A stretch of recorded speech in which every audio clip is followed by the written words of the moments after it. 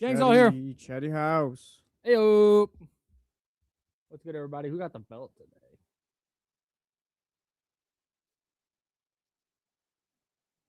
I don't know who got the belt. Sorry, guys. Who got the belt? Someone tell me.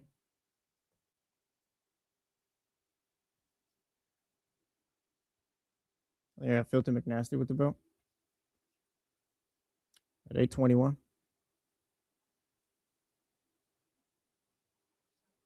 What's up, Johnny G? Steven?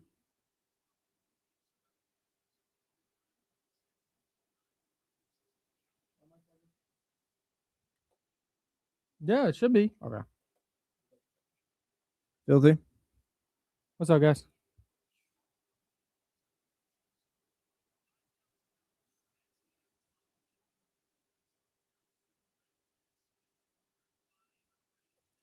This was a great time, Tyler Jennings. It was a great time. Lotus Prime. Russ. Miss McTad. Scooter, you're in here somewhere. Jason, Zabo. What's that, Kings fan? What's up, guys? Ayo, boy, was it? Or was it?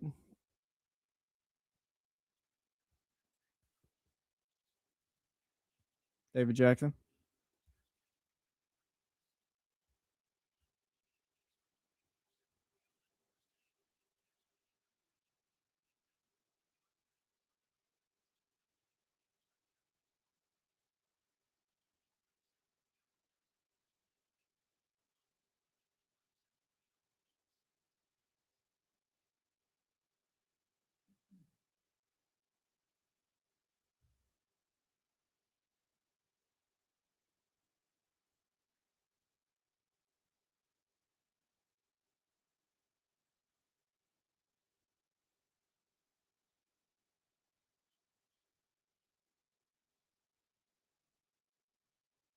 All right, here we go.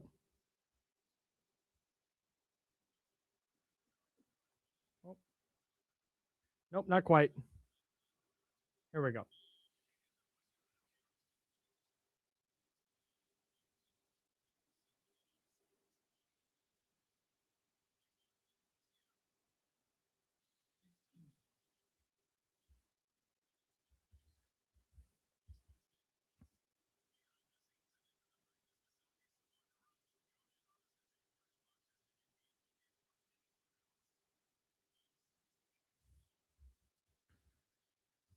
Yeah, it sure is. Good morning. Jesse Tapia filling in for James Ham. I'm Kyle Madsen, and we are hanging out with you until noon. What a night last night. It was a good night. No. Well, Not a good night? I don't know. Well, it depends on what are we talking about. We had a great sports night. Half, I guess. Why half? The Kings lost. Yeah. That's 2 thumbs up, brother. I guess I'm That's still perfect loss. I'm for me. still a pro win sports fan. Okay, I'm still a pro win sports fan. Sorry. That's my that was about as. I have a few things on this. For me, that's about, if you're a Kings fan, last night was like the perfect outcome. Yeah, at this point, I've been thinking about the draft and lottery and all those odds too now. So yeah, right. Like if and again, if you're pro win, I get it. But if you're pro win and you're like, Matt, it's so funny. The discussions we continue to have about the Sacramento Kings. It's like they stink. They need to lose. You got more people on the tank side. You got to trade the old guys. You got to play the young guys. And it's okay if you lose as long as you do this. And then they have a game that they were cruising to a loss. Yeah. They had no business being in that game. I was over. Then you blink. It's like, oh, we're going to overtime. They got smoked in that fourth quarter until the final, was it 2 minutes? Yeah, there was like 2 minutes left. 107-91 with 5 minutes left. 113-98 with 153 left. They're down 15. Yeah, Keon Ellis started that off with 3 free throws, I believe. Yep. And then Russell Westbrook makes a couple of free throws, and DeMar DeRozan hits a 3. Now it's a 7-point game with 52 seconds left. Like, they had no business battling back into that game the way they did. And then they needed the Blazers to miss some free throws down the stretch. DeMar needed to hit another 3. Objectively, a great time. That was so much fun, because having that happen at the end of a game is way better than like, oh, all All right, Kings lost by 20. Let go of the rope. Couldn't hang with Portland. Okay. Well, yeah, and then they did a mini version of that in overtime where it's like, oh, the Portland Trailblazers are okay now. They got it back under control. They're going to win. Oh, nope, here come the Kings. Right. And then just a horrendous call. Yeah, I don't get that call. In overtime. I don't get making that call in real time. I want to remove the Kings from this for a moment. And I just want to talk about the principle of blowing the whistle in that spot. Because what you've done is this team that has now collapsed twice, once in the fourth quarter, once in overtime, and you're the ref, you're watching it. You know these collapses are happening. You're calling the fouls that are getting the Kings to the free throw line, that are allowing them to cut into this lead, and then they're hitting the shots. And like, you've watched Portland now collapse twice. Why are you ready to have a bailout call with no time left? Well, yeah, that's the thing. The call doesn't make sense because watching it like in real time or whatever, like it was like, oh, he fouled. It wasn't even something that was close. It never looked like a It foul. was just like, oh, he fumbled the ball or whatever and took a bad shot. Like I said, I want to remove the Kings from this for a second because I'm going to tell you why that was actually a good call by the ref. But in a good for the Kings, I mean, in a vacuum, that's just an abhorrent call. Yeah, Denny Avdia did not. The point of a foul is when you break down your defender, you get the defense off balance, you get to the cup, and you know what? They have to foul you because they're trying to contest and they can't because you beat them, and now you're fouling. You're awarded your free throw or free throws. That was not that. Russell Westbrook was doing everything he could to get out of Denny Avdia's way, and Avdia just went bullet and China shop, gets into the lane, and throws up a BS shot. Yeah, Mark Davis was ready to make that call. Yeah, it was as if as Avdia was coming down, he was watching, going, okay, there's three Kings there. Someone is going to. Someone's got to make contact. Someone has to. There's going to be a blocking charge in there somewhere. So whistle. Mm-hmm. That's exactly what it feels like to me. And that just, you can't. Again, I want to removing the Kings from this is important because that's just bad officiating. Yeah, because like I said, watching is like, oh, the game's over, and then you hear Mark Jones, oh, there's a whistle. It's like, what do you mean? Like, for what? Yeah, like, did the ball go out or something before time went out? Like, what happened? Yeah, a foul was the last thing exactly I was anticipating in that spot, and it doesn't. How many times have we talked about how hard the NBA is to watch because of whistles, and because especially like down the stretch of games where you get into the there's this big discussion about the fouling up three and how the league should try and eliminate that because whistles suck. Yeah. Nobody's there to watch officiating. You heard it here first. Yeah, we're anti whistles suck. Hang on. Oh my God, I forgot to turn my buttons on. Whistles suck. That's just not a way to end any basketball game. Yeah, it's a league-wide thing, too. Imo Udoka after the Rockets game, I don't remember who they were playing a few days ago or whatever, but he said two of these refs don't even belong in the league right now. One of them is starstruck, talking about, oh, they were playing the Nuggets. Yeah, he's about starstruck, playing with Jokic, being with Jokic and stuff like that. Called him out. I don't know what his fine was or if he's gotten it yet. But yeah, he just called him out like that. It's a league-wide thing at this point. Yeah, so I cannot believe for Kings fan who was watching that game and wanted them to win. And I get, even if you're in the tanking crowd, I get why you want them to ultimately win that game. Yeah. Because they had no business winning it. That would have been a fun little, like, yeah, all right, they won. And so to have DeRozan hit that final shot, to have it look like by all accounts they are going to win the game, and then Avdia runs down the floor, he throws up a bad shot, Kings win. Nope. A bad whistle. Again, and here's the thing, is this last 2-minute report will come out, and they're probably going to mention some contact or something where it's like very letter of the law foul. We know it. We watch sports. It's not a foul. It's not a foul. We know. Exactly. We don't have to stop with the technical. It's not a foul. If that play happens at a 24-hour fitness or wherever you play your pickup hoop, that's a bad shot. Get off the court. Someone else is coming in for you. That's it.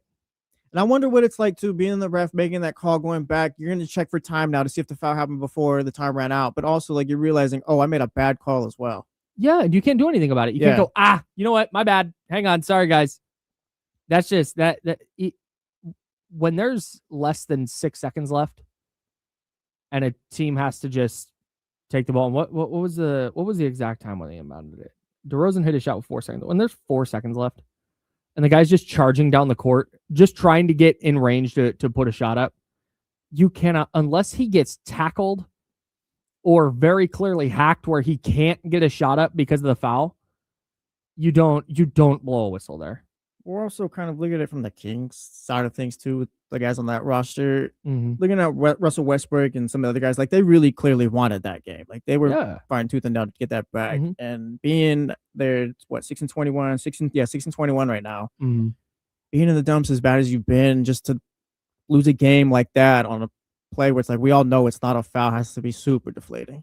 Yeah, just given how your season's gone so far. From the Kings' perspective, from the locker room player perspective, 1,000%, especially because, and this is the other thing I don't want to get lost in this, is DeMar DeRozan did a classic like DeMar DeRozan takeover. Yeah. And I don't know how many of those we're going to get both in Sacramento and just in his career. He has another year left, maybe 2, 3 if we're really lucky. And so anytime a great player does the thing that they're great at, I think it's special, and I think it's a fun thing. And the fact that the Kings were rewarded with a loss because of a bad call objectively sucks. Yeah, like I said, that's just given how the season's gone. Is like we did everything we could and still like couldn't get the win. But I mean, like you said, I guess there's a good there's a silver lining. On the other hand, what a loss. Tied for the worst record in the West now. Come on, boys. I guess tied for the second worst record in the league. Tied with the Pacers, Clippers, and Pelicans now. Being a little tongue-in-cheek here. If you are Team Tank, last night went not as good as a game could go because Nick Clifford played 20 minutes, wasn't super effective. Like he's fine. I think Nick Clifford's an NBA player. I have continued to have questions about his ceiling. Dylan Cardwell looks like a potential NBA rotation player. That's a big deal. Maxime Reynaud gets a career high 29 points. He goes 10 of 20 from the field, 11 boards against a big front line. 8 of 9 from the free throw line. Yeah, 8 of 9 from the stripe. Yeah, couple assists, couple steals. Like great. That is what you want to see. That continued development from Maxime Reynaud. That's a big deal. That's a bigger win than had he been bad and the Kings won the game. Like, does that make sense? No, yeah. We know where this team is right now. So yeah, you get 17 shots from Keegan Murray. You like to see that level of aggressiveness. 17 points. He's still not finding it from 3. He was just 1 of 4 from 3, but that's not great. But you still like the aggressiveness. He had 4 more blocks last night as he continues to kind of be a terror on the defensive end. So if he's not making shots, at least he's doing that. Yeah. Like there were a lot of positives to take. And then if you're looking at this season big picture going, all right, cool, like snatched a defeat from the jaws of victory. If you're really Team Tank, if you're really in this, hey, they need to lose games so they can get the number 1 pick or a top 3 pick or whatever, wherever you think they need to land. Last night was right about perfect. I haven't seen him yet, but I'm sure Mark Robertson's going to show up in the chat house just elated after yesterday's game. Childish DiCaprio says Tank, 3 exclamations at the end. Like, if you are, but this is just it. They're happy. Yeah, and I don't, because like you said, Maxime played well or whatever. He showed some development. Keegan looks like a defensive stopper at this point, and I think we're kind of learning about, like, Keegan isn't going to be a top 2 guy, which is fine. No. But if he can get you 13 to 15 and just lock up the other team's best offensive player, like, you'll take that at this point. Yeah. Yeah. Like you're just kind of learning things or whatever. So, I mean, yeah, for those who want that, I mean, yeah, it worked out. Is there such thing as a good loss? No. 916-909-1320, 916-909-1320. I hate the term good loss. It was, though. It's just a loss. It's a loss. But I guess for the position they're in, like, yeah. But last night's game, we just talked about the silver linings to take from the game. You had a more aggressive Keegan Murray. It's 20 more minutes of NBA basketball for Nick Clifford. I think he's going to be at the very least a very good defender, and he's still trying to find it offensively. But you got 16 NBA minutes for Dylan Cardwell. Like that's if Doug Christie called him one of the franchise cornerstones that they're trying to develop. Great. You get 16 minutes for him. Maxime Reynaud, he continues his ascension. All of these good things happened last night. And if the focus is the NBA draft, you would rather have all of those good things happen in a loss than in a win. Yeah, I just don't want to call it a good loss, I guess. It's just they lost, and yeah, you made maybe I'm playing semantics with it or whatever. No, it's fine. That's what we do. But like it's a loss, and yeah, Maxine played well, but I don't know. I guess it's a good loss. Fine.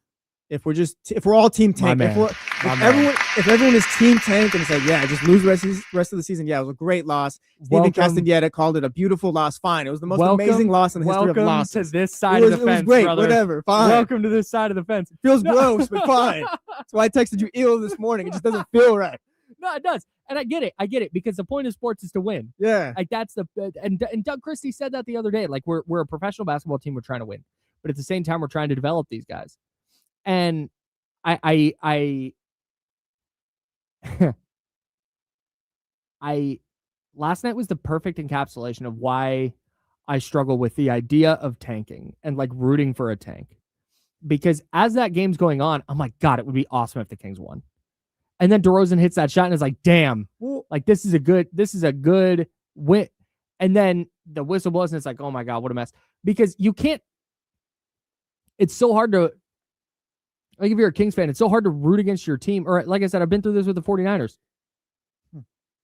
Where it's like, I get the benefit of a loss, but man, this would be a really cool win to get. Yeah, and I think it's different for the NFL, but I guess to argue back for the other side, I mean, the loss doesn't guarantee you anything in the NBA draft as well. Like you start to go through the lottery, there's still a chance you're picking 5th or 6th or whatever. So to me, it's like, hey, they win this game. Like that's cool. They came back, fought back, they won. Maxine played well. It's not like they're gonna win 5 of the next 6. But like nothing's really gonna change after it. But this is why it's perfect.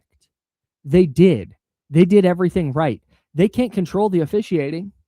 They can't control the officials. Now, I say they did everything right. They didn't play well early in that game. The fourth quarter, you were close at one point in that game. They didn't play well for 10 minutes in the fourth quarter, and that is what doomed them. Like the fact they had to fight back, they had to expend all that energy in the final couple minutes of the fourth to come back, and then they had to expend all that energy down the stretch to try and come back. Like the ref is not the reason, but you can look around and you can go, man, we won. We did everything right to win that game. We even played good defense on that final possession and still got whistled for a foul. Like that's out of our hands.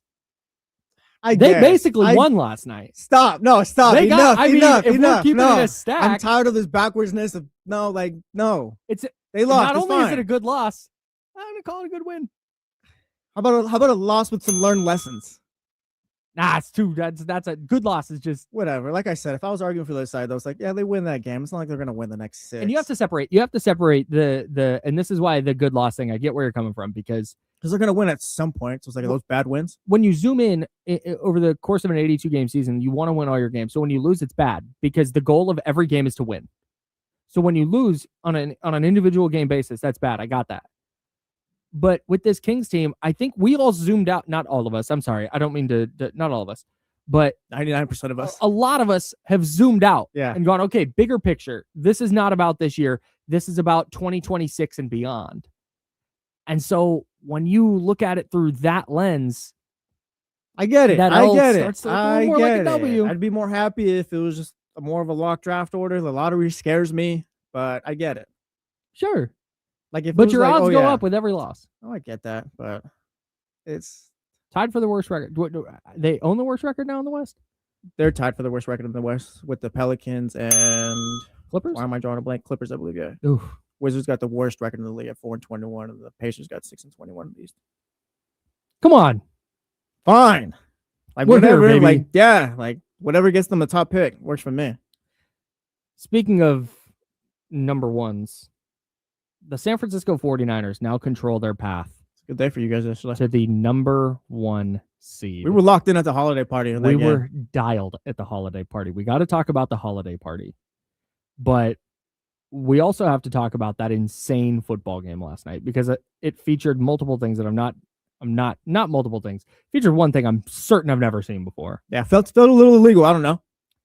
And I don't know if I feel better or worse about the 49ers' chances after last night. We'll talk about that next on ESPN 1320. This is Jesse Tapia filling in for James Ham. I'm Kyle Madsen, and we're the Insiders on ESPN 1320 Sacramento Sports Center.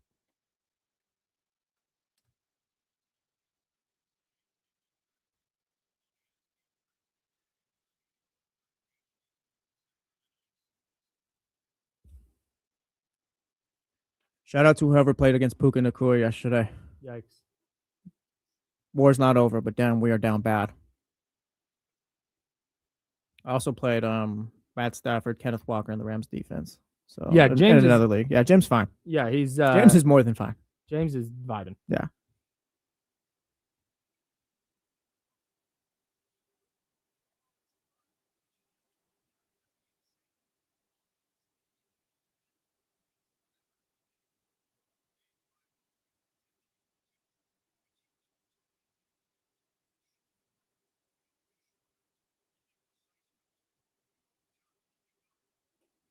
Lotus, I'm right there with you. Luckily, last week I was able to overcome Kyle Pitts, but this week, I mean, back up against it. I had a Blake Corum yesterday. He gave me 12 points, so maybe that'll save me a bit. I need James Cook, CeeDee Lamb to cook. T. Higgins was back at practice, so I'm assuming he's going to play on Sunday. Rashee Rice being out hurts, though.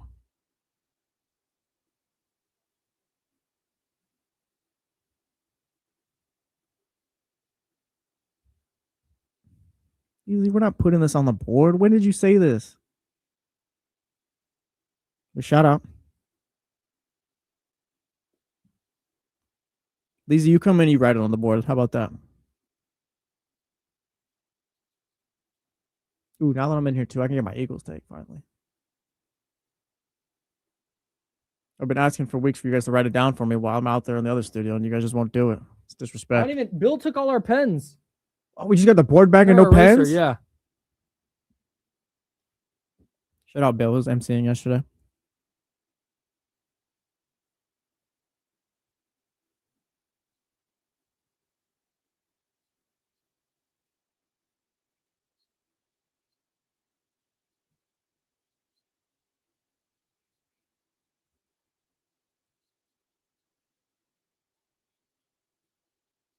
Yes, another thing. I feel like fans were generally excited about Maxime.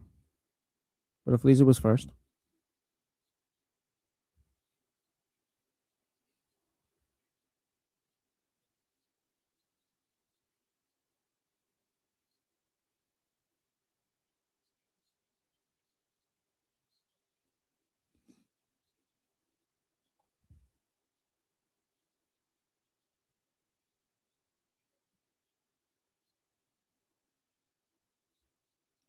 Yeah, Filthy. I guess I once. Does White Elephant count as winning something? No, I didn't win anything. chance. Yeah, no, I didn't win anything. But we'll talk about the Christmas party. You definitely didn't win. I left with something.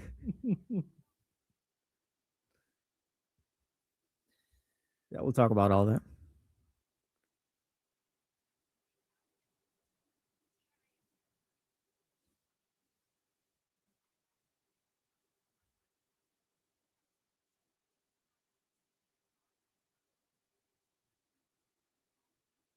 Keeps a G. We'll talk about it either coming up or a little bit later. They got a decent chance. That Seahawks game that scares me most.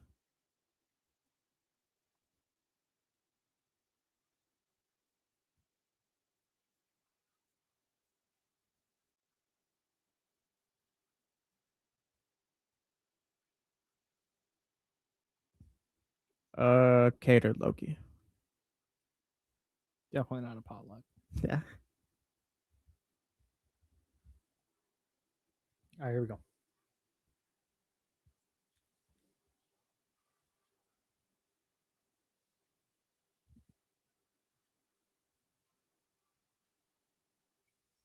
Welcome back to the Insiders on ESPN 1320.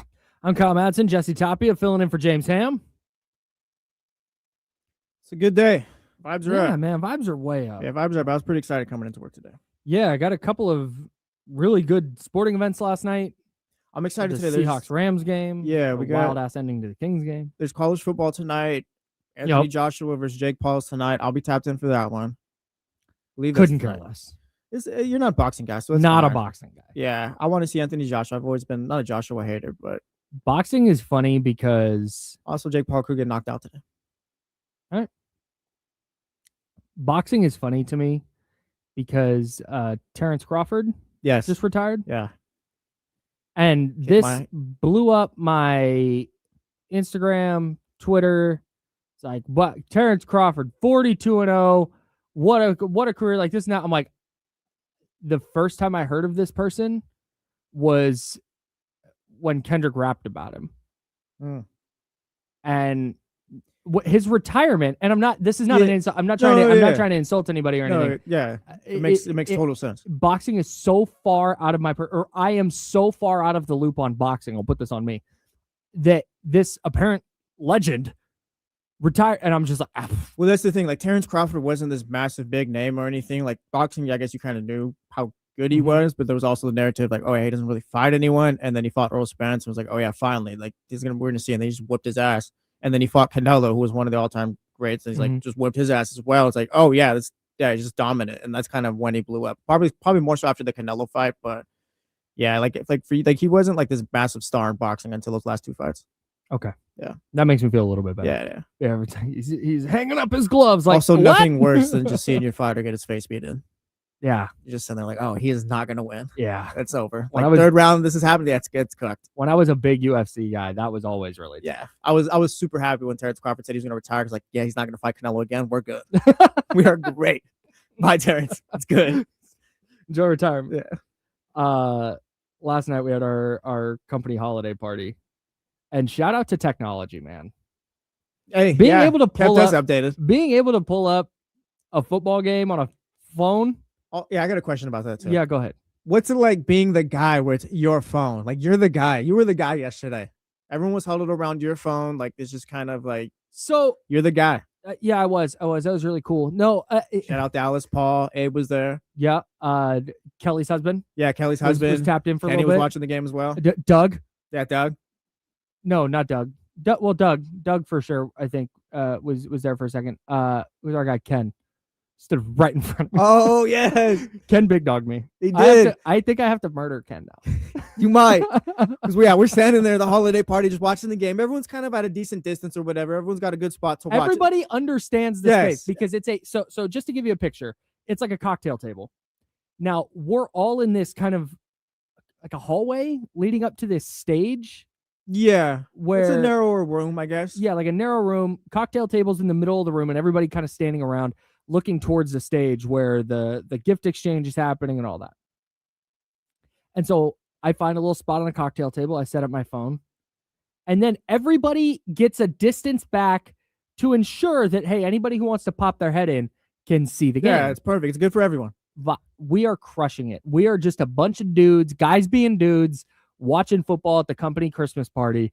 And then just alert like, oh, hey, they said your name. You got to go out there. Like, just everybody at it. I walked away from my phone multiple times because I knew. Safe as can be. No, nobody's going to like, hey, I got to run upstairs. I'll be right back. Phone's going to stay there. Ken Anthony from the Eagle. Shout out, Ken. Again, I'm probably 6 feet or so away from the phone, away from the table. Big dog. Ken doesn't even walk up and say, excuse me. Just walks up, plants that right foot, and stops. Just right in front of Kyle, by the way. Directly in front of Kyle. 6 inches in front of me. Like, could have been doing a bit. Definitely wasn't. Right in front of me. And just, wow, good game, huh? Yeah. Oh, boy, I'm rooting for the Seahawks tonight. Not even for a second or two either. He's parked. He's parked. He didn't walk by and check the score. He came to stop and yap. Yeah. Kyle looks at me and is kind of like, is this happening? He's like, yeah, Kyle or Ken kind of just big dog right now. What are you going to do about this? And I didn't do anything. I got punked. I got stuffed in a locker by Ken Anthony. He's like 70. But yeah, and Ken doesn't, if you know Ken, love Ken. Yeah, Ken is great. Ken is a real delight. Like, happy to have him as a coworker. Yeah. Not happy that he was standing right in front of me. And he doesn't come by again to just go, he's like, I'm rooting for the Seahawks tonight. You know, I'm a Raider fan, and I lived in LA for a long time, and da-da-da-da-da. And I can't believe that the Rams are back in LA. Man, that's so crazy that they're back there. But they got a big fan base down there, you know. And it's like, hey, could you relay what's happening? Yeah, maybe move to the left an inch. Yeah, better door than a window, Ken. Yeah. Shout out, Ken, though. It would have been just a cherry on the top if you're like, you know what? Let me grab the phone real quick. I'm going to go walk off with this. Being the guy with the phone, though, is not nearly as cool as it used to be. Yeah, I guess. Because it used to be when you could first start getting games on your phone, there was like one place you could get it, and you had to have Verizon, and then not everybody had a smartphone. So you had to have a smartphone with the correct service, with the correct like TV package. and you could sign in and you were like the one guy's like, oh man, hey, that guy can watch a game on his phone. Everybody can now. Yeah, that's the thing. There's kind of a depth chart to this. You open Amazon and click watch game. Yeah, like if you didn't pull the game up, like, oh, my phone's not working. All right, I got it then. Yeah. Yeah. Which is why I just turned it on because I just happened to think about it. So it's not nearly as cool as it used to be. Yeah. Just wanted to ask. Now we know. Yeah. I would do it again. Yeah, no. The holiday party was cool though. Yeah, we had a pretty good time. Shout out to V's Paradise. Love the decor. I felt like I was in Scarface. Drinks were cold. Drinks were cold. Food was good. Enjoyed the food. And yeah, it was kind of honestly pretty uneventful. Damien and KC took a couple awards from the superlatives. We'll talk about that later. Oh no, we can talk about that right now. Oh, we can talk about now. Okay, I wanted to give their moment of shining, their shining moment. No, to hell with that. What's going on? We've done superlatives the last 2 years, and if you're unfamiliar with superlatives, there were, and also adding to my angst here is the fact that we're watching this Rams Seahawks game, dialed in for a Seahawks win. And if you didn't follow the game, they played very poorly. And if you're a 49er fan, I imagine you followed the game and were as upset as every Niner fan in that room was not happy. Not happy. Lifetime 12 since yesterday, Kenny Caraway. Not happy with the club's performance. And so this didn't help the angst. So superlatives is like best smile. I think most best social media presence. Or most likely to end up on the injured list was one of them. Like those kind of best, most, et cetera, like yearbook awards. Yeah. 2 years in a row we've done these, and they hand out, what do you think, 15? A decent amount. Yeah, I was wondering. I was like, yeah, it was a decent amount, probably about 15. Okay. My name hasn't been mentioned in 2 years. That's tough, guy. And I don't know. I won one last year. I was mentioned this year, so it's like, I don't know. I don't mean this as a shot. You've won awards and got mentioned twice this year. Yeah. I can't get it. And you're out there. You're out there. You're out there. You're out there too. You're out there with the people. Dude, I can't, and I don't. Which one? Who got? There was like a happiest or like. There was one. So there was one that was like, bring sunshine to the office. I'm like, obviously, hold my phone, hold my drink. I got a thing to go do. And then Justine's like, honorable mention, so-and-so. And I'm like, yep. That I didn't tracks. Even think about that. That tracks. Yep. That person tracks. That tracks. All right. It's me. And she goes, Sylvia. And like, I don't hate the pick. Yeah. It's Sylvia's great. Phenomenal. And she does bring a lot of sunshine to the office. Always a smile on her face. Even when she has, like, she's coming to you with something like that you got to fix or you got to do, does so with a smile, like a great, phenomenal coworker. Shout out to Sylvia and her husband, Jose, who was there last night. Yeah.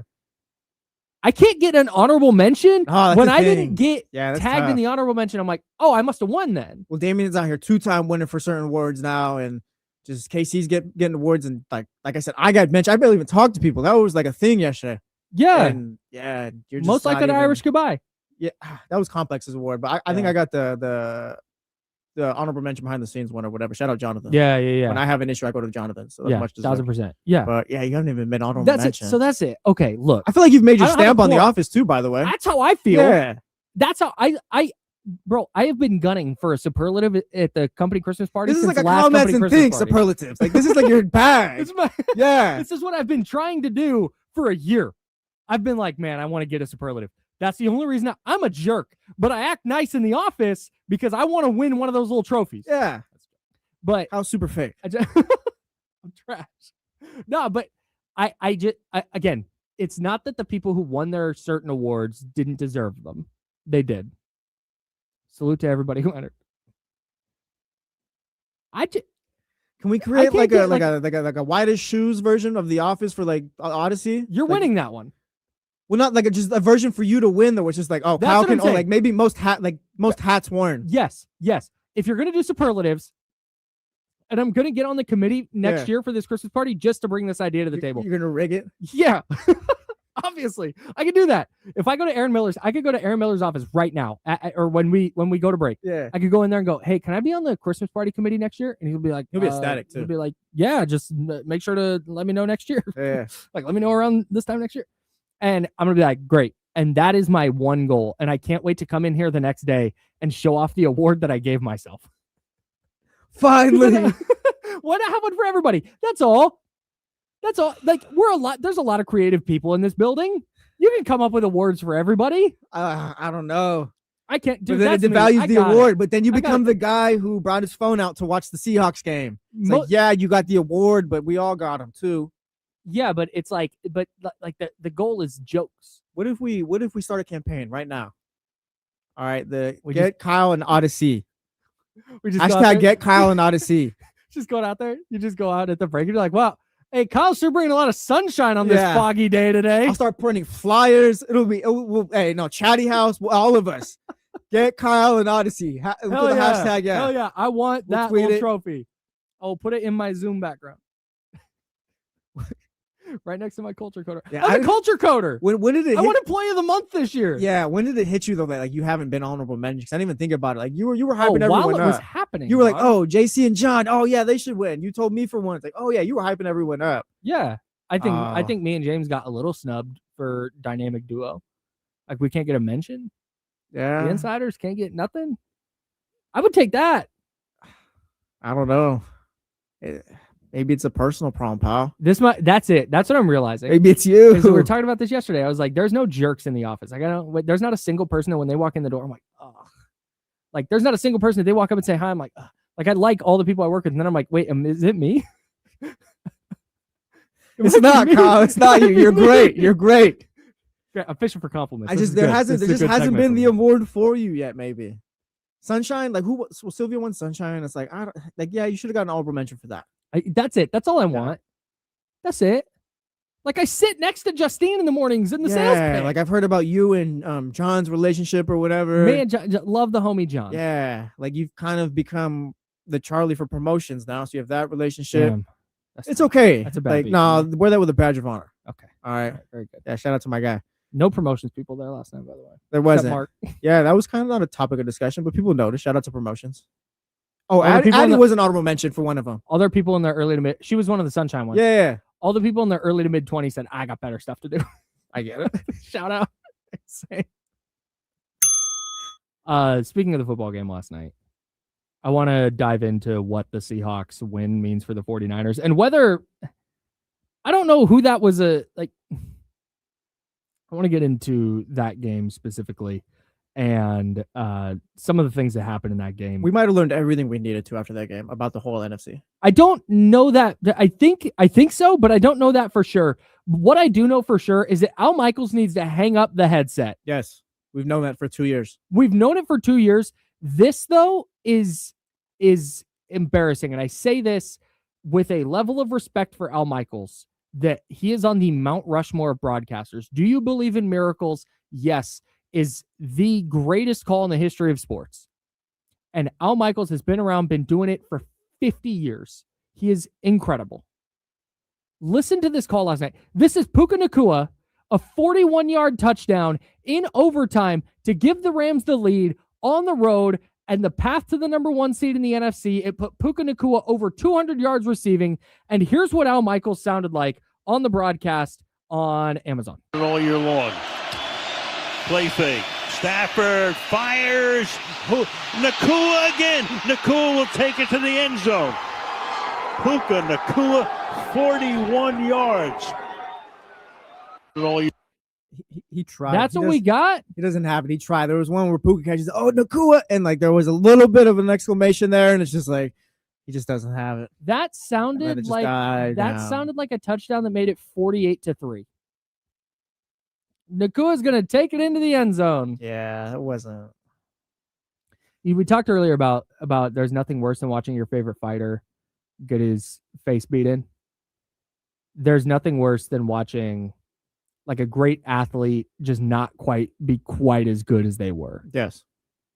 And there's nothing worse than listening to a broadcaster not have it anymore. Well, because it gets sad. Yeah, it's just sad. It's like like Al Michaels is out there doing it because he probably still loves it and all that. And like that's fine. But also we're watching this like kind of just grimacing and just kind of like, oh, just this is kind of bad. Yeah. Every Thursday now. And I want to make this clear. I don't need screaming and yelling. Yeah.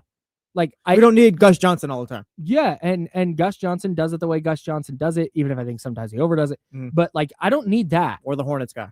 I don't need that at all. Yeah, Eric Collins. Yeah. I don't need it.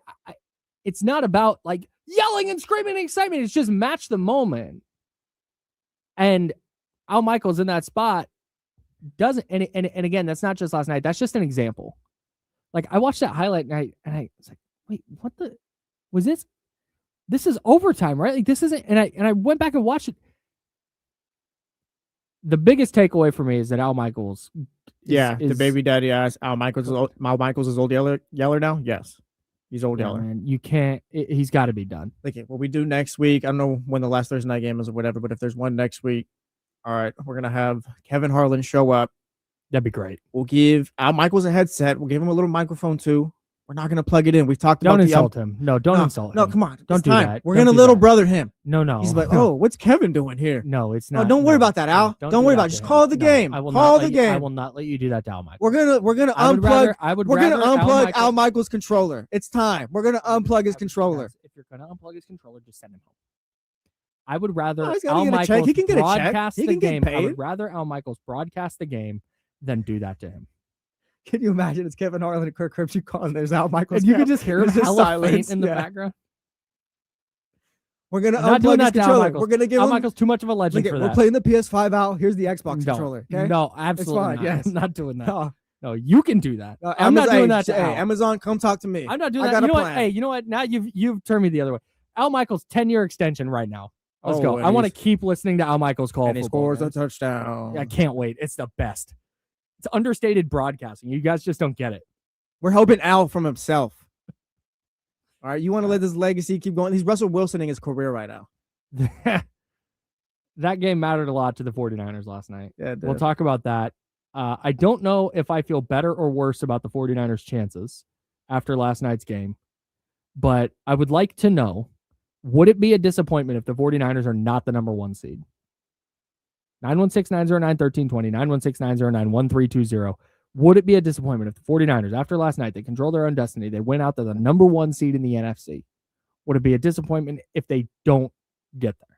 We'll talk about it next on ESPN 1320 Sacramento Sports Leader.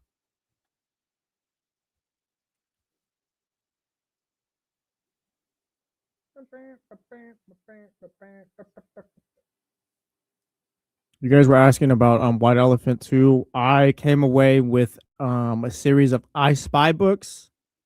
I'm not sure what Kyle left with. I don't remember.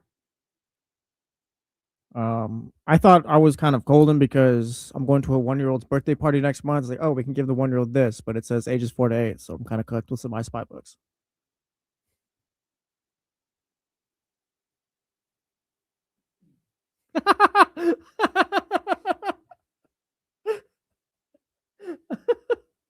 Dr. David just posted this on Twitter. I'm pulling it up right now.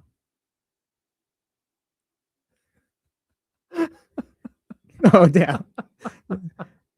I mean, Kenny could.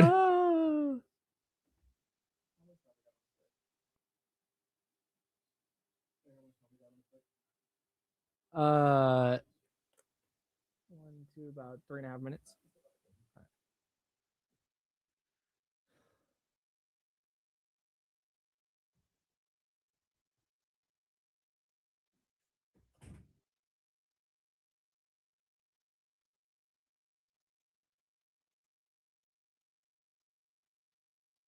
I don't know the answer to this because I'm going to keep it a stack. I don't know what eggnog is. Like, I know what it is. Like, I know what eggnog, I know that it exists, and I know that I like where to buy it and stuff, but I don't know what it consists of. I know what it tastes like. Like, I'll do an eggnog latte. That's delicious. But I don't think I'd be like, oh yeah, serve me up a glass of eggnog. That sounds crazy.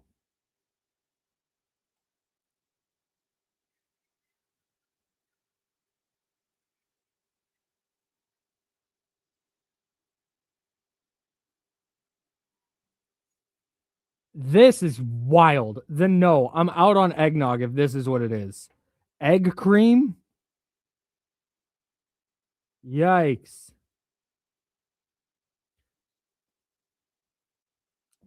Wait. It is. I thought eggnog had booze in it. Like I thought that was part of the thing. Is eggnog by itself not booze? And I guess not if you can buy it in the dairy section. Guess I never thought about it.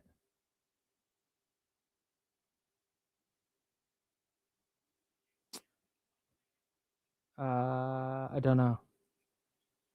I've not been in the mailroom.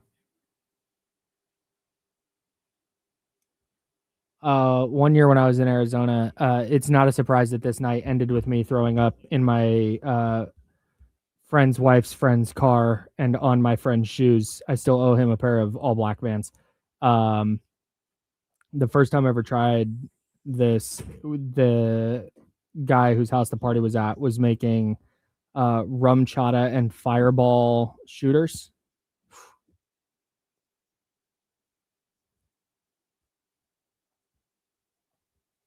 Milk with eggs, sugar, and spices. Hey, you need to get your people. You're talking about eggnog or what? Who buys that? My people. That's what it is. I don't drink eggnog. Casey Tucker Band said it's egg cream. I don't drink any egg drink at all. I won't even put it in my cup. Hey, shout out to the Snug. That's a great bar. I love the Snug. Free plug for the Snug. Out here? Yeah, downtown Sac. All right. What is it? R and 15th? Put it on the list. Yeah, shout out to the Snug. Like what? I'm not even gonna ask what it is. I don't care. It's the gross. Eggnog is gas, regular and holiday. Wait, there's regular and holiday eggnog? I don't know. They're different? Yeah, there you go. Yeah, it's right behind Moss. Oh, yeah. Probably tastes better that way, too. All right, here we go.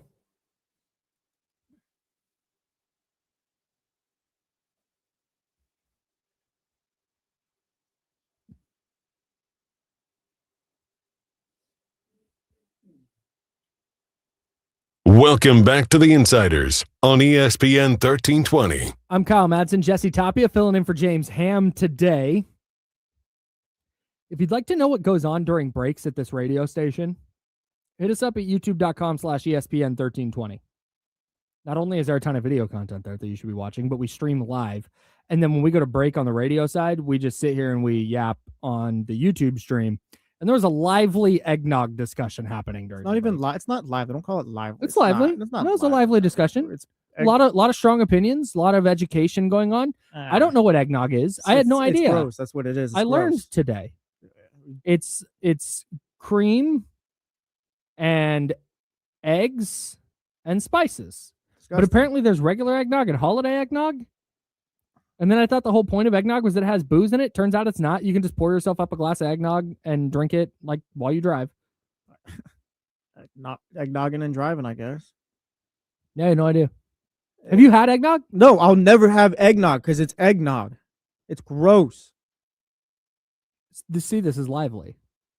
This isn't lively. This is me telling the truth. You're displaying emotion. You're getting emotional about eggnog. It's whatever, relax, man. Guy. How do you not like a thing that you've never had? Because I'm irrational. Like I'm it's a human. Just the spirit of it. So I'm a human. I'm just irrational. Like doesn't sit right. Have you like everything? Like you're like it misaligns are your open, chakras. Are you open minded to everything?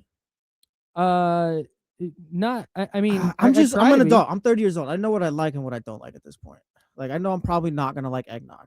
Like I trust. If I brought in a little thing of eggnog and I was like, here, try it. You'd say I wouldn't You'd try say it. no. I don't like that because it's not going to be good enough. To it's like, oh wow, I want another sip. It's like, yeah, you kind of just wasted this on me. Like you should have just poured it for yourself.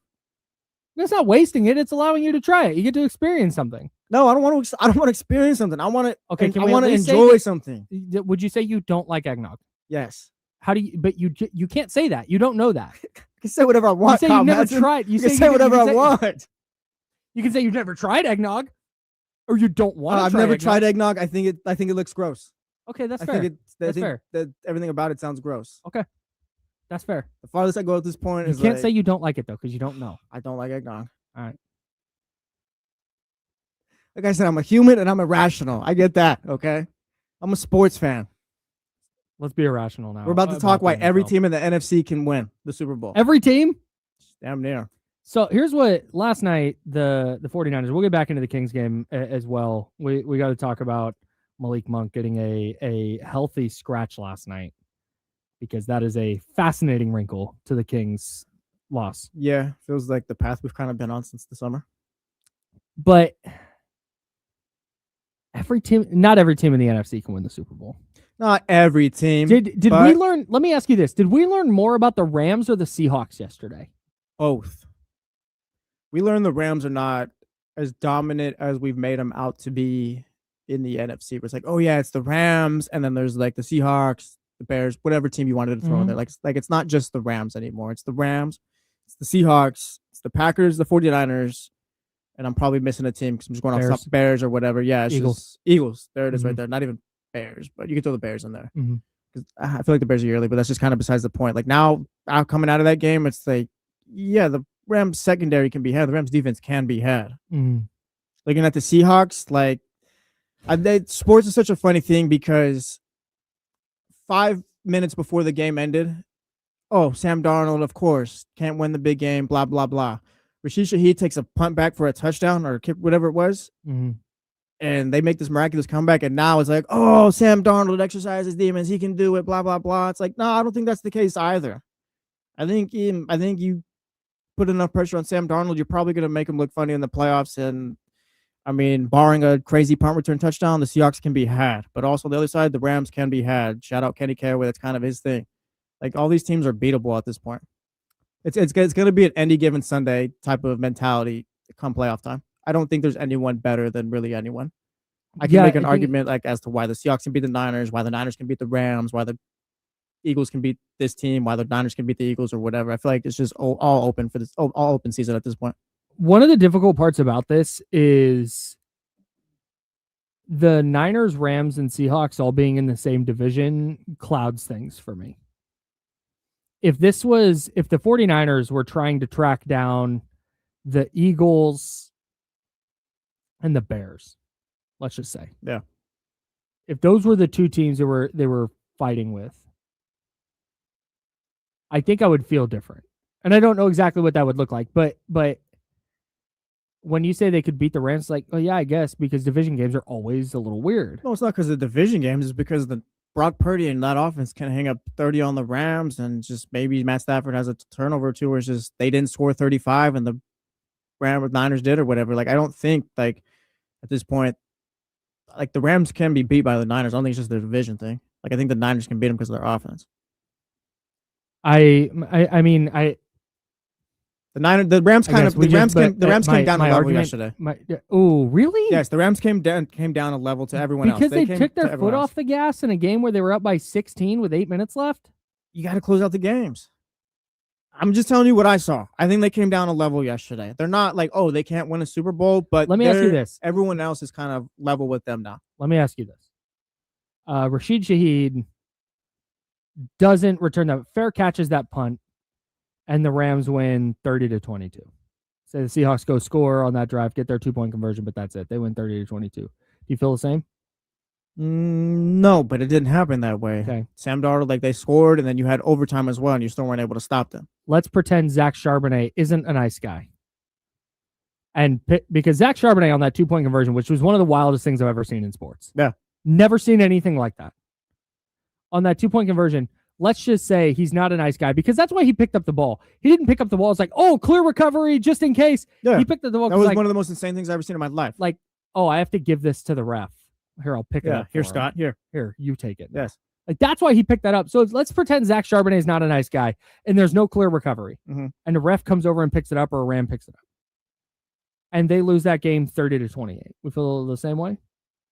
Maybe not, but again, they did. What's happened is that game, they've lost to the 49ers against Mac Jones, and they've lost to the Panthers in a bad loss. Like, the Rams have enough strikes against them where it's like, okay, I can see where you're kind of vulnerable now. like I said, I think they've come down a level at this point. Like you can call them the best team in the NFC still or whatever, that's fine. But like I said, it's going to be an any given Sunday type of mentality on the playoffs in the NFC. Where it's like I wouldn't be shocked if the Niners scored like 34 against the Rams and the Rams scored 30. That's how they were out. Or like anyone can be had. Like anyone can be anyone. That's kind of that's what I'm talking about. Anyone can be beaten. Like the Eagles can come out of the NFC. Like it just depends on if you're right that given day.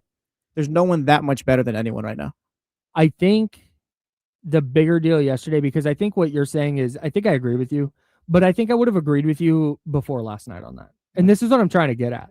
I don't think I learned anything about the Rams. Okay, maybe I think the Rams. Yeah. I think the Rams lost that game because some weird stuff happened. And that happens sometimes. Like that might be why the 49ers win a playoff game or lose a playoff game. Yeah. The 49ers could lose to the Colts this weekend because, like, hey, man, some weird stuff happened. Because that's just kind of what it's the NFL. The Seahawks are the interesting aspect of this to me. Because in a vacuum, that should make you fear the Seahawks more. Like, wow, they did it. Like, Sam Darnold had the comeback. They scored the touchdown. He completed the 2-point conversion after throwing a touchdown pass. It wasn't like, oh, man, they went 70 yards on 8 plays, and they ran it 8 times, and they completed a 30-yard screen, and then ran it in for the one. Like, no. Yeah. He drove him down, and he did the thing. But at the same time, he goes 22 of 34. He throws for 270 yards, 2 touchdowns, and 2 picks. He threw that interception near the goal line to Kobe Turner, I believe. Yeah. Yeah, like, that's the thing coming out of this game with the Seahawks is, like, you came back, credit, but I also saw what I saw. Like, right. You had the Sam Darnold moments, and you're damn lucky Shisha he took that punt back. Because if not, like, this would have been over. So I'm not like, yeah, the Seahawks are here now. It's just like, all right, like, now the Rams maybe just came down a level. I went into last night feeling like I was going to definitively know the 49ers are, I think the 49ers are, again, we'll go back to Tuesday tiers. I think the 49ers are a tier below whatever order you want to put the Rams and Seahawks in. I think the 49ers are a cut below. That doesn't mean they can't win. That doesn't mean they can't beat those teams. I just don't, I don't think they would be favored in any, the Niners I think could be the 1 seed hosting the Seahawks, and they might not be favored. Yeah, that's fair. So that's kind of what I'm, but I think I expected to get some definition last night, and I didn't. Sam Darnold did the thing, and I think we said going into the game, hey, if Sam Darnold wins this one, you're going to have to put the Seahawks as a real contender because Darnold has been the reason that we've not put him there. The Darnold has been the reason that I think a lot of people have been like, with the Seahawks because his Vikings went 14-3 last year, and in the biggest game of the year against the Lions, he was bad, and then they went on the road in the playoffs, and he was bad again. Yeah. I don't think he exorcised those demons last night. I don't think so either. Like, he did the thing at the end. Like, he did it, but I didn't watch that game. I didn't watch even the end of that game going, man, Sam Darnold is leveling up for me. Well, the if thing, you told me, real quick, sorry. Yeah. If you told me that the 49ers went into a game against the Seahawks and Sam Darnold threw for a touchdown and 3 picks and the Niners won because of it, yeah, that's on the table still for me now. And like, it doesn't, you can't see it, but momentum is a hell of a thing. Sure, totally. Like when the 2-point conversion goes your way, where it's like, how in the world did this happen? And then the punt gets taken back, blah, blah, blah. Like, it's just kind of like the Rams are off their back foot. Like, what is going on? The Seahawks, like that, you can play off of a momentum and all that. Like, that's probably, I don't want to discredit them too much, but I mean, Seahawks were playing off a lot of momentum yesterday and just taking advantage of mistakes. But like, I'm not ready to be like, oh yeah, Sam Darnold, he's got it now. Yeah, they did. What I learned coming out of that game is that, damn, anyone can win, I guess. They did what they had to do. And again, credit to the Seahawks. They are the number 1 seed in the NFC. They've earned that. They are, if you want to say, hey, in my version of tiers, they're tier 1. Everybody else is behind them. I don't, fine. But for me personally, nothing happened last night that made me think, like, this wasn't a game that I went, wow, the Rams and Seahawks have really separated themselves as the 2 best teams. Yeah, and that's the thing. I don't think anyone's going to separate themselves at all. And then it's just going to be this jumbled thing where it's like, anyone can be had. Like right now, the Bears would be playing the Packers. The Packers can go on a coin flip game. Yeah, exactly. What's the next one? Eagles and Niners. Coin flip game. I think the Eagles are losing in the wild card round. Bucks will probably lose to the Rams, but that's the NFC South. They don't really count. Sorry, Zabo. Yeah. But then after that, like, are we sure the Bucks are winning that division? Ask me again in a week. Mike Evans. Whoever. The 4-5 matchup, the 5 is going to be favored. for sure on the road. Mhm. That's happening. Yeah, it doesn't matter who it is. No. But yeah, the whole point is all these games are coin flip games, all the way up until the Super Bowl, I guess, because you're not And going to even play in the then- AFC. And even then, Well, Josh Allen, brother, I kind of have this take where it's you want to You run save it- it? Save that take. yes, we'll save it. Save that take. We'll have Jesse's take on the AFC coming up and a potential 49ers Super Bowl opponent. We'll talk about that.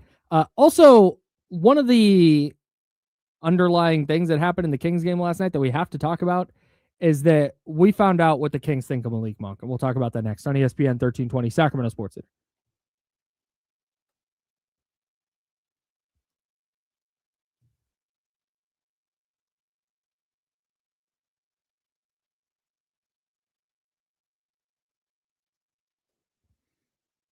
Sorry, Zabo, but your division stinks, man. I tried to root for the Bucks and do the whole they can be contenders thing, but they kept losing. Before they're announced or before they play a game.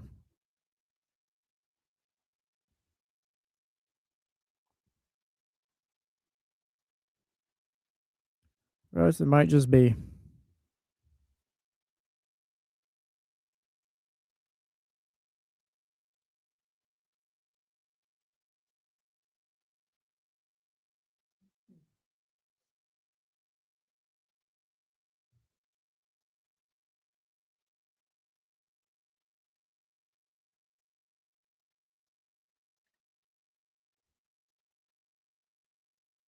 What?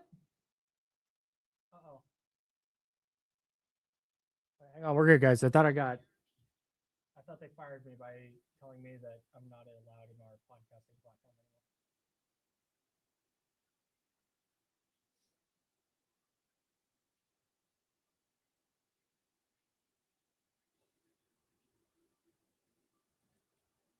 anymore. Imagine losing to the Raiders at home. I don't know. Did that happen? Or was that in Vegas? Shout out to Secure. Drake may might be MVP.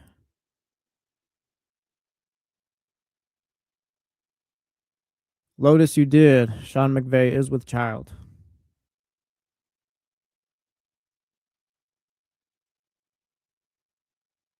Fair enough. Fair enough. Yeah, poor Sean McVay looked like he had enough yesterday after the game.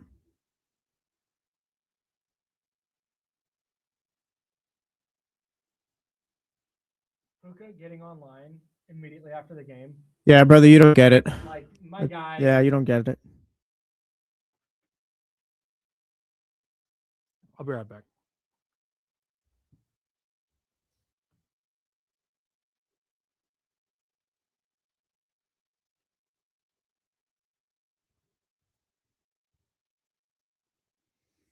This is the thing, as a sports fan, you should be as delusional as you can be until you can't. Because none of us are going to win except for one person. We're all just losers in the end. And had some fun along the way.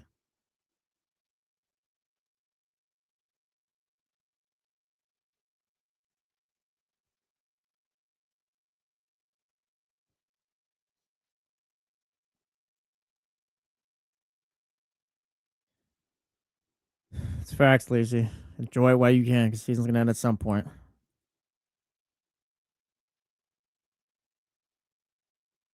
Yeah, Tyler, he's going to get that. He's going to get massive contract, all that stuff. It's just, got to deal with it now.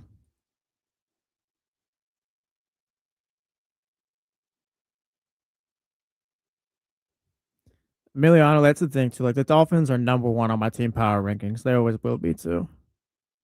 It goes probably Dolphins, Celtics second. The Red Sox are right there, too. But ever since the Mookie trade, I've been kind of looking at them with a side eye. Shout out to the Sharks. They're fourth on that list.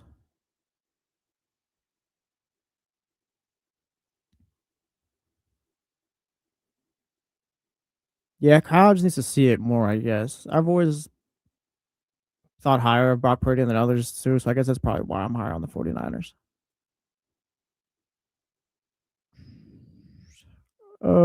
If I'm being honest, for the quarterback, looking at just all realistic scenarios, I think Kyler Murray would be the best option. Offer whatever you can, but I don't think he's leaving.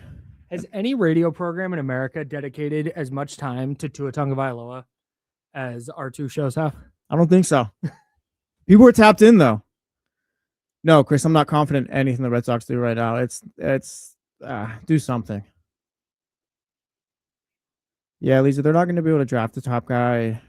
You're going to have to get creative. And right now, Kyler, I think, is on his way out of Arizona.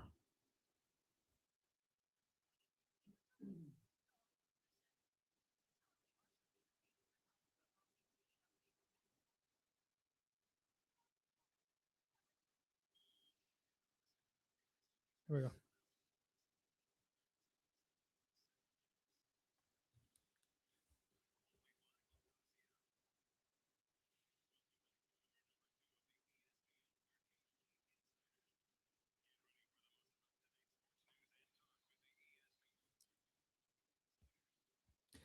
Hour number 2, that's Jesse Tapia. I'm Kyle Madsen. Jesse filling in for James. That's right. I'm here. Vibing Friday. Vibes are up. It's a Friday. Next week's a holiday week. Yeah, it is. I'm excited for next week. Short week, early days. Well, the 10 to 2 shows are going to be fun, I feel. Yeah, we'll have a good time with those. Yeah. If you're not hip to what's happening next week, we're going to be live and local from 10 a.m. to 2 p.m. Monday and Tuesday. That will be me, Damian, and Jesse on Monday, Tuesday. Then we're off the rest of the week. The following week, we'll be live and local Monday, Tuesday, 10 a.m. to 2 p.m. with James Ham, Kenny Caraway, and Jesse. Yeah, we'll just be talking to Domantas Sabonis, things of that nature. Domantas Sabonis, Keegan Murray, Zach LaVine, maybe DeMar some Shaden DeRozan. Sharp. Yeah. Yeah. And then they can agree on the 49ers. I think a fun bit to do with D'Lo and not D'Lo and Casey, James and Casey would be players they agree are good. How many players do you think we would get there? Like in the NBA? Yeah. I think more than you think. I think they'd both be. I think if we tried to do But if we tried to compare players, that's where they disagree. Yeah, or if we tried to have them do 2K ratings. Yeah.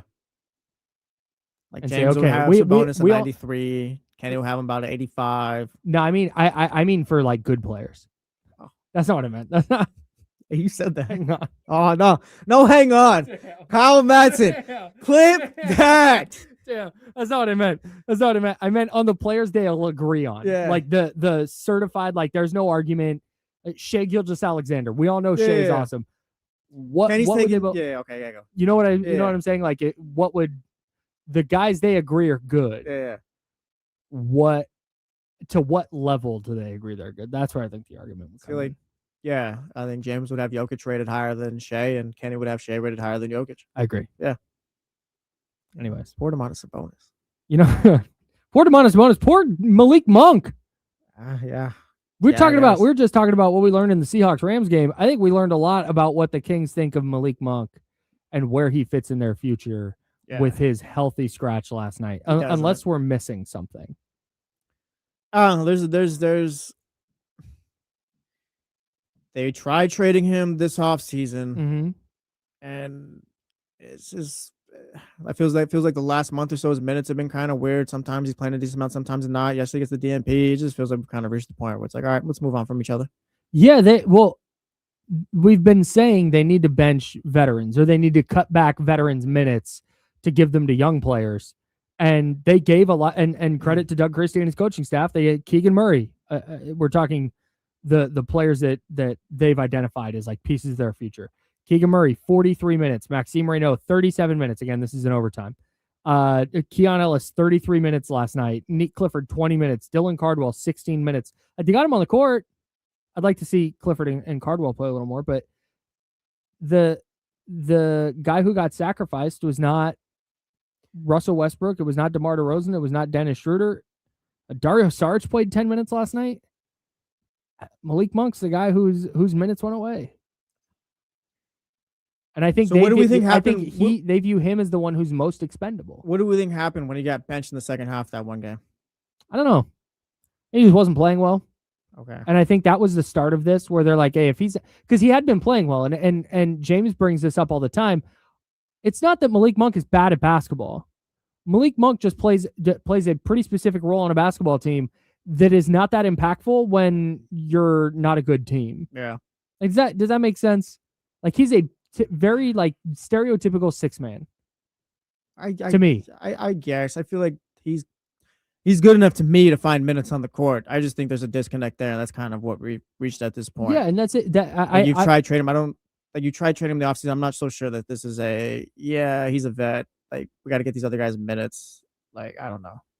When you tried trading a guy and we're kind of like, now it's DNPs. But he'd been playing, and he'd for the most part been playing pretty well. He's playing with a lot of energy. I just don't think he's their type of player. Like, he's not the type of player they're necessarily looking for right now. Maybe, I guess. I think there are teams where Malik Monk could provide a lot of value. It was scoring pop off the bench as a pick and roll ball handler. Like, there's so much he can do that can help a team, but there's not that much he can do to help the Kings. And I don't think there's going to be a lot of things he can do to help the Kings anytime soon. And so he's the logical. I feel like any team can use a bucket off the bench. Like Malik Monk is not like he's a 6-man. Like he's not taking starter minutes away or anything like that. Right. Like, understand, but he's gonna go be a bucket off the bench for any team, but for the Kings, that's not the priority. Does that make sense? Like, he's not gonna impact. He's not gonna impact winning. Nothing is impacting winning on this team. Right. Right. And so they don't view Malik Monk as this like, oh man, we got to keep Malik on the court. Like, I see why DeMar DeRozan is going to play because he is one of their primary ball handlers and he puts up a lot of shots. Like, they need his scoring punch. Then, like, Russell Westbrook at the very least plays hard. His production's gonna ebb and flow, and he's gonna be awesome and have a triple double some nights, and other nights he's gonna go for 8, 3, and 5. So did Dario Saric get minutes because you have a depth issue at the big spot? Yes. Okay. I think so. All right. I at least I believe that's the case. I hope so, because it's like, why is he out there? I was stunned, but I don't know. Yeah, like, I guess, like, yeah, if you want to say like it doesn't impact winning and it doesn't really, there's not value, like, I guess, but I don't really. He's just the most expendable guy. It's so clear. It's been so clear, and this isn't necessarily new, because you brought it up. They tried trading him in the offseason. They want a specific type of player, and I don't think Malik right now is that type of player. I think there's a version of the Kings roster that he could help. It's not this one. And I don't think they view him as part of their future. Like, you don't... But go ahead. He'd been playing well enough, and they're trying to win some games, and okay, they think he can help them in that way, and so they played him. And you know what? It wasn't helping. Like you said, there's nothing that's going to impact winning. This is not Malik's fault. This is not pointing at him and saying you're the problem. I think they just view him when you start going, okay, Russell Westbrook does this, DeMar DeRozan does this, okay, he has to play. Dennis Schroeder, we brought him in to be a point guard, and he's a better point guard, so he's going to be the backup point guard. And if Nick Clifford's going to play minutes, and if Keon Ellis is going to play minutes, you just sort of run out of minutes for Malik Monk, and I think they're okay with that. Yeah, I think the Kings are, yeah. And that's it. I don't. My thing coming out of that game is like, yeah, it's just there's no. Just trade him, I guess. Like this relationship has run its course, I feel. Like, yeah, if he's not part of the plan, like just part of what you got going on, that's fine. Just like I said, going back to how the offseason, it's not surprising that he didn't play yesterday. I don't think it's just one thing, I guess, is my thing. I don't think it's just like, oh yeah, we're going to play the young guys or whatever. I think that they also don't think he's a guy who really fits on their team, I guess, and have thought that for a while. So now we've reached this point where he's not going to play much. Right. So that's what I'm saying. So when Doug Christie the other day at practice said, we've got to start getting our foundational pieces in there where this is about developing, when he did that, my thought immediately goes to Zach LaVine, DeMar DeRozan, Dennis Schroeder, everyone. Dennis Schroeder? And no, it was Malik. Because he's the expendable one here. In a way that, expendable, I mean, in terms of, all right, hey, he's just not going to play minutes tonight. Yeah. And that was really eye-opening, because I was wondering if, considering the way he started the year, scoring the basketball, the energy he was bringing, I thought maybe, is he going to play his way into some version of their future? And unless this is a one-off thing, and I don't think it is, No, yeah. Like we're learning very much where Malik Monk stands, and it's exactly where he stood when the year started. Yeah, it's just for me. My thinking is just like it's kind of incredible to go from heart and soul of the team to no place. Yeah, Where it's like It's just the that- heart and but soul when of the you're- team for the last couple of years or whatever, and like, oh yeah, Malik Monk's the guy, our guy. And it's just the way sports goes. Like I said, it's just my thing. I'm kind of Yeah. caught up on or whatever. It's just like he was the heart and soul, and then now it's like he's DNPs. They've been trying to trade him or whatever. Mhm. It's just, I don't know. it's a very new era, man. Like Mm. that's the hard thing about this. Is they're transitioning to a new version of the Kings in Scott Perry and allegedly Doug Christie's image. This is a new now. It's hard to do that. It's hard to separate that because Domantas Sabonis is still here and Keegan Murray is still here. Well, and Zach LaVine and DeMar DeRozan are 20-point a night guys. Like, okay, you have them. Like there's the Beam team is gone. Like that version, that build is done. And I think a lot of people know that. But when you look at the roster, it's hard to separate that. So when you say Malik Monk has been the heart and soul of this team, he definitely was. But he was the heart and soul of that team. Oh yeah. I don't think Scott Perry and Doug Christie want a version of the Kings where a player like Malik Monk has to be the heart and soul of that team. And that's been made abundantly clear through the trade stuff this offseason and now a healthy scratch last night. And a game they almost won and probably should have Yeah, should have won if not for the refs, if not for Mark Davis. won. Just kind of out there vibing. Maybe it was a foul. Just horrendous. Yeah, it was bad. I don't. You want to rehash? Kinda. It's just a bad call, dude. Yeah, it's a That's bad it. call. It's not. And again, I don't. But the and thing I, is, too, and like, I, go ahead. and I rant against this as a basketball fan watching basketball, not as a like, God, I wish the Kings would have won. Like that's, I'm sure for a lot of people that's part of it because you want to see your favorite team win, and I understand, and that's fine. This is not a knock against that if that's your thinking. But my thought process on it is like, hey, forget the teams. That could be a Hornets and Pacers game, and it'd be like, what a stupid way to end a game. I know. I've just accepted that refs make bad calls in every game. Like it's just Get out of the way. we've been asking that for generations, and it's just never gonna happen. The refs are never gonna get out the way. It's just we have to accept it. I guess they stink. The NFL, Allow more the physical NBA, play. the MLB, cricket, the Premier League. Name it. They're all bad. Got a lot of beef with the cricket refs. I don't know. I don't watch a lot of cricket, but I'm sure they're bad. Do they have refs? Umpires? Umpires, maybe. How do you keep just control of the rules and stuff? They have What to. are cricket referees? Cricket umpires. Yeah, umpires. Enforce the laws of cricket. Exactly. Yes, the They way call it you the do laws here. of cricket. Semantics, the rules of the game here. And other. Sorry, I'm reading the. Oh, buddy, do we want to? I'm sure there's bad refereeing and dodgeball when they bring back ESPN the Ocho. Do we want to sit down as a family and watch the top 10 greatest cricket umpires video that's on YouTube? That sounds like a bad watch. No, I don't want to watch any top 10 umpire video in my life. Top 10 ref, umpire. The WWE referees are trash. Can I read you some of this? This is not an anti-cricket thing. This is just a I don't understand cricket thing. I think games sometimes is- go on for days. Yeah, this is key roles and responsibilities. Decision making, ruling on outs, parentheses, caught, LBW, run out, stumped, and fair/unfair play.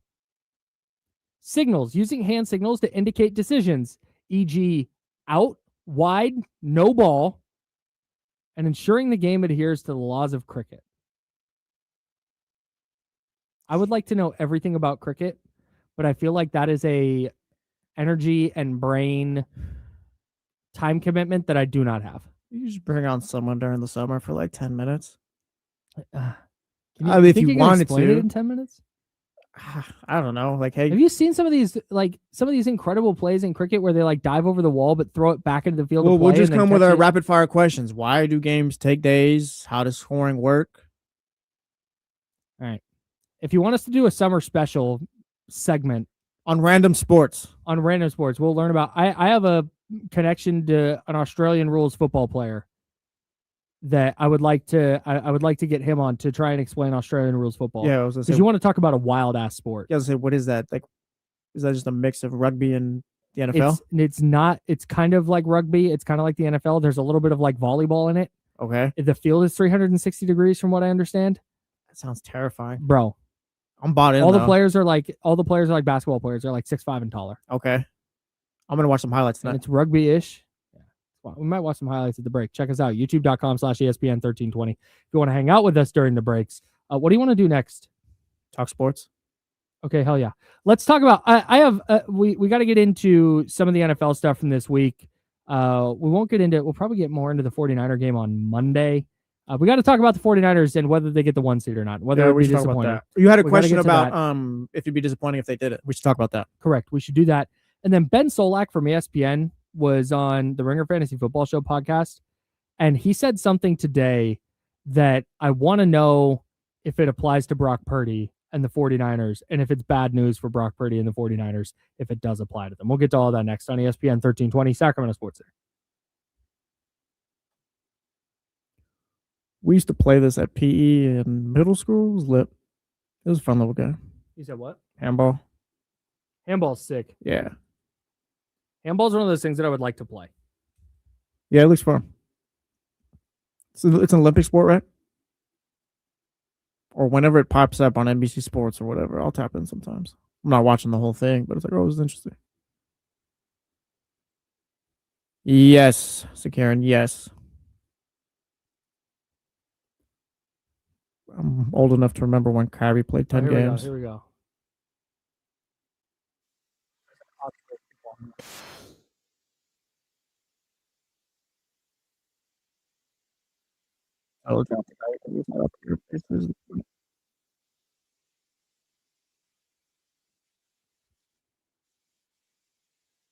Oh my God, it's so many commercials.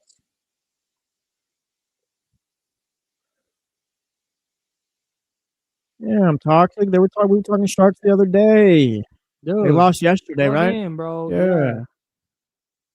We're trying. It's not easy to carry the torch here. And we are underway. Perfect bounce. Stanley, a little piece of it.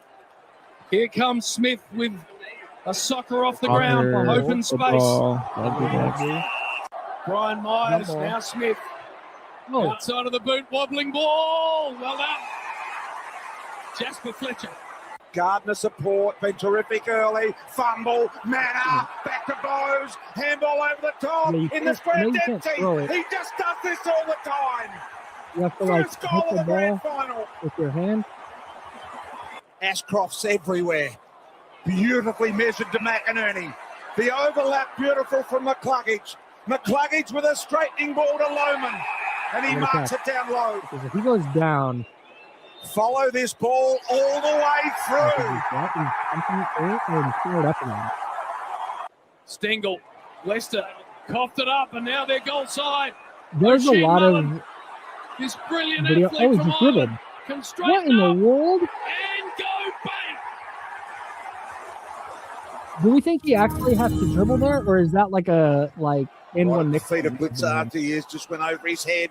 McCluggage. Morris, now Richard.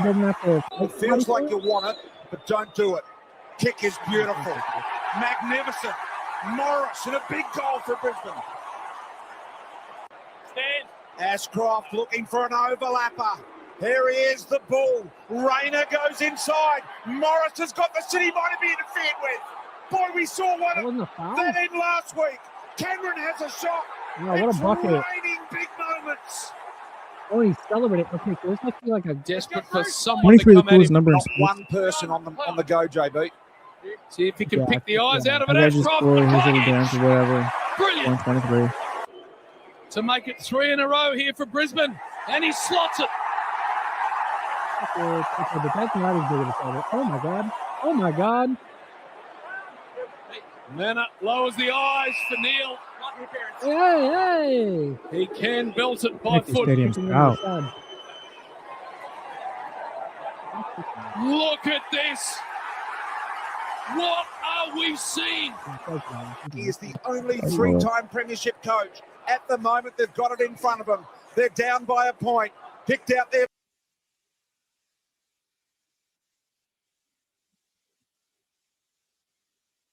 Welcome back to the Insiders on ESPN 1320. locked in. YouTube.com/ESPN1320. That's where we simulcast this program. Yeah, hit the like button if you're here. Yeah, if you're watching on YouTube, hit like, subscribe. If you're not watching on YouTube, you're listening on the radio or the Odyssey app or maybe on the James Handoff podcast. Go to youtube.com/ESPN1320. Subscribe to the channel and get some exclusive content like us trying to watch World football highlights. It's kind of fire. Honestly, there's a lot of videos explaining the rules, and I'm going to watch them. Yeah. I'm going to deep dive that. When I was in Hawaii in October, was that October? I was in Hawaii in October. We're sitting at the little outdoor bar there, and there's this group of people from Australia, and it was two buddies and then one of the guy's wives. And the guy's wife, her son plays professional Australian rules football. And so they were trying to explain the sport to me when I'm 7 Mai Tais deep. I'm like, I'm not going to remember you guys with this conversation tomorrow. No, I remember them. Like, shout out to them. Yeah. The Steves. I think they were the Steves. I think they were both named Steve. Probably. They were great.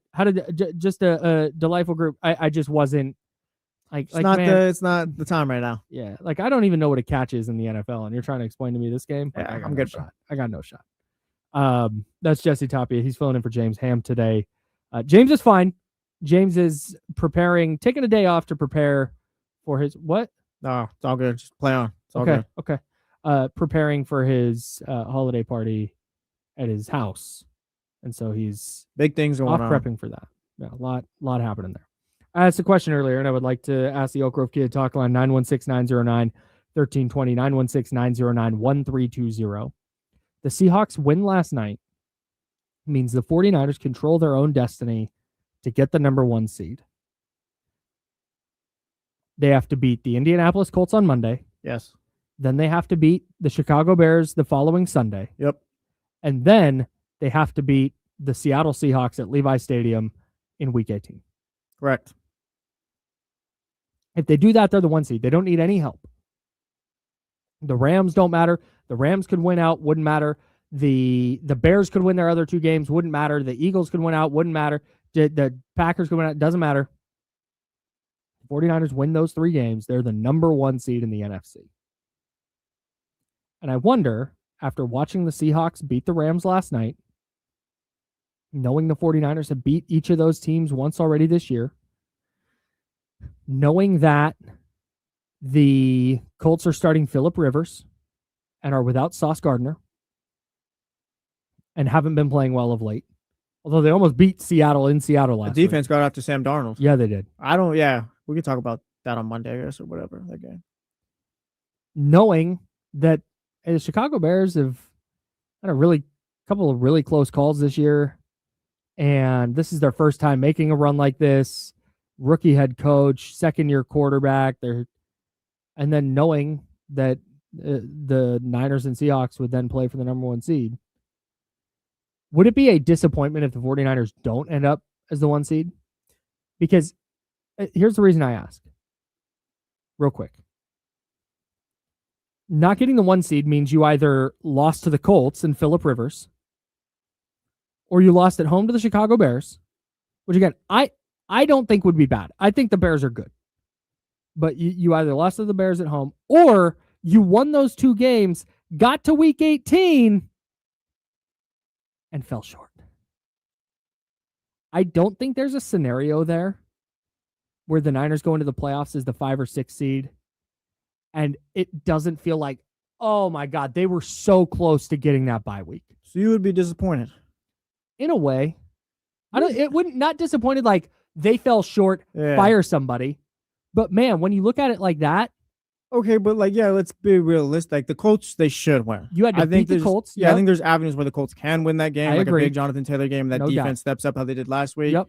But I'm not expecting that. So you should win that game. Okay. But the Niners aren't a team that can kind of look at the Bears or Seahawks where it's like, yeah, we should win those games. Yeah, I would agree with you. Yeah, so that's why I don't think Niner fans should be disappointed if they don't get the 1 seed, because they very well could lose to the Bears or the Seahawks. I think they're kind of they're not. Go ahead. This is where if they lose 2 of those, which they could. Yeah. Maybe they beat Indy, lose to the Bears, lose to the Seahawks, And it's just clear, like, oh, all right, yeah, they weren't supposed to be the 1 seed. That would be different to me. But let's say you beat Indy. And then, well, for now, say beat Chicago, lose to the Seahawks, and be like, man, it was week 18, you had a shot, and you dropped it. Or this might be worse. You beat Indy, lose to the Bears, and then beat Seattle.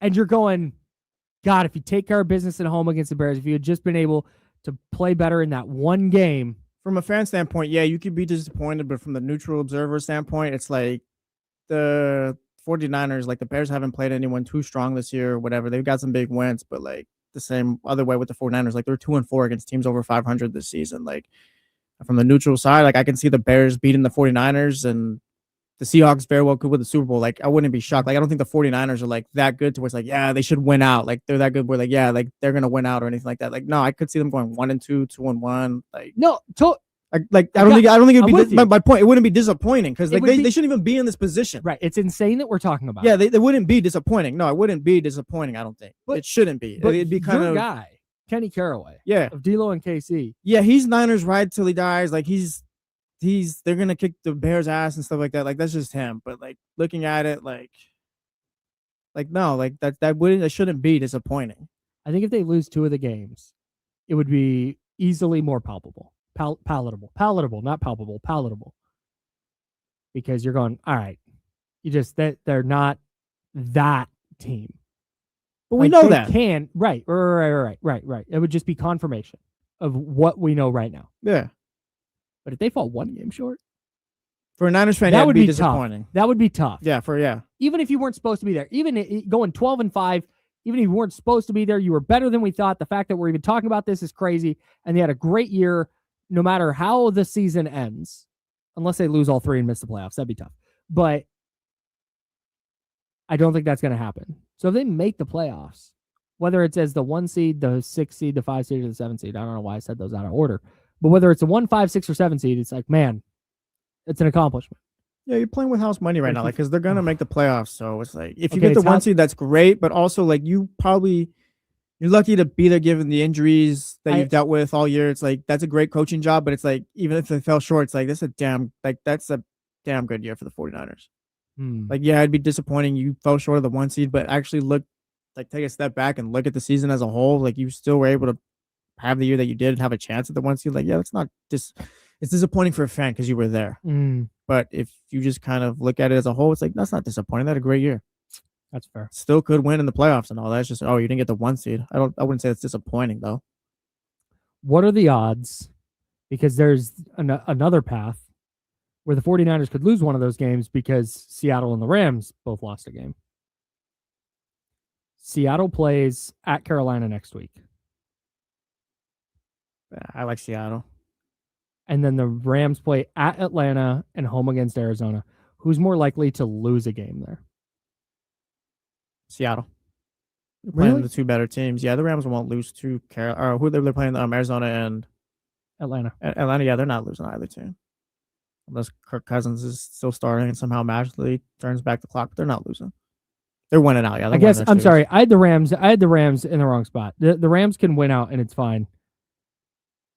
Oh no, it's not. They would if the 49ers are going to lose one, the Rams would need to lose one. Okay, that's right. They would both need it. Okay. Yeah, Seahawks, you got to play the Panthers and the Niners. Like, yeah, there's more of a probability there, I guess. Panthers are so weird. That's the weirdest team in the sport. They're weird because we don't know if their quarterback is good.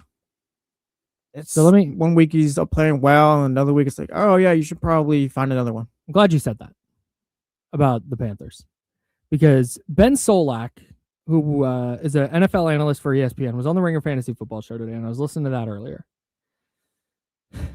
And he said this. They were talking about Tua. Great. And how there's a conversation in the lead up to this about how Solak used to think that the Dolphins were going to have the best offense of all time because of how well the quarterback was playing, just how fast they were, like just the raw, pure speed and the creativity of Mike McDaniel with that speed. They hang up 70 on the Broncos, and it was like, oh my God. Like this is going to take over the sport.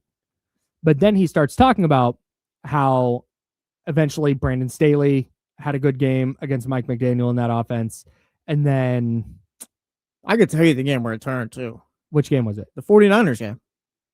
Once Fred Warner patrolled the middle of the field, after that, the Dolphins' offense was never the same. After that, like, because going into it, they had, I don't remember who they beat or whatever, but they were playing well. The Dolphins were like 9-3, 8-3 at the time. It was kind of like, all right, this offense. 2022? Brock Purdy's first start. Oh, yeah. Oh, yeah, I was there. Shout out. Weeks. Number one defense, my ass, whatever. Damn. But yeah, like that's when it changed. Once Fred Warner just patrolled the middle of the field and they kind of knew what to do there, I feel like after that is when teams had them figured out. They scored, going into that game, 31, 35, 39, 30. And then 17 against the Niners, 17 against the Chargers, 29 against the Bills, 20 against the Packers, 21 against the Patriots, 11 in a win over the Jets. Yeah, they got figured out that Niners. So he's talking about how they kind of got figured out. And what happens is you then need your quarterback to elevate your team. And here's exactly what he said about it. The water's edge of scheme is a very real thing. Nobody can just keep that going forever. And when you run into the water's edge, you need your quarterback to elevate for you. And it's just not something that Tua's ever had. And so, does Brock Purdy have that? Because that's a little bit my concern with Brock. I was talking about this with, it turned into a huge conversation on the internet today. At least for me, not like, but for me. What Kyle Shanahan does with his scheme is he takes, I hate the term quarterback whisperer, because he's not. He doesn't like develop these quarterbacks and take these bad quarterbacks and make them awesome, and then they go elsewhere and they're awesome. Like Kevin O'Connell is responsible for Sam Darnold more than Kyle Shanahan is. Yeah, that's Kevin O'Connell's guy. Yeah, that 100%. We're not giving Kyle Shanahan credit for one start. Right. But Kyle Shanahan, what he does is he takes these quarterbacks that are middle to lower tier, and he is able to elevate them to outproduce their skill set.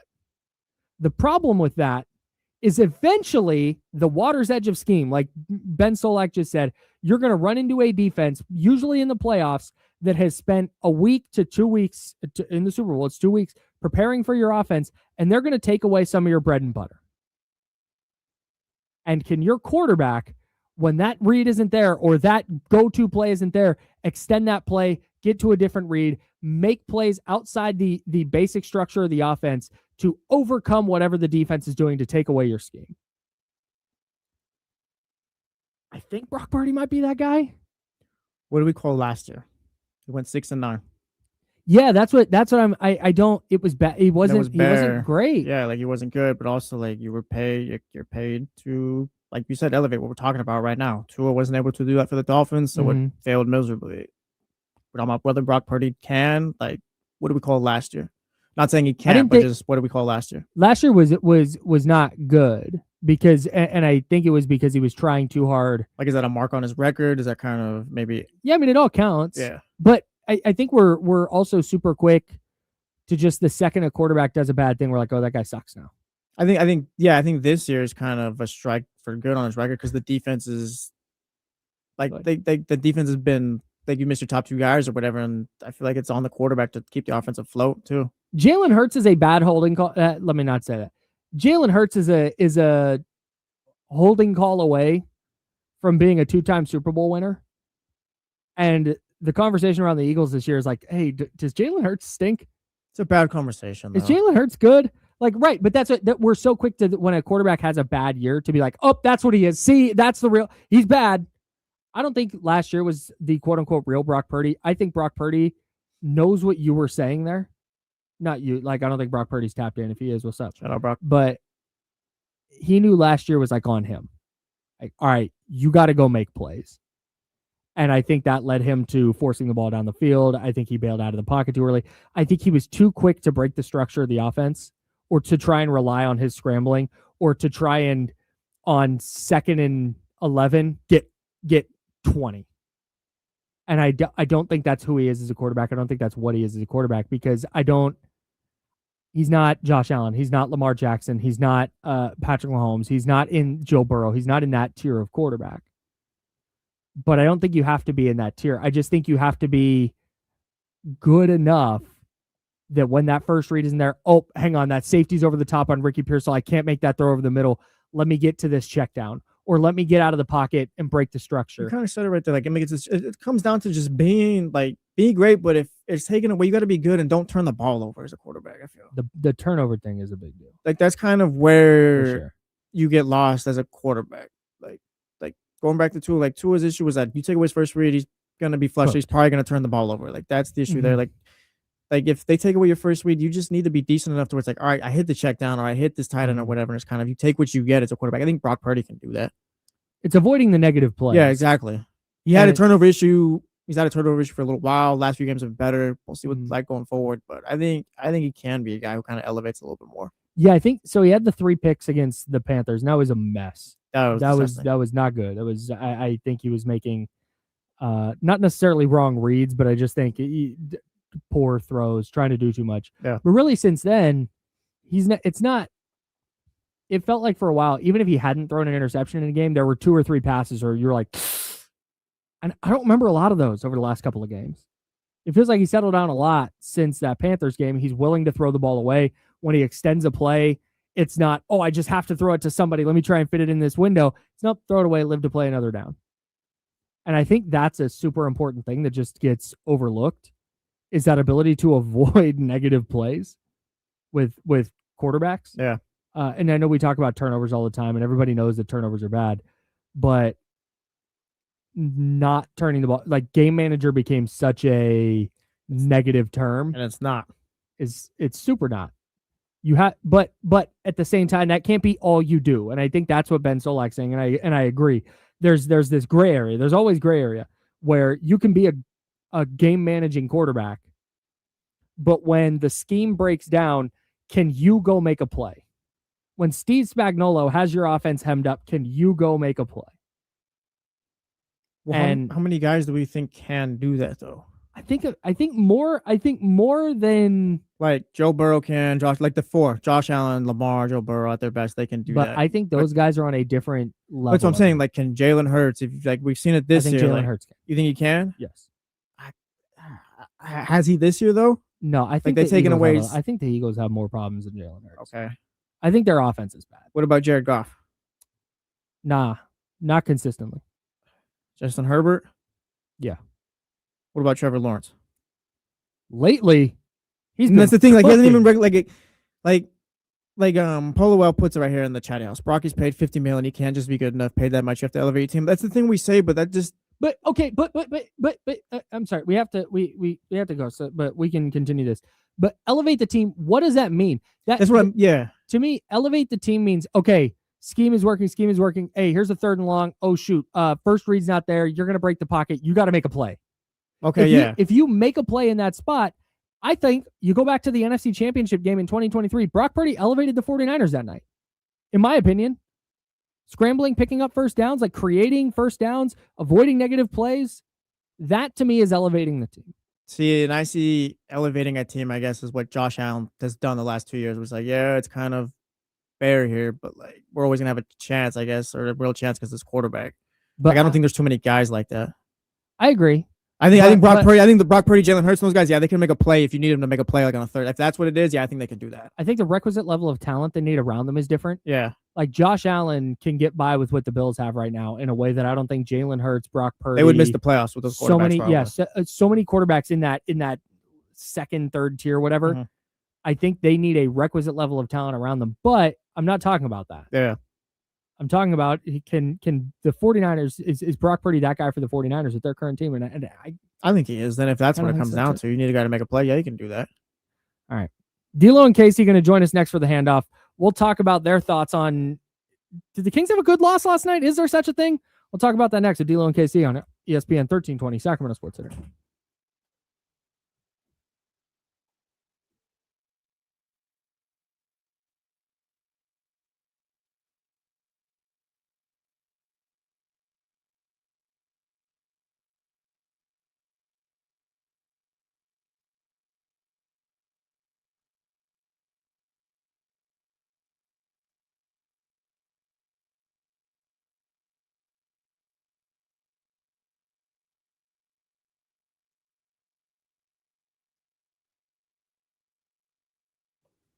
Chatty gang.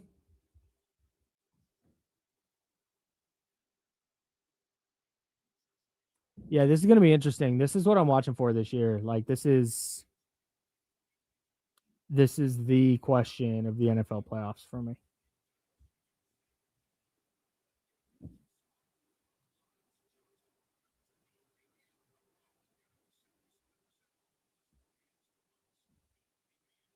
Hey, man. Chilling? Hanging in there?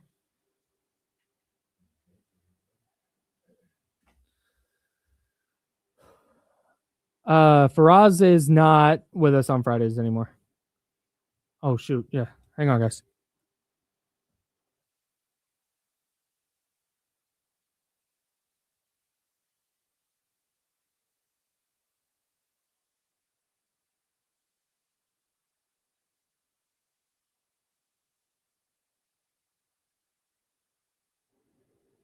Hey-o.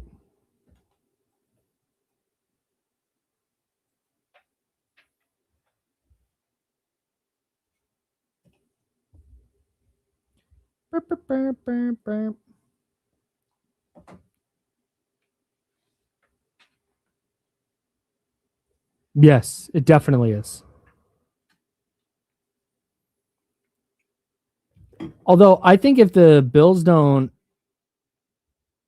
barring a like Josh Allen collapse, I think the bigger story with the Bills at this point is going to be about whether their coach and GM are good enough.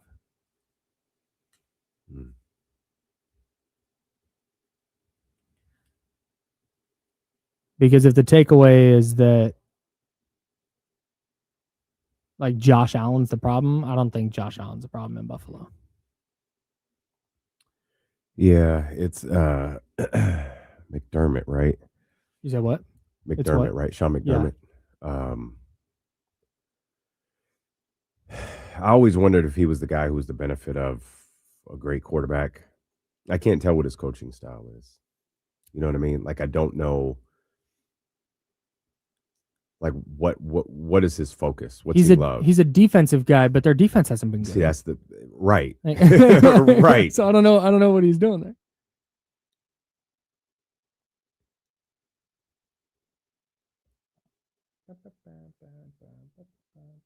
Kyle, did you say the A's could win 9? I mean, they could, yeah. I don't know if I'd bet on that. I'd like to see the odds on it, though.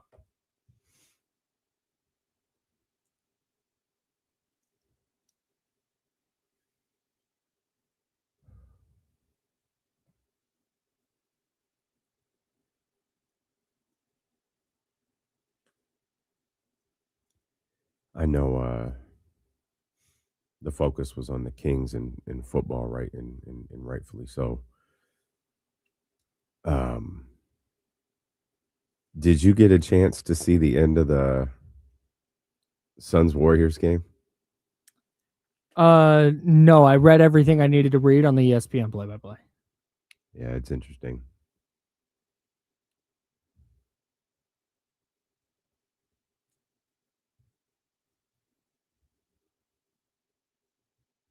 With that football game and then the Kings game last night, the Golden State game just kind of goes to way the back burner. I got Especially because they suck. They're just not a fun watch. Warriors? Yeah. They're just not. If you're watching them as a neutral observer, you're just hoping Steph does something. Because they're not good. Yeah, for sure. They are they're a mess. Hang on. Coming back. We got 5.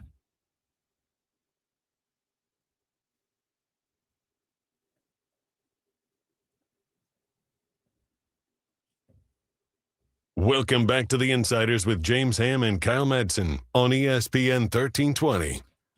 I'm Kyle Madsen. Jesse Tapia filling in for James Ham today. Damian Barling's here. Kenny Caraway is here. It's the handoff. Wild-ass night last night, man. Yeah, it was crazy.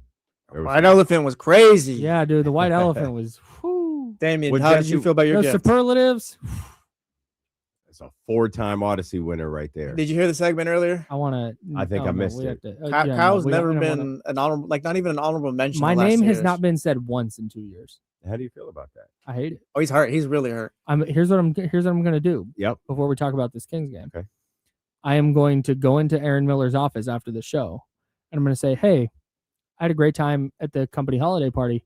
I would like to be part of the planning committee next year." Okay. And when he undoubtedly is like, "Yeah, absolutely," he's going to ask if I want to be part of the party planning committee, like for the whole year. And I'm going to say, yeah, that's fine, just to get my foot in the door, because I don't want to forget.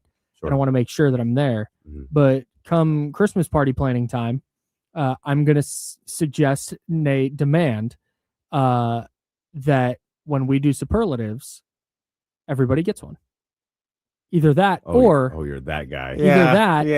Well, I don't want to. No, I don't want to. No, because this isn't a real thing. This isn't like a merit based thing. This is like jokes. Excuse me. Hey, yeah. Excuse me. Wow. Yeah. First of all, Easy to say when you don't got the trophy. Yes, it is. That's what losers say. I've got 4 of them. Okay. 4. Okay. Count them. Do you need help? No. I got 4. Yeah, Do you know who else has 4 no. Odysseys here in the building? Yeah. Nobody. Me. Well, I mean, you're right. I got 4. I am the back-to-back. That's fine. Yeah, no, you share one with Gavin. Back-to-back. Hey, he was a co-champ. Hey, That was you a good could one. see That me was a good outside. one. He was a co-champ. Don't get this. He Hey, was a co-champ. don't do John Cena that. and Rey Mysterio for the WWE title on Monday Night Raw. Now you could see me outside with words like that. I didn't. That's not. That was just. A I am the scream. Take it up with back-to-back them. most fashionable in the Well, office. yeah, that's easy work. Like that's obvious. But I can't get. Here's the thing: is I don't need to win. So yeah, is the plan for me to rig it for myself? Did they 100%. even know you were there last night? Yeah. Yeah, because he had the game on. See, yeah, he was the I'm guy. the most popular guy in the building. No, it's not. I'm not. He I doesn't don't need need to to be liked. win. I don't wants need to to be win. liked. I don't write in the newspaper that I need to be liked. Jesse's won an Odyssey. He was an honorable mention this year for multiple. That's right. Don't forget that. But no, you see what but again, here's I have a fake thing to say. I'm going to do a bit and then I have a real thing to say. So the bit part is I just want to mention, like, bring sunshine to the office. Yeah. That's me. I think I do that. You think you do that? Yeah. You bring coffee cake to the office. It's Is that delicious. okay? You know what? I'll have Donuts. Justine create a category that says who's most likely to bring something for Trader Joe's. And you can That's me. You can okay, win. Yeah, hey, you and I can feel great win about that it. I'd feel great about every it. year. Right. Okay. Now that's the real thing. So that's the thing is when I say they're not merit based. Some of them are. Most fashionable, 1,000%. Best smile, absolutely. Stuff like that. Most likely to end up on the injured list. That felt like a shot. Yeah, that was a bit of a shot. That felt like a shot, right? Yep. But no, so we can do like, oh, okay, we can do stuff But like also, that. Katie has won 2 Odysseys. Well, Right. she's actually won 3, but she won 2 last night. Right. So I don't know. I'm Kobe. I just I'm Kobe before. When did he win? When did he win MVP? I don't know. Oh, something. Sure. I'm Kobe. What's that? You know, I'm Kobe. I ain't got no hardware. I ain't got no Sweetheart. I ain't got no We're not no Kobe. trophies, but I'm Kobe, man. Wait, you haven't won a trophy Joe yet? Johnson. Nah, I ain't got, come on, man. Didn't you? Oh, wow. Nah, I'm Kobe though. You're a little I'm John Kobe. Stockton. You definitely You know got what it mentioned is. last night, though. That must be nice. Yeah, Kobe. Well, Kobe. to be Say fair, his name. Kobe finished top 3 in the You in the can voting be a couple you can be times. mellow. To be right fair, now. he got reference with me. So Well, Oh no, it was Dolo. Wait, who won? It was best? Dolo. Oh yeah, John and JC It was Dolo. won best duo. Best Yeah. best smile was the only thing I got. oh, mentioned that's for. right. No, you got mentioned for dynamic duo too. and Yeah. fashionable. I You need guys to, should they just went He straight said to the they went winner. fast. Nah, they ignored him for fashionable. That was crazy. Did they really? That's Yeah. that's They rude. went complex. That Kelly. makes me They more went mad than the complex me Kelly and part. me. Like once again, I'm Kobe. What You don't wear you can- sunglasses. what I you do- don't wear what sunglasses I on do the goes air over- inside just to not be mentioned as most. what fashionable. I do goes over their head. You don't wear the real ones know the $6,000 greatness. jewelry on your hats just to not get mentioned as most fashionable. With our trophies. See, I'm gonna rig this. The I'm gonna streets know- rig rig these awards for 1320 next year. Well, Oh, 1320 is doing just fine in the Yeah, I think awards. it's just for 2 of you guys. Yeah. Yeah, I'm gonna rig the awards for me and Kenny you know, Good I'm luck. all for and it. James. Yeah, Kobe and Melo. That's about right. James not getting most caffeinated felt like. Got to mention though. Bro's got his coffee like 3 times a show. I'm gonna get him to get a coffee But see, right now. because like I said, they just don't know it. Just go over their head. Go over their head. It's cool. Just stop. Like I said, the level. The ones that know, they know. The ones that know, they know. We should start a yes movement for Kyle.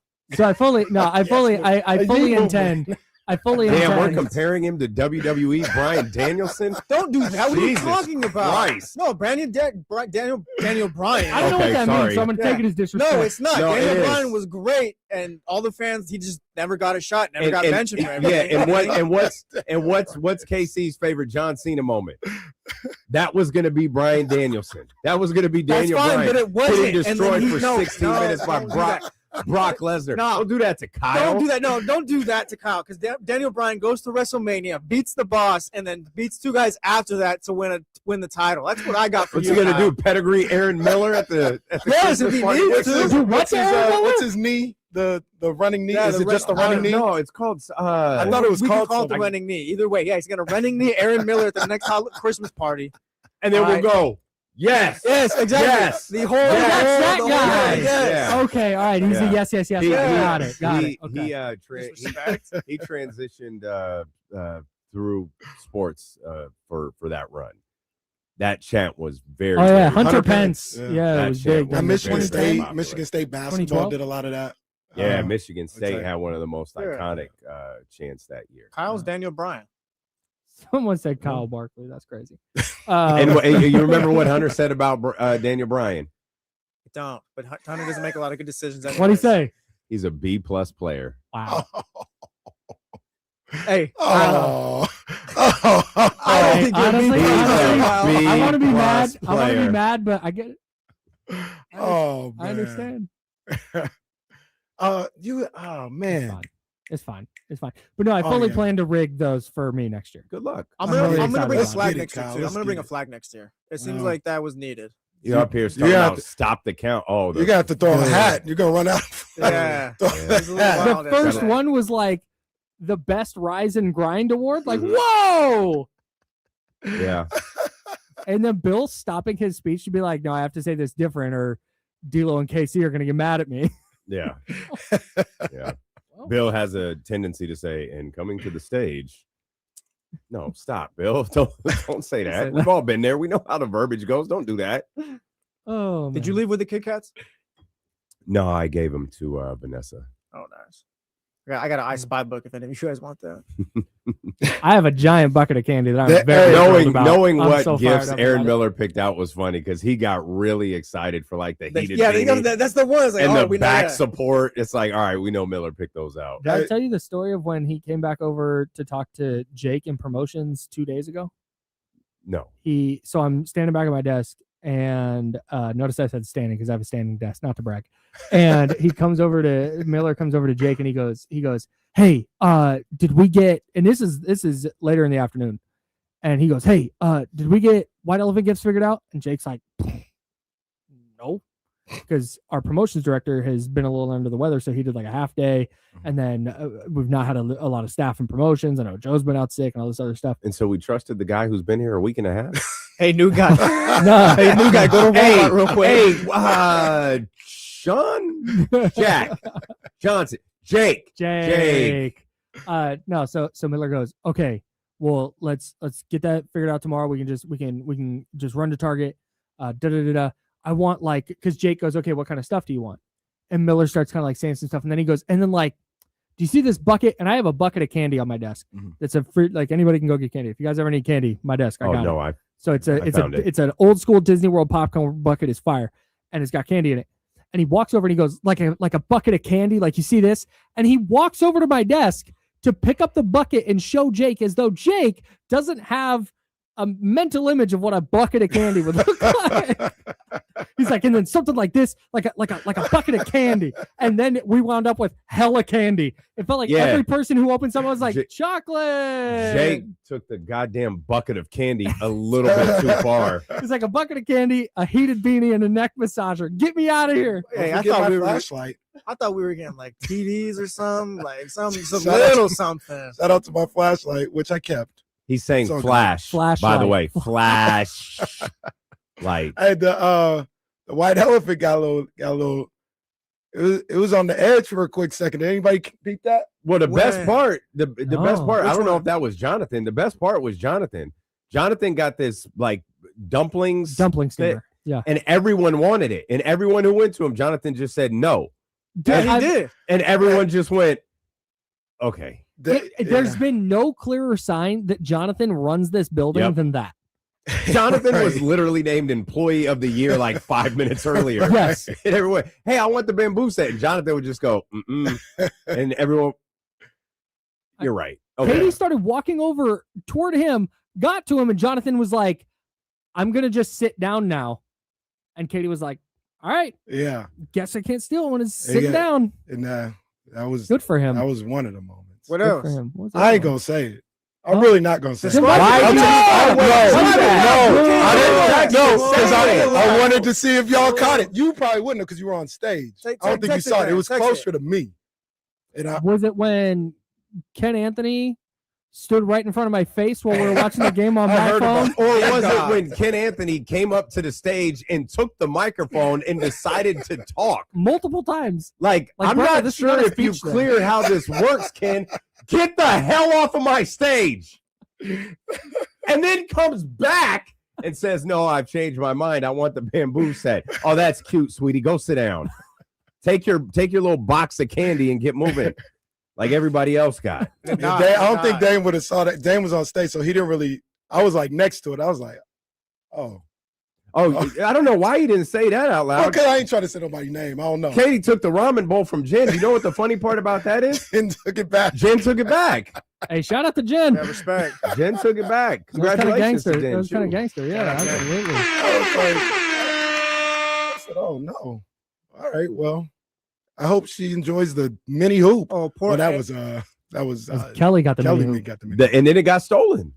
That mini hoop was a commodity. Someone stole the mini hoop from Kelly, who got it for her children. That's over the line. I don't think so. That's over the line. That's the game. That's what happened with the ramen bowl. One, that's what happened in this with the ramen bowl. Two, I've seen them kids. They're not playing with that hoop. Those kids aren't playing with that. Shout out Abe. He got the random Lucy dog sweater that was not even supposed to be part of it, right? Did you hear what he did with it? Yeah, he handed it off to the bartender. He handed it off to the bartender. That was hilarious. So the Wake Up Call does Fun Delivered. And Fun Delivered is this really cool service that they when there's packages that don't get delivered, they like buy them, they throw them in boxes like still wrapped, and you can order a box of just undelivered mail from them. But it's like packages. It's like it's not like bills. And one of the things they got was this hoodie with a dog and the dog's name on it that said established 2017. So somebody ordered this hoodie with their dog's face and name on it, and it never made it to them. And Katie put that as part of the gift exchange. And Abe opens it. And he's back there and he's like, you guys want this? I'm like, no. And then he leaves for a second. He comes back. He had to go pay his parking meter. And then he comes back and he doesn't have the sweatshirt anymore. I'm like, what'd you do with the sweatshirt? He's like, I gave it to the bartender. What if someone wants to steal it? He's like, I guess I got to go get it back. That's amazing. Oh, yeah. Talent of the year, Abe. Yeah, man. That's pretty well deserved. Yes, indeed. Yeah. Yes, indeed. Abe is him. Shout out Abe. Abe is a fun guy. Very much enjoy having Abe around. I was listening to the show. Abe did not wear black or jeans yesterday. He didn't, or a hat. Stunner. Or a hat. A stunner. Yeah, that was crazy. Hat was wild. Yeah, that was crazy. Yeah, like when I first saw him, I realized I kept staring at his hair, and I couldn't realize why. It was like, oh, Abe's always got the hat on. Yeah. The way I get around that is because I don't want to wear like a baseball hat to that because it's not formal, but it's definitely a little business casual kind of vibe. So I don't want to wear a baseball hat to that. So I just get around the hat thing with a Santa hat. That works. Yeah, it's easy. We're the hat with the brims. Yeah, I could do that. Oh, maybe next year. And get that popping. All right. Yeah. What were you gonna say? No, I was just listening. There was like 3 things where I was like, yo, I got to talk to these guys about this. Good. That's the goal of the program. Yeah. Was there a Kings related thing? No. I can find the Kings related one. All right. Now we'll talk about the Kings. You're listening to KIFM West Sacramento, KRXQ-HD2 Sacramento, ESPN 1320, Sacramento Sports Leader, always free on the Odyssey app. What was the first thing? The first one was Terrence Crawford. Never heard of him until Kendrick rapped about him. And Jesse explaining Terrence Crawford to you. I guess this is Jesse could help me out on this, or maybe Damian, but Jesse could help me. To get Kyle to understand, who's the NBA equivalent of Terrence Crawford? That's a tough question. And what I mean by that is a guy that's generationally great, but not like a household name or like your parents would know. To be honest with you, it might be Jokic. That's a name that came up right now for me too, I think. It might be Jokic. Yeah, like that's it who might Terrence be, Crawford yeah. is. He's Jokic. He's like the and best nobody in the world? really knows him like that outside of the basketball community. Yeah, that's a good one. Yeah. Okay. All right. Yeah. I rock with that. So I'd never heard of him. yeah. So there's that. Then you guys, rightfully so, raked Al Michaels through the coals. We're Because gonna unplug his controller. it's over. Does Al know that the game ended? He doesn't even know. I have never seen a more. 1993 for all we know. One, he was so confused by the punt return for a touchdown. He was just flabbergasted, like he had never seen one before, and then appears to have no idea that the 2-point conversion ended the game. The Puka Nacua touchdown, and him being like, and it's Nacua, And there goes Torrey Holt. into the end zone, touchdown. He's like, not good. is he? And it's not a Pat Summerall thing. He is It's not like this is taking just the how money. we talk. Yeah, dude. It's I Ski told Mask Hall of Kyle Famer. we need to bring in Kevin Harlan. All right, we'll move Al Michaels to the side. We'll give him an unplugged mic and headphones or headset or whatever. He called the game to the side while Kevin Harlan does the real game. We need to get Al out of here. We do. Yeah, Al got to go. We do. Yeah, Al's gotta be done. That wasn't even a discussion. I agree with everything there. Yeah. But you said something, and it made me think. I'm not saying you're wrong or anything. It's just That's what I'm here to do. I'm here to be provocative. Up for discussion. You said Al Michaels is on the Mount Rushmore of broadcasters. Mhm. Is he? Yeah, I said that. Who is right now then? Well, it's not about right now. It's Mount Rushmore of all time. Well, that's what I mean. I got Marv ahead of him. I've got I thought about this when you said it too. I've got now the question is Pat Summerall ahead of him? No, not for me. Is Keith Jackson ahead of him? Not for me. He doesn't have to be ahead of him. You get 4. Isn't on the list, or Well, we're he's just not talking a play-by-play? play-by-play guy. Yeah, I'm thinking play by play. Does Joe Buck get on there? That's the other one. Joe Buck Joe Buck is on there. Should, yeah. Joe Buck I know a is lot on of there. people hate Joe Buck. Joe Buck is great at what he does. It's not our era, but is Howard Cosell on there? Ooh, probably. Is But Mike go ahead. is Mike Breen on there? No. No. I love Mike. So- Breen. so- all respect to Mike. So Breen, but no. all He probably respect. will be though. I think Mike will Maybe. wind up on that list if he's not on Maybe, it now. but Al It's Michaels- incredible. Go All ahead. respect to Al Michaels. Uh-huh. But we believe do you believe in miracles? Obviously, iconic call. Yes. Give me 5 other Al Michaels calls. Well, the earthquake comes to mind. Yeah. Yeah. But it's not that. This isn't Al Michaels has the best calls Mount Rushmore.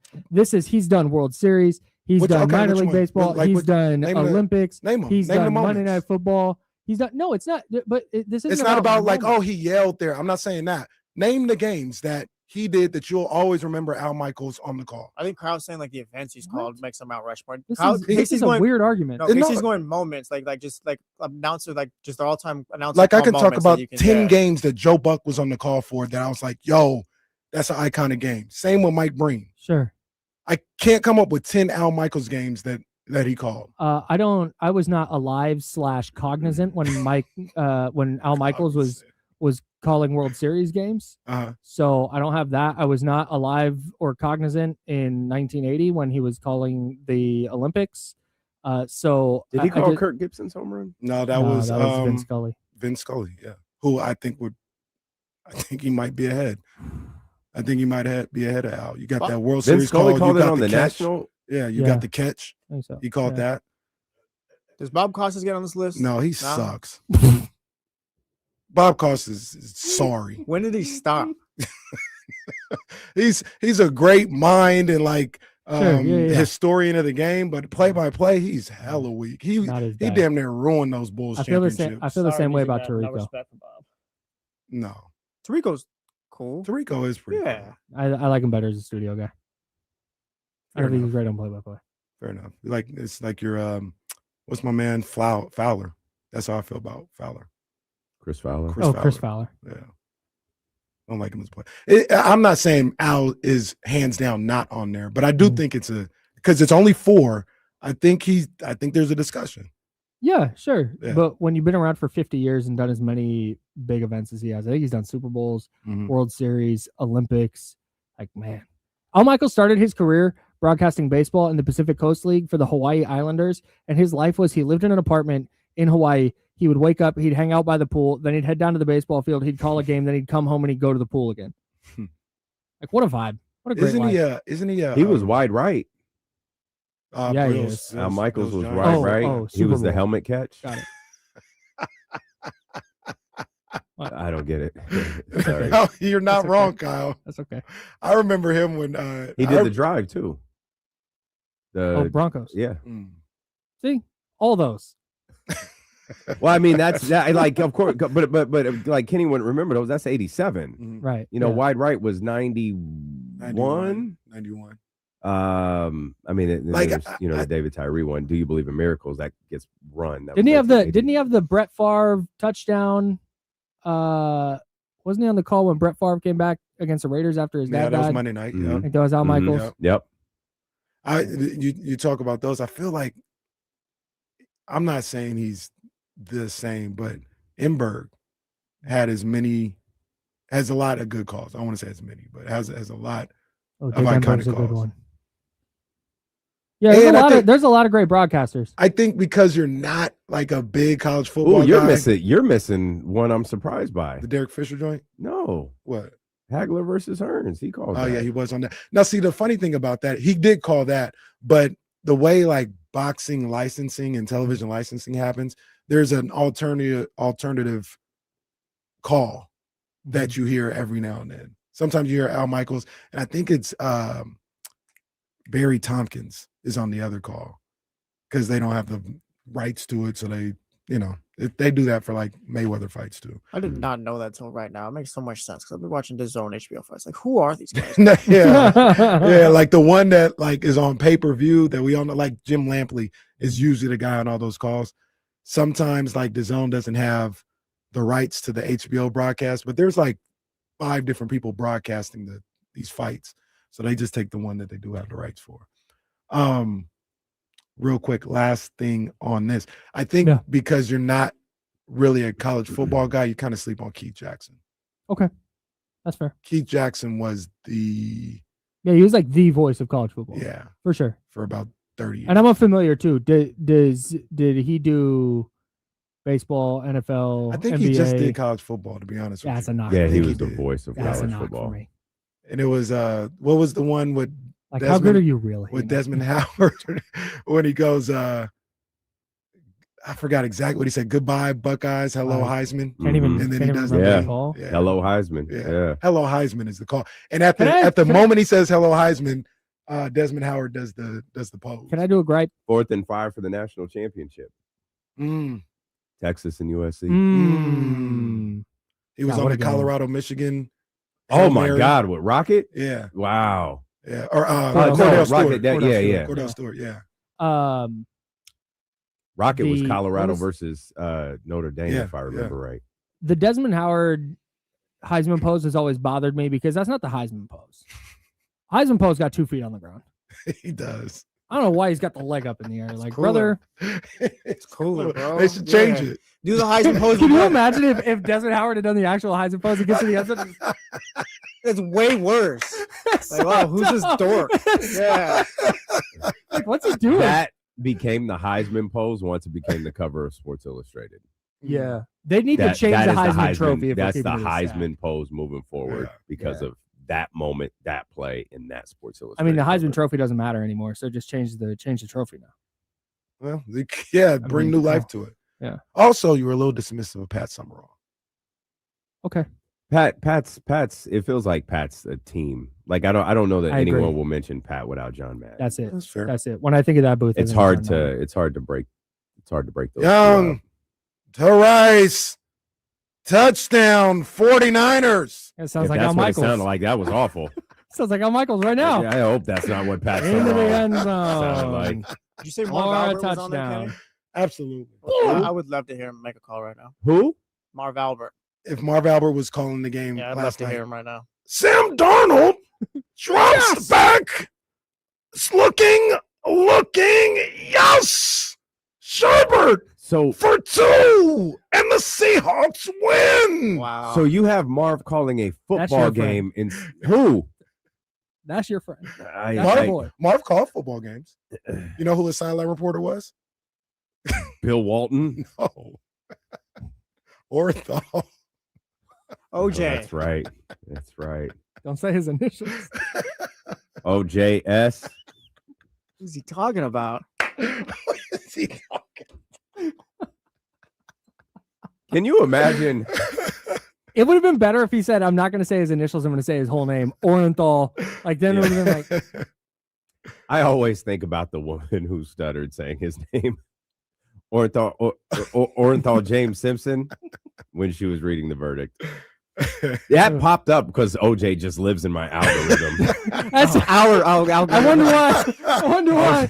OJ absolutely lives in. There's been a lot of work these last 5 years. And Oprah's reaction to the verdict popped up, and I don't remember seeing it before. I don't think I've seen it either. So are we sure it was real? Yes, because it was her studio audience. Although imagine being the person who's like, I'm going to get into Chat GPT and I'm going to fake Oprah Winfrey reaction, OJ Simpson verdict. 95 Oprah. Yeah. They show it's what every reaction is in Oprah's studio. It's almost exclusively women. I don't think there were, I don't know, by design, I didn't feel like there were any men there. Yeah. But it was like black women cheering. There was one black woman who didn't react. White women are just aghast. And Oprah's sitting here with like the mic in her hand and her arms folded, looking stunned. And those black women jump up and they're like, yeah. And Oprah turns her head and looks at them and then just turns her head back to the screen. And she's still watching the verdict being read. I was like, I don't think I've ever seen that before. I almost want to seek out the rest of the show to see what she said when she went back to talking to her audience. Yeah, I've never seen that. Yeah, I'd never seen that. I know what. I think you guys just wrote your 2:00 hour today. We're going to watch the Oprah show. We're going to watch the whole damn show. It's like, what better way to close out the last like official episode of D'Lo and KC than to just do a deep dive into OJ verdict reactions? OJ verdict reactions. What would Twitter have looked like?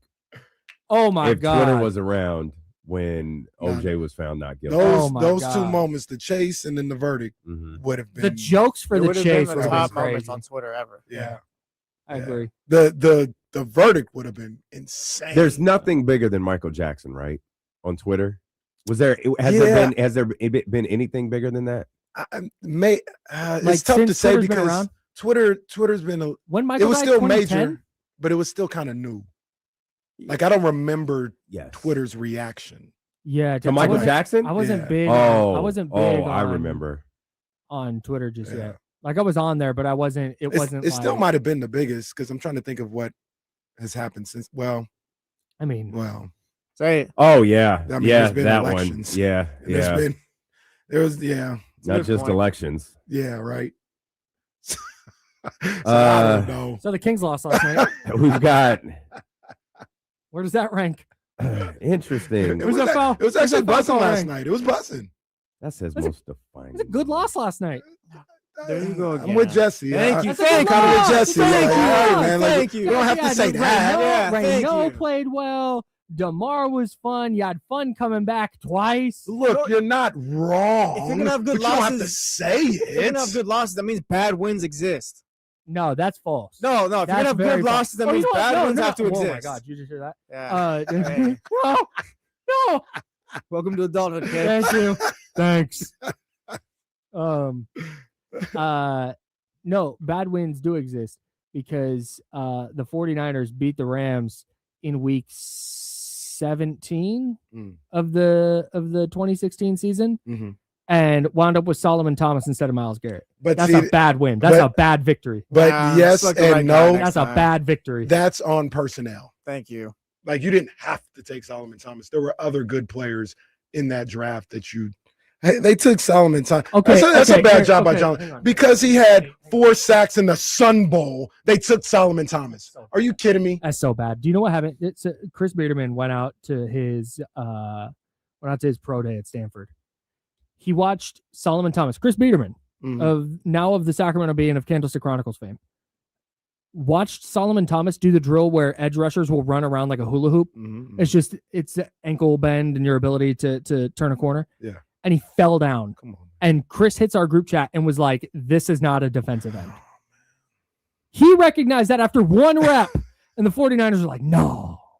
Defensive line scouts, Chris Biederman. That was But John Lynch's Devin Carter. hang on, let me. I want to get to this. I want to get to this 2017 draft real quick because now I'm mad. But it's not a good loss either because, like I said, if they won, it's not like, oh yeah, they're gonna win 5 out of the next 6 games. Like, no, they're gonna keep losing. It's fine if they win this one. Was Kamara in that draft? Picks. What? Because he was like 3rd round though. Yeah, I think he went with one of the picks the Niners traded. That's why I knew he was in there. Yeah, that's right. That's right. All right. So, but here's the thing. So it was Myles Garrett. The other players in the top 10 that they could have drafted: Leonard Fournette, no thanks. Corey Davis, no thanks. Jamal Adams, good player, but not Myles Garrett, no thanks. No, nobody's Myles Garrett. You can stop. No nobody's thanks. Myles Garrett. But Christian you didn't have to McCaffrey, take Solomon Thomas. Is it Christian McCaffrey? Yeah, McCaffrey would have been well. fine, but he went 8th. If they had taken a running back 3rd overall in 2017, there would have been riots. Did we determine that John Christian Ross McCaffrey's a Hall of Famer? He's Hall of very good. So okay. Christian He's McCaffrey's not a Hall of Famer? Yeah, we had this discussion, and I think he is. Jesse brought up the numbers and everything. I understand his point, but I think he's a Hall of Famer. The definite no is crazy. You know the bar for me. I've set the bar a number of different times, and it sounds a little rude, so I don't always want to say it. He's a 2-time All-Pro. If Aeneas Williams is a Hall of Famer, all right, man. If he goes 1,000 and 1,000 again, he hasn't even ran for 10,000 yards. Yeah, it's different. I was there though. I was there. Different era though. Not only different era. Like there's running backs that he's been hurt maybe whatever. Like you got to get 10,000 yards. Let me ask you guys a question right now. They could have drafted Myles Garrett. He doesn't even have the accolades because they won. That's a bad win. You're right. That's well, no, it's not a bad. Well, it's a bad win. Bad win. In the world where bad wins exist, that's a version of it. Go ahead. Is Christian McCaffrey better than Curtis Martin? I know the accolades and all, but we watched both of them. No. Curtis Martin, you can't get in off of talent. I don't remember Curtis Martin that much, to be honest with you. I do. He played for the Jets and the Patriots, I think, at one point. How old are you? I remember. I was young. I remember Curtis Martin being in the league, but bro, I wasn't analyzing football at age 6.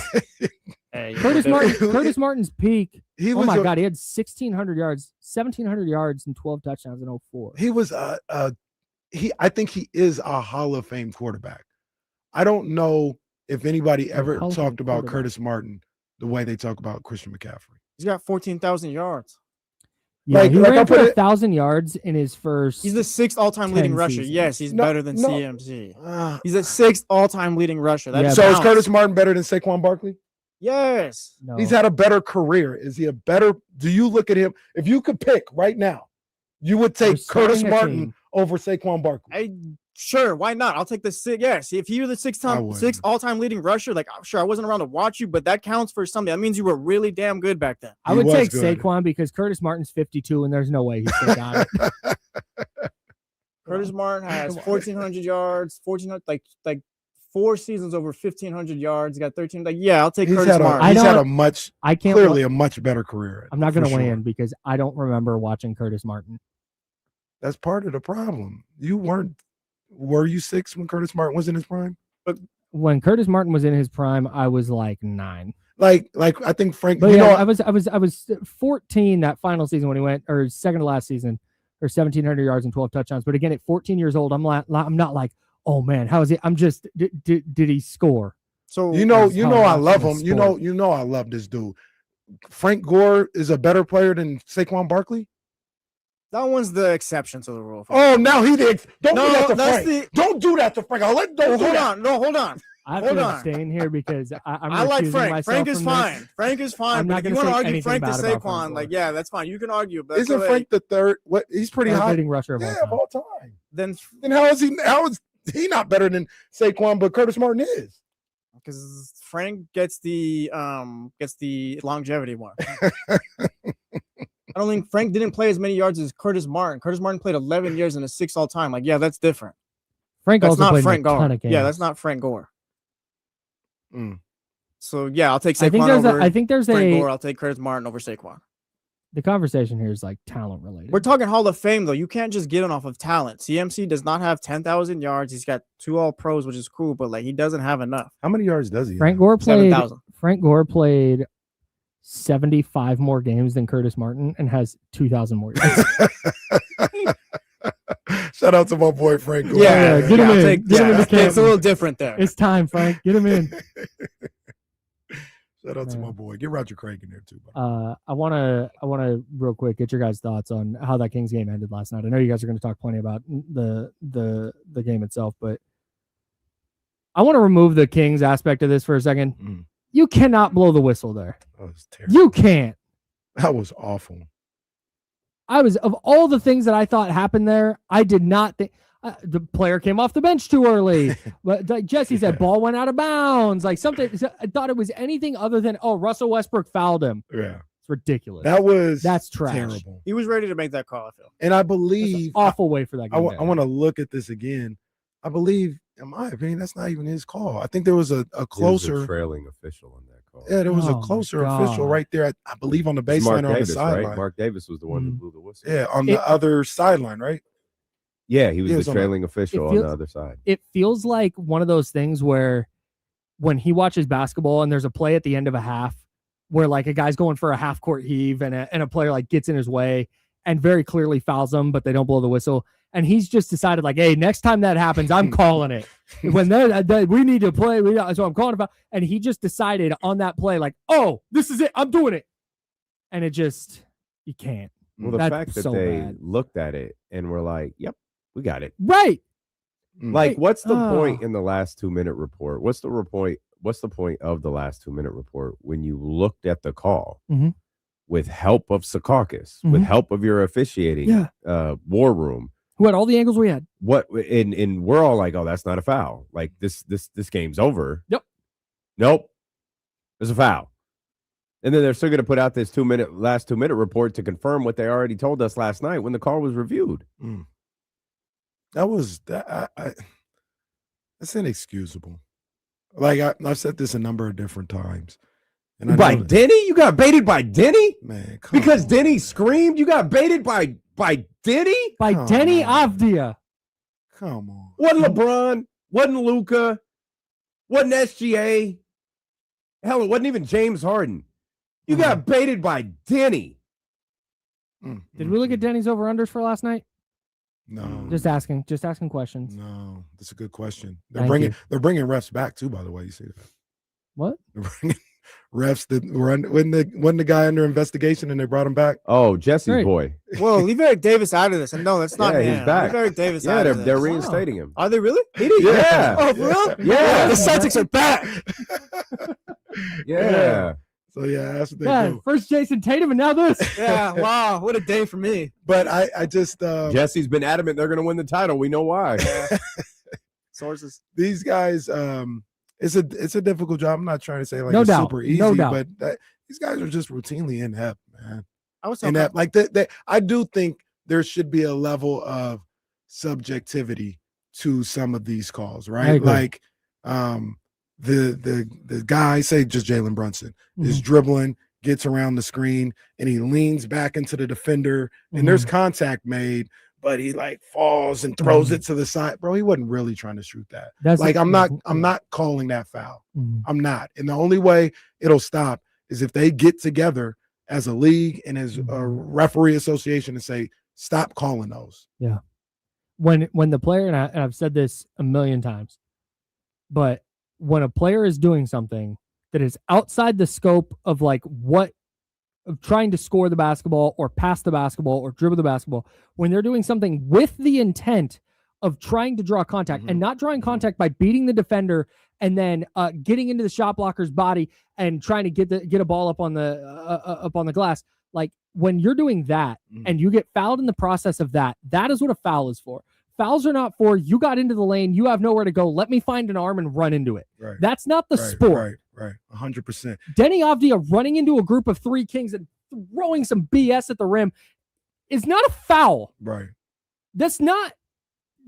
the Kings should not be punished for what the offensive player did with that. Doesn't no. That's not how any of this works. And in my opinion, Adam Silver worried about inside the NBA. You need to worry about that. Fix that. You worried about what people are saying when they're broadcasting the game or on their hour-long shows. Worry about the fact that this isn't even basketball half the time. Mm-hmm. And he'll never address that. He never does anything about that. He want to go to Europe. He want to talk about inside the NBA. He want to talk all this other stuff. Talk about the fact that half the time this stuff isn't even basketball, bro. Mm-hmm. Maybe it's ref the way he wants it, though. It's a highlight league. People are still getting their highlights or whatever. That's not a highlight. Not even a little. You know what I'm saying? Yeah. Like if you worried about it being a highlight league, that's not a highlight. I've never once gotten a notification like, watch how Shea Gilgeous-Alexander drew this foul. I hope you got your notifications on for me because I'm going to tweet that today, and then the notification will come up on you, like on your. I strongly discourage anybody from turning Kenny Caraway notifications. No, I get those from. I had to buy League Pass because NBC and I get Fubo TV through work. So must be nice. It is. But they have. You're over here bitching about Odyssey Awards, but it's fine. Dude gets free TV. I get mad about a little ass plastic trophy. I get free TV for the second full-time job I do. No one's impressed. Sorry. No one is NinersWire.com, everybody. No one Google is me. impressed. Google me. But they have. Look at me. I work hard. Google my blog. But they and NBC have a rights dispute right now, so I get no NBC. So I had to go buy League Pass to watch the Kings. Damn. Oh wow. That's tough. That's crazy. It's a bad return on investment. Yeah. Nobody's talking about that either. I didn't know that was happening. No, yeah, I mean it's Fubo TV. Well, they got a subscriber base. It's pretty small, and they're on the verge of a merger with Hulu, Disney, and all of that. So it's kind of getting buried. Yeah. And Disney's not taking the heat for this because it's their second one. It's like a month. They're like, hey, this merger ain't all the way done yet. So y'all go ahead. Y'all clean up your own yard. When are we moving this show to Netflix? As soon as they give me that Charlemagne contract, we can move it wherever you want. Charlemagne contract. You see what the bag he got? I saw a tweet. That's funny. He said me. Money. He didn't say us. Wow. The Breakfast Club didn't get that deal. Charlemagne got that deal. So that's why I said Charlemagne. But a 5-year, $200 million. So 200? $200 million. They maxed.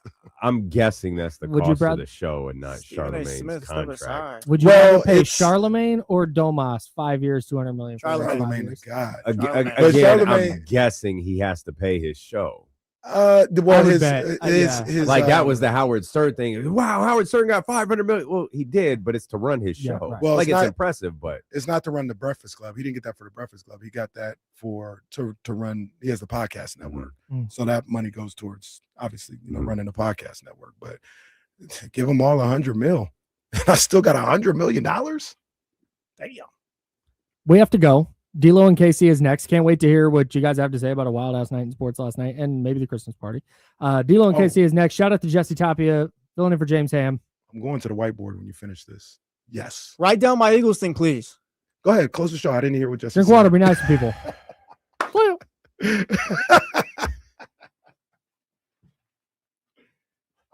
Here's a take people don't like. Ebro's show wasn't even good. That's fine. Kyle told me to go to hell, so I'll just go there now.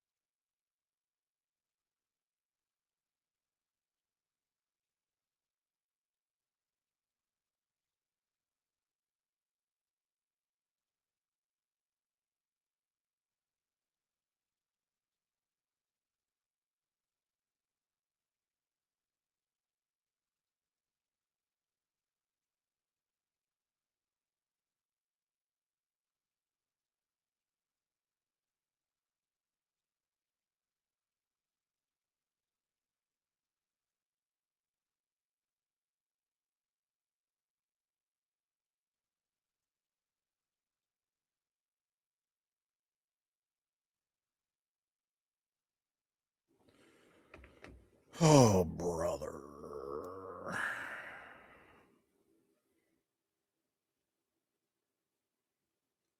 Oh, J-Bo, you getting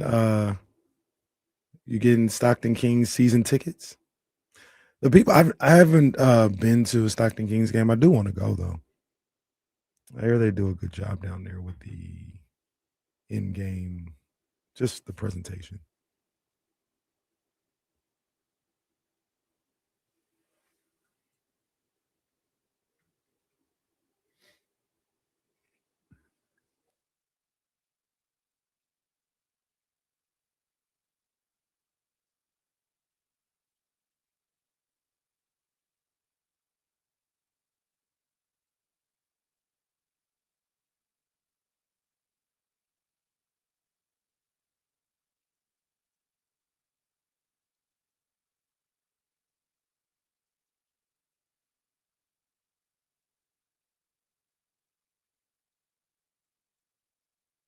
Run that back. Your mic was off. I was saying Daquan Jeffries was in the building today at the showcase for the Stockton Kings. He looks older. What was that, 5 years ago? Was it that long ago? Was he there at the start of the show? Yeah, because hit the Quan. Yeah, I guess he had to have been. Yeah, huh? he was a Monty guy, and one of Monty's first acquisitions. I still think he can play. Always thought he was pretty solid. Oh, there it is. Thank you, sir. Yeah. We got him screaming D-Lo, KC, D-Lo, KC, D-Lo, KC, D-Lo. We got him screaming D-Lo, KC, D-Lo, KC, D-Lo, D-Lo. We your number one spot. We your number one spot for some sports, huh? Got the city going crazy when we work, huh? We top two, but we ain't two, we in first, huh? And when you need the real, we is who you search, huh? D-Lo, KC, D-Lo, KC, D-Lo, KC, D-Lo. We your number one spot. Let's go, baby. There it is. Hey, let's let him ride one more time. It's the final episode of D-Lo and KC for the year. Yeah, man. Now, just for the record, we will be here Monday and Tuesday of next week, leading into the Christmas holiday. We will be here Monday and Tuesday of the following week, leading into New Year's. It won't be D-Lo and KC. Me and Kyle are going to work together next week. James and KC are going to work together the following week. We found a way to just kind of manipulate everybody's time off and make sure everybody got the opportunity to recharge while still being able to bring you local programming here on ESPN 1320. So tap in for all of your, if you're traveling next week, last minute shopping, if you're just hanging out, we're going to be here, man. And we've got two Kings games over the weekend.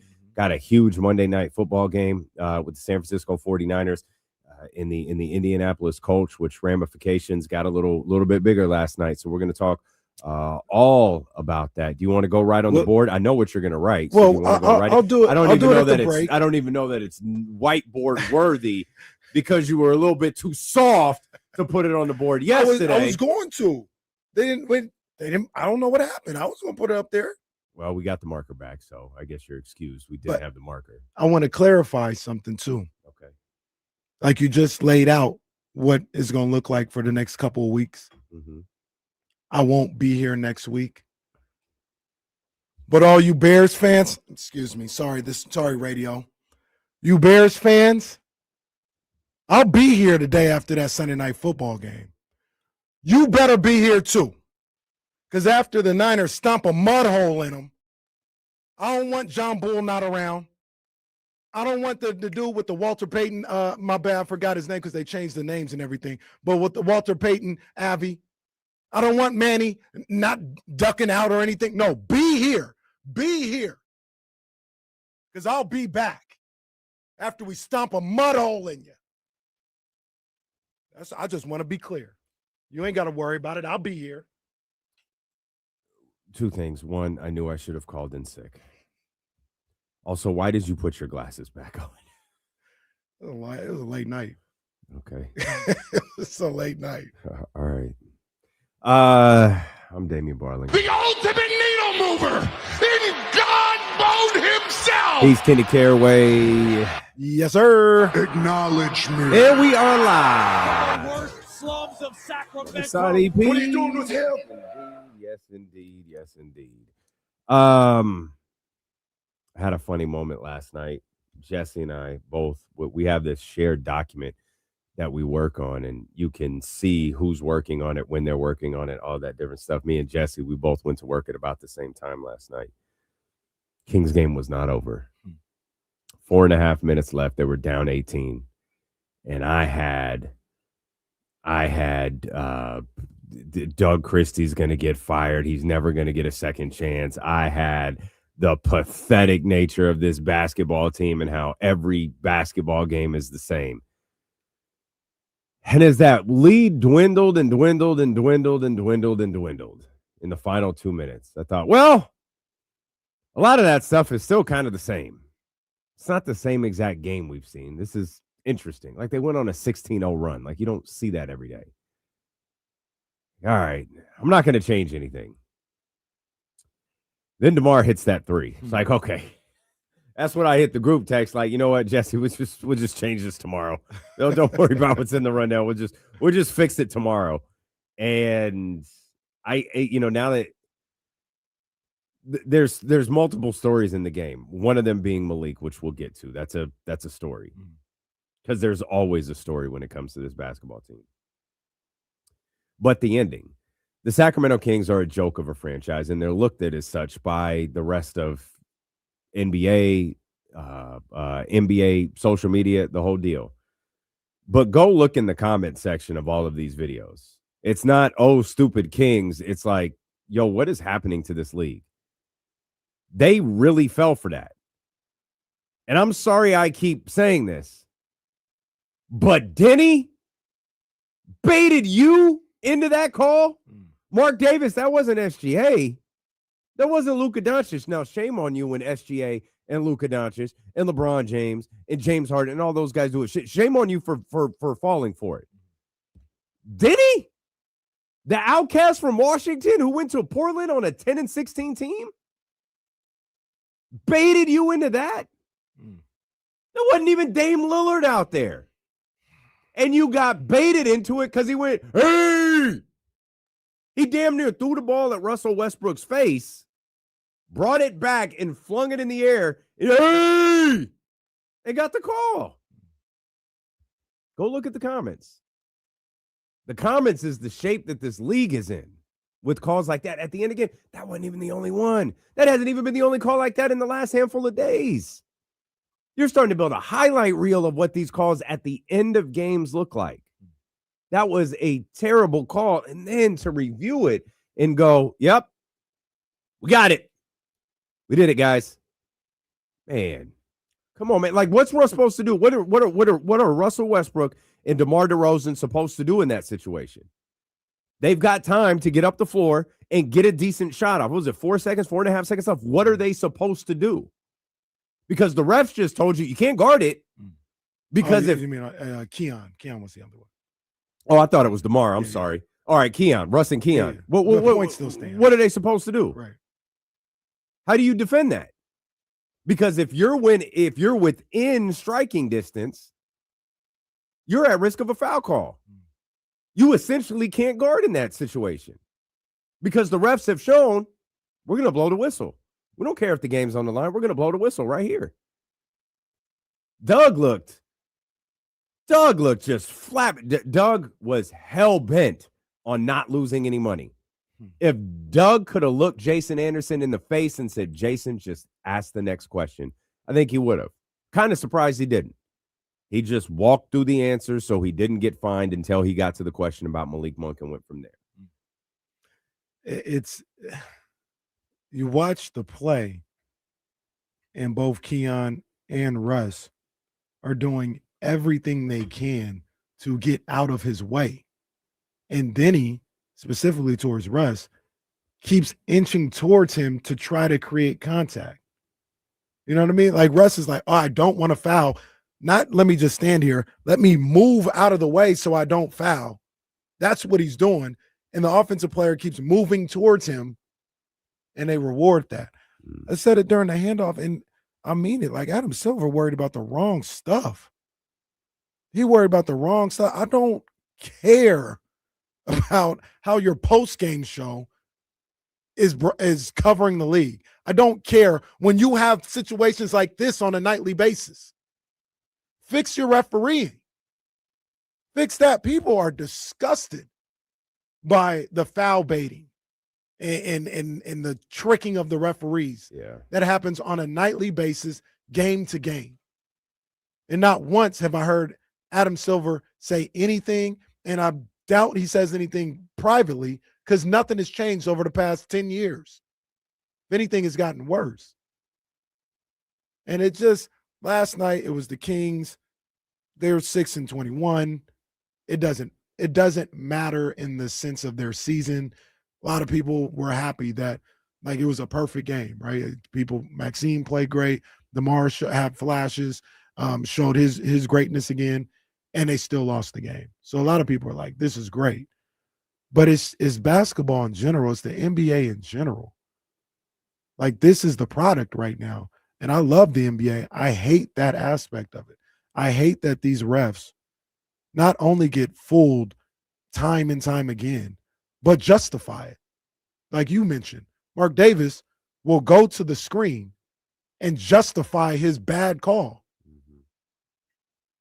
That is a major problem. We watch the Olympics a lot together, the Olympic basketball and even the FIBA World Cup a lot. And it's a different game. Yeah. The physicality that is allowed to go on is different. Sometimes it goes too far, but a lot of times it's like, I'm not falling for this stuff. Like, you got to really get fouled. I watch a lot of Eurobasket. It's a different game. And the players adjust. The players know, all right, this little fall into the side stuff ain't going to work. I better be strong with my attempt to go to the basket or my attempt to get this shot off. They'll adjust. But yeah, I don't not like Adam Silver like a lot of people tend to. He's fine with me, but his mind is in the wrong place, and it has been for a couple of years now. He hasn't addressed this at all. So that is just part of what happened last night. The other part is this was just kind of a back and forth game for about 3.5 quarters. Then as you got into the fourth, the Trailblazers started to create some distance. And then you got to that point with about 4.5 minutes left off a made shot. I think it was a Russell Westbrook turnover, and then another made shot got the deficit to 18. Like, wow, it happened again. It's like Jesse had a note, like every Kings game is the same. Like, you fight, and either you make a push till the end or you do what happened last night and you just implode and the game ends. Fully expected that game to be over and the deficit to be much worse than it was when it was at 18. I think when they got to 2 minutes, it was still like 14 points at that time. They deserve a lot of credit for the way that they fought back and they took advantage of opportunities that were given to them by the Portland Trailblazers. They took opportunities from the Portland Trailblazers to get themselves back into that game, but it was just kind of the latest example of just how bad this team has become. Like, this is one of the worst basketball teams I've ever watched. It's brutal to call them a basketball team. It's a collection of individuals. Max and Russ look like a hell of a team right now because they were two guys who were really behind that 16-0 run. Like Russ and Max, that 2-point game, they had one miscommunication all game. And it almost cost them a game on that offensive or on that defensive rebound on that free throw. But I didn't have, with the end result still being a loss, as controversial as it may have been, I don't know what to make of that comeback. Like, I think finding yourself in a deficit of 18 like that, and just the series, like it's literally unraveling. It's the James Ham sweater thing where you pull the string and just the whole sweater falls apart. That was happening to them over a stretch of like 2 minutes. And it was quick. It was like a 6-point game, 7-point game, 8-point game. And then all of a sudden it was 18. And it was that quick. And I don't know what you do with that. The end result still being a loss. Granted, you got there a whole lot differently than you were at with 4.5 minutes left. Mm-hmm. But still, the end result is a loss, and I don't know what to do with that 18-point comeback. Watching them have that comeback in the fourth quarter, and even watching them towards the end of that game, like specifically when DeMar hits the shot to take the lead, that was the game-winning shot.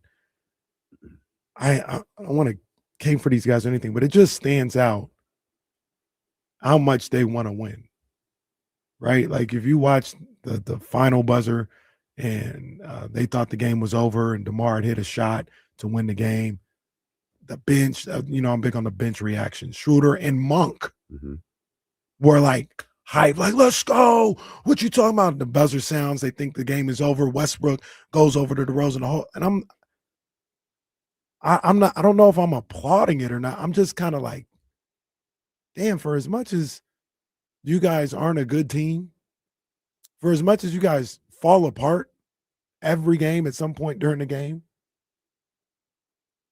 this is the energy that you guys have.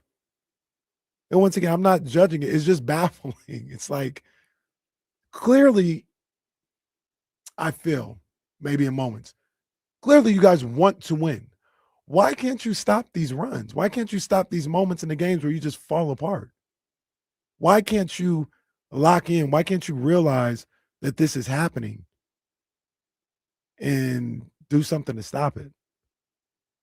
I don't know. I don't know why they can't. I don't know what happens. I think a lot of times when you hear them talk, somehow, some way, they don't know.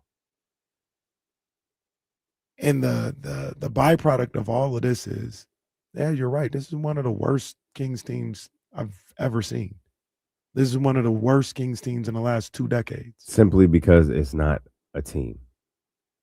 It's not a team. It's just a collection of guys. I don't question that they want to win. I don't believe that Portland again tomorrow, I don't think the Kings can win that game. Houston on Sunday, I don't think they can win that game. You can run off the next 50 games, and I'll look you right in your face, glasses or not, and say, I don't think they can win that game. I don't believe they can win games I don't believe they can win a game that they're in. And we said this weeks ago. Next time they win, I'll be surprised. Every time they win, I'll be surprised. But I'm nobody. We're nobody. My fear, my frustration is I don't think they believe they can win. And that's why those runs happen. It's almost like, we knew it. It was only a matter of time. We knew this was going to happen. Russ turned the ball over. DeMar missed the ISO. This is what happens. Oh, now we got the kid out here trying to shoot from the elbow and miss by 4 feet. This is what happens. And the kid's turning the ball over. Keon's not defending. You just run down and now you're just trying to get to the end of the game. And with Russ and Max, you go back and you watch that. Russ and Max spearheaded that. They kept playing. They were running plays, the two of them. Russ to Max, Max back to Russ, Russ back to Max. They were getting baskets. And the crazy thing about that final 4.5 minutes, it's not like they were stopping Portland. They had that 16-0 run, and it's not like it was like 20-2. I felt like Portland kept scoring. I was like, how did they have enough possessions to do this? They waited until the very end to knock down a 3. I think they took 19 on the game. I just don't think they believe they can win games. And that reaction that you just talked about, the bench, the reaction during that run, that comeback when it became very real. Like I watched the Portland version this morning, and it was sort of funny because Portland didn't realize they were in trouble till it was 113-110. And I think he said as much on the broadcast where like, oh, the Kings are down 3 and we've got a problem now. And then they turned the ball over, and like the stoic call for DeMar hitting that 3 in the corner was like, I can't believe that this just happened. It was more stoic than Al Michaels calling the game winner last night. In their defense, it appears both of them were shocked at what just happened. And I don't know, man. Like this team just isn't this collection of players, this group of guys, these individuals wearing Kings uniforms. It just doesn't feel like they are ever on the same page. And it takes something dramatic like what happened in those final few minutes to get them on the same page. It takes something dramatic like what happened with Miami a week or so ago, because they got off to a great start and they kept playing well. That punch in the face never came. Miami never threw that haymaker. They just kind of kept going. And like that was a moment for them, it felt like, where it was like, hey, they went in there, they got it done. That's a good look. Okay. And, hey, could this lead to something? Oh, no, nothing leads to anything with this team. And I think it's just because they don't believe. Yeah, it's tough to see for some of those guys. And like I said, I feel to a certain degree, I feel for some of them because like we both said, we don't doubt the fact that those guys want to win. They just can't come together, can't figure it out. And to be honest with you, I know a lot of people talk about roster construction and all this stuff. This is what you knew was going to happen. They're not wrong, but sometimes it's just like what it is. Like I've been on teams that we liked each other, like we were talented. We were a team in the sense of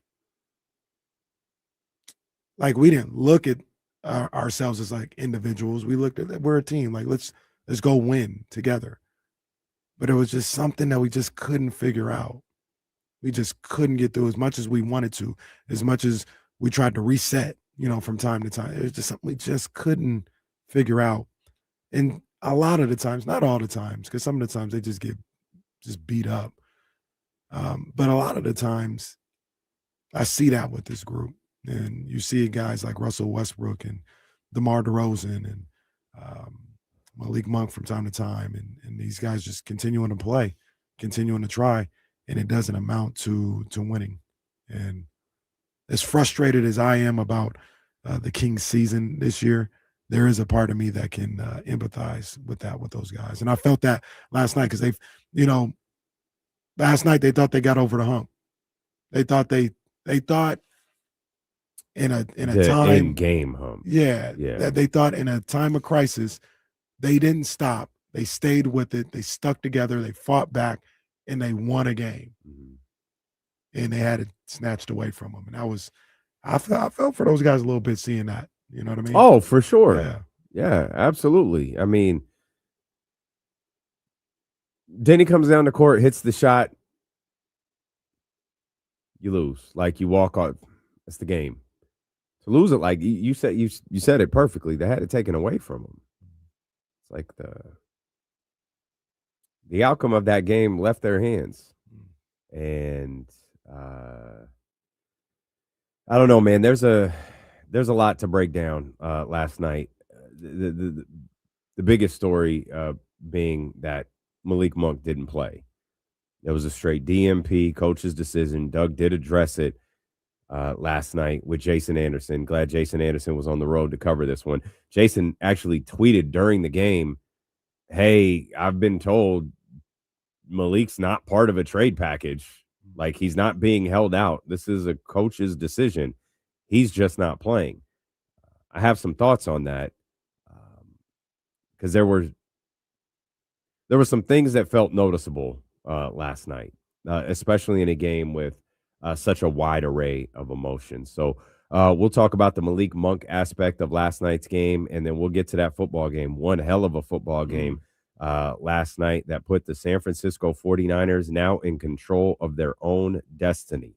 We'll talk about that in the 1 o'clock hour. Eddie Gonzalez will be with us. There's so much more ahead here on the final edition of the year of Dealing with KC on Sacramento Sports Leader, ESPN 1320.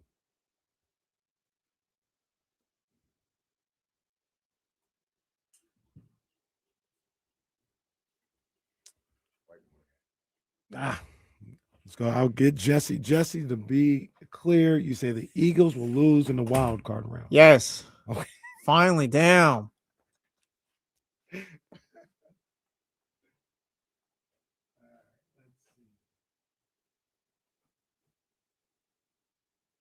We're going to have to clean this board up a little bit. Maybe that'll be something I do next week or the week after. Because there's got to be sections. I think we should get it off in sections. Pause. Hey, pause.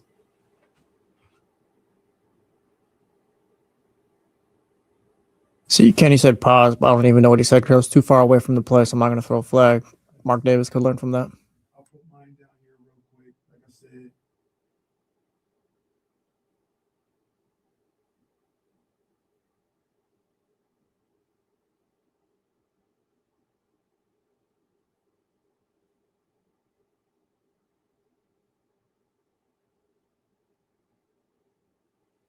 What's today's date? I can't hear nobody, so it's all good. 12/18 is what I said this. Yeah.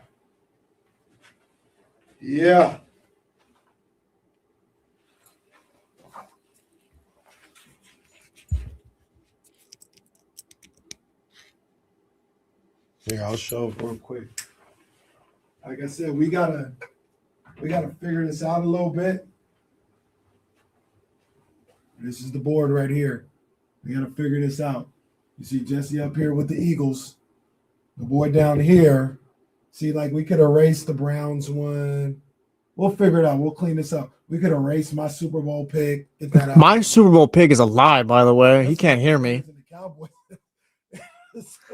Yeah, I don't know. Yeah, we have to fix that. It's on the whiteboard. Jesse, Raiders, Cowboys, Super Bowl. That was ambitious. I don't even know. Can you hear me now? You can hear me now? Yeah. Yeah, I don't even know what we were talking about for that joke to be written up there. We didn't remember what we couldn't. Oh, yeah. What your Super Bowl prediction was. Thank you. Hey, Soren, relax, bro. I said pause. Relax. I couldn't hear what you said because I was too far away from the place. I didn't call a foul like Mark Davis. Well, I said we're gonna clean the whiteboard up, and everybody predict we gotta. I'm at pause, so you can't even give me a flag for that. I said we're gonna get it off in sections. Yeah, you can't. How you gonna tell the official what he can and can't do? They've ran 3 plays since then. You can't go back. Fair enough. I wasn't in the vicinity to call it. It didn't stop Mark Davis. There was 2 officials ahead of Mark Davis.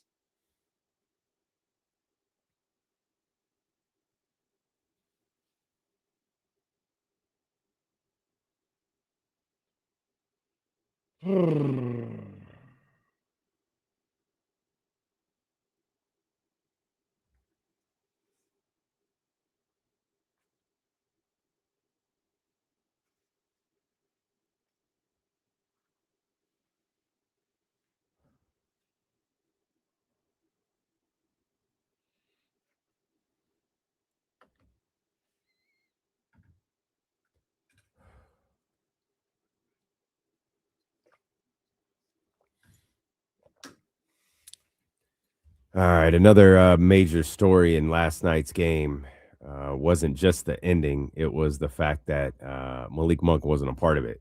Not only was he not a part of the ending, he wasn't a part of the beginning or the middle or virtually anything. And the camera, of course, caught him a couple of times as Drape said, I remember I wasn't really aware we were leaving the Christmas party. And I was trying to, just kind of stream it through the speaker until we got home.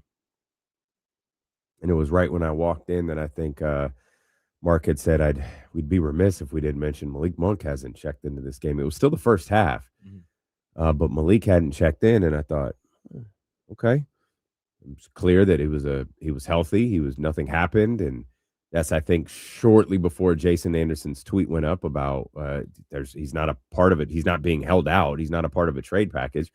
This is a coaching decision. And I think when Jason Anderson tweeted that, it became clear Malik's not playing today. And as that camera caught him, when they were down to the comeback to everything, it feels like, you tell me if I'm maybe off base with this, Malik was told he wasn't playing last night. Yeah. Like we saw Keon, DeMar, and Russ all played 30-plus minutes last night.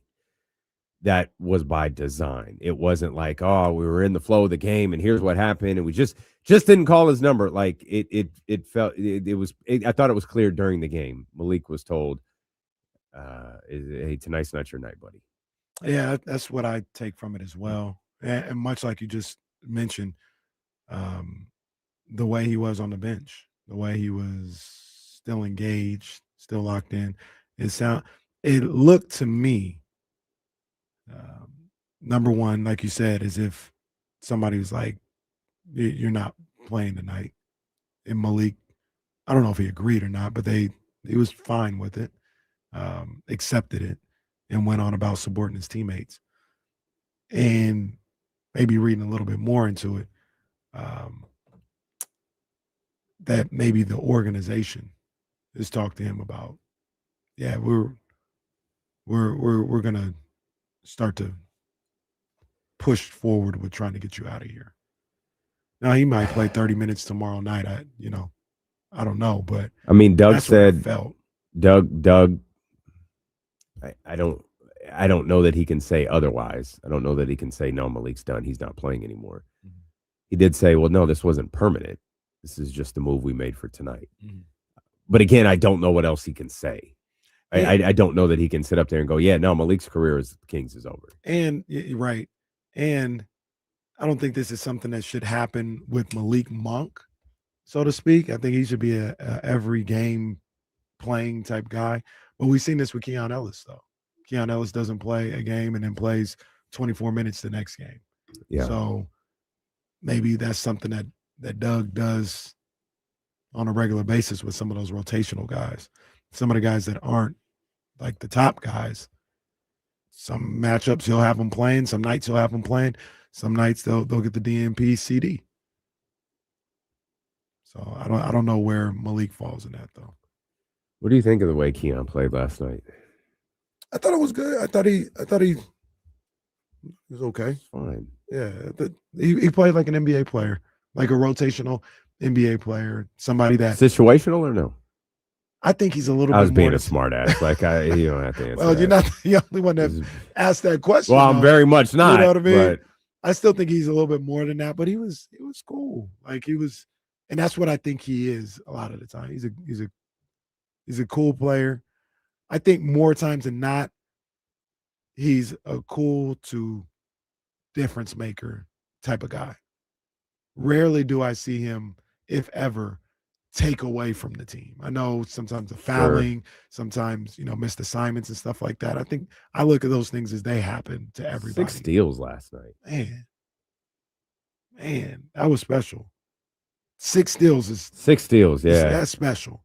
There were other changes too. They moved Precious. Precious started. They had the Zach LaVine situation still going on. That's gonna, it appears, go on for another week or so. Keegan Murray started at the 3. DeMar, moved. You had Max and Precious both in there. Max, obviously we're going to talk a lot about Maxi Reno, the game he had last night. He was really, really good last night. He was really, really good. And we could get to this conversation later, but Doug's going to have to find a way to make sure he gets minutes when Domantas Sabonis comes back, whenever the hell that might be, because no one seems to know what's going on with Domantas Sabonis.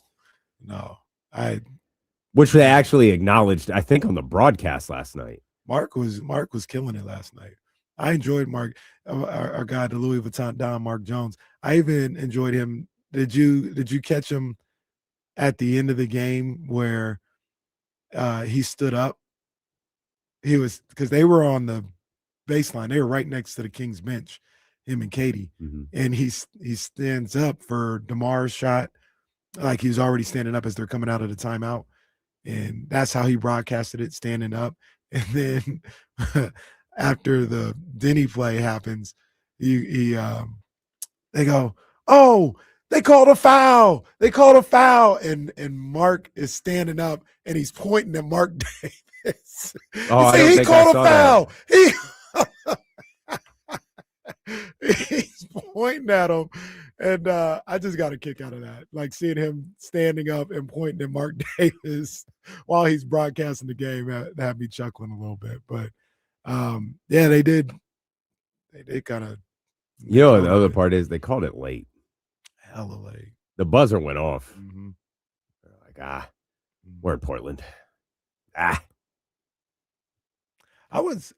didn't notice that last night because when there's that commotion on the floor, like what did they, like they couldn't have called a foul. What did they do? And then Mark does they called a foul, and you see Russ's reaction, and then you see DeMar's reaction, and they're looking around like, I think that's why I thought DeMar was the other defender on the play, not Keon, because the camera caught DeMar's reaction with Russell Westbrook when they're like, what was the foul? I heard the whistle this morning when I watched it a second time. It's like you're watching it, and it's like, all right, let's watch the Kennedy assassination again here and see what happens.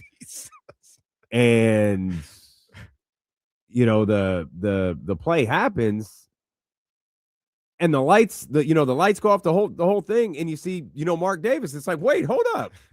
Now I'm like trying to, and this was I was watching it on the Peloton trying to get my run in, and so I'm like, all right, hold up.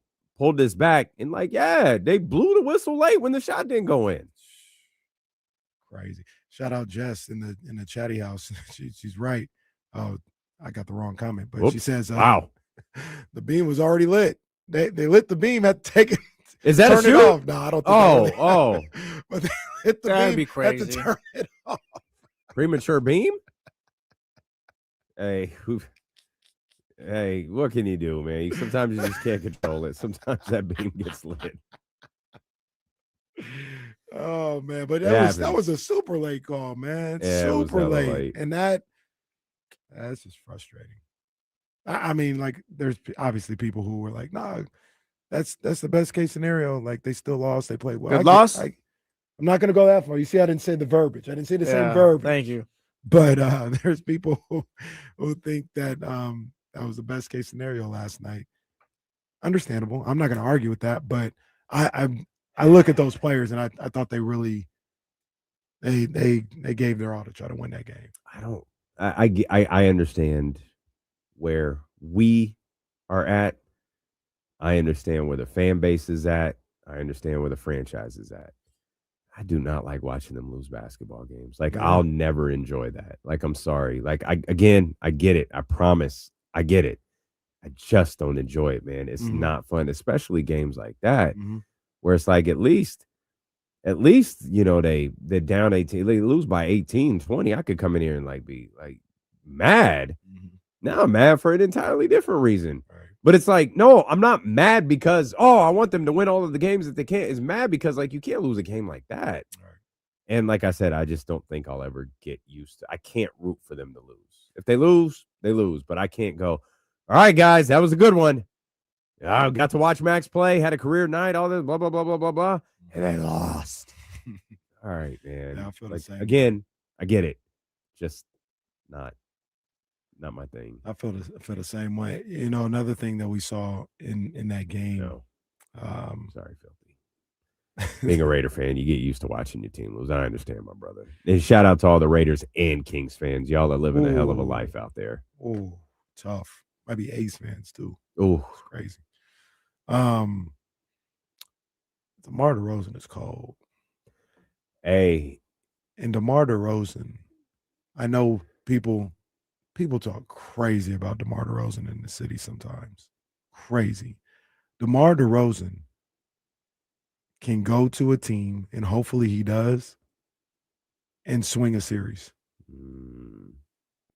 DeMar DeRozan is still cold. Like, he is a guy today that you go to when the game is in crunch time, and he will deliver. I don't disagree. I hope he gets that opportunity. You know what I mean? Go to Cleveland, go to I don't know if the Clippers will get there, but you know what I mean? Like, go somewhere where he can play in the playoffs this year and he can swing a series. And I always just thought it was crazy, like the venom that people would have for DeMar and his style of play and all this other stuff. The year and a half he's been here. Because he's a difference maker on the right team. It's not his fault the Kings are good. Maybe DeMar was misdirected anger. Maybe so, for sure. Because you said it. He's a difference maker on the right team. This clearly isn't it. This isn't the right team. But last night's game reminded me of that Mavericks game last year, where he's like, "We're winning this game." And he does that a lot. I mean, we talked about it last year. I know we got to go, but we talked about it last year. He had way more Mavericks games than Pelicans games. And people will go, remember when we missed like the last 5 in the Pelicans game? Oh, see, selfish ball and all this other. Bro, it was like 7-1, the type of games he'd have that would win it for you and be clutching the fourth quarter. And I think those are two extremes. The Mavericks game is an extreme. The Pelicans game is an extreme. He's really good, in terms of being in the middle of those two dynamics and being a really good basketball player. It's just a shame that they couldn't get a win last night with the performance that he had. We'll get back to the Kings for sure. We'll take a look at the NBA. Our man Eddie Gonzalez is going to be with us in an hour. Always such a pleasure to talk to Eddie. But we're going to shift our attention. Talk about incredible finishes last night, big-time games last night, where there was one on Amazon Prime that has set the faithful up for an incredible 3 weeks ahead. KC wrote on the board, the 49ers will be the 1 seed, and I think he's right. But there's a caveat. Huh? I'll explain. It's Dealing with KC on ESPN 1320.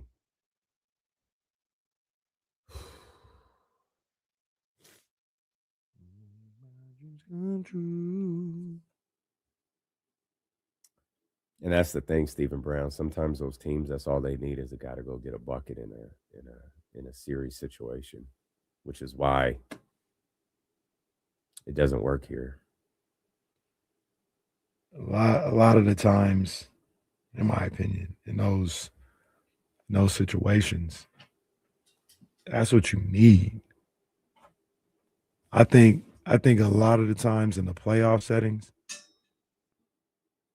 going to get a bucket is the hardest thing to do in those series.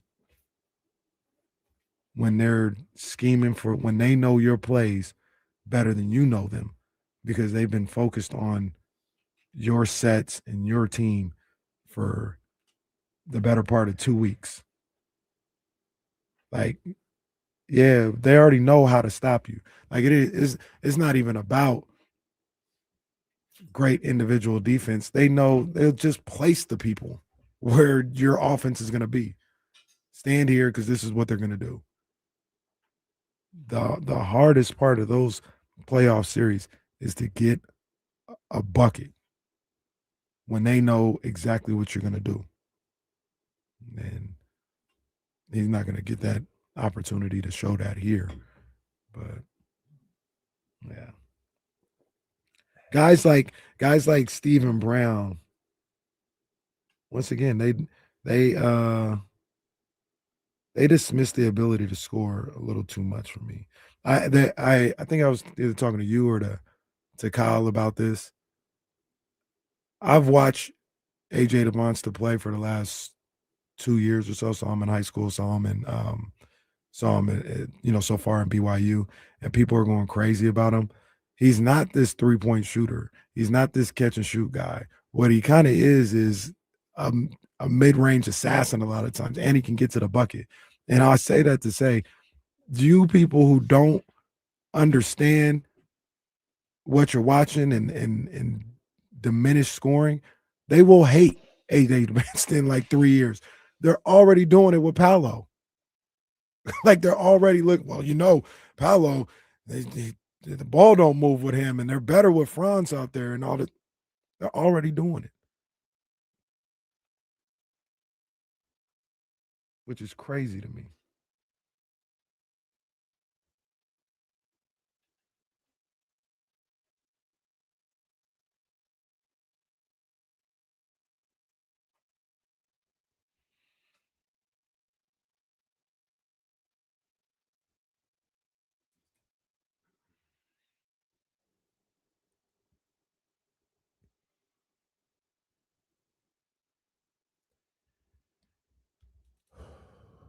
Missed you last night, lazy.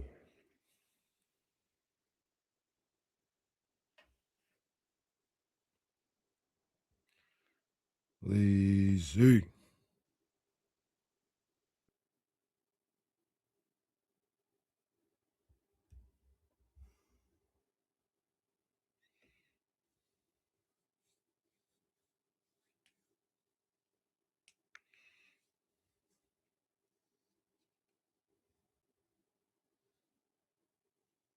It's the wrong shade of green, Zebra. Need a darker green for me and KC to be Christmas. He got his 49ers gear on every Friday. He can't be here Monday, so. Yes, Jess. Friday. Hey, word on the street is Dusty Baker is going to be at Baker Family Wines tomorrow. Oh. If you want to go grab, it's not the only word on the street. Word is them bottles are going to be on sale. So if you're looking for a last-minute gift, man, head over to Baker Family Wines in West Sacramento. Not in Napa, not in Alameda County, none of that. It is right here in the city, Industrial Boulevard, West Sacramento. Baker Family Wines right there. If you're looking for the 755, if you're looking for that dark rosé we talk about all the time, if you're looking for any of the bottles that we have talked about here on this show, they are available at the tasting room where Dusty Baker will be tomorrow. So go by, grab your bottles. They're on sale at Baker Family Wines. You can learn more about them at bakerfamilywines.com. We're talking about winding down 2025. Said this yesterday, man. One of my, if not my favorite thing of 2025 is our partnership with Dusty Baker. Yeah, absolutely incredible. Man, it's special. It's special, man. And if you go down there and you see Dusty Baker, say hello. Mm-hmm. He will say, he absolutely. will say hi back. Maybe have a conversation with you, man. He's the nicest guy, the nicest guy. Dusty will talk to you like you are his oldest and dearest friend in the world. I'm dead serious. I am not kidding. Wrapped up the company party last night, and Kings Blazers dominated my attention. But man, was it a joy to wake up and watch that football game last night. Oh my goodness. The Sam Darnold story was being told. He was going to get eviscerated for what happened last night. Until he wasn't. Until he wasn't. A lot of takeaways last night, but this is your moment. This is what you called for. Seahawks got the what? You were a huge Seahawks fan yesterday. Yeah, 12. We've isolated. I'm a 12. We have isolated. Go Seahawks. It's going to be a miserable Week 18 for you. I promise you that. But the Seahawks got the dub, and now the 49ers are in control of their own destiny. Oh, man, it was as are the Seattle Seahawks. That's true. That's true. I think the only team that's not is the one that lost last night. That's right. That's right. Man, so many takeaways. First of all, I was locked into this game. It's fantastic. Full transparency mode. Full transparency mode. I come home from the holiday party.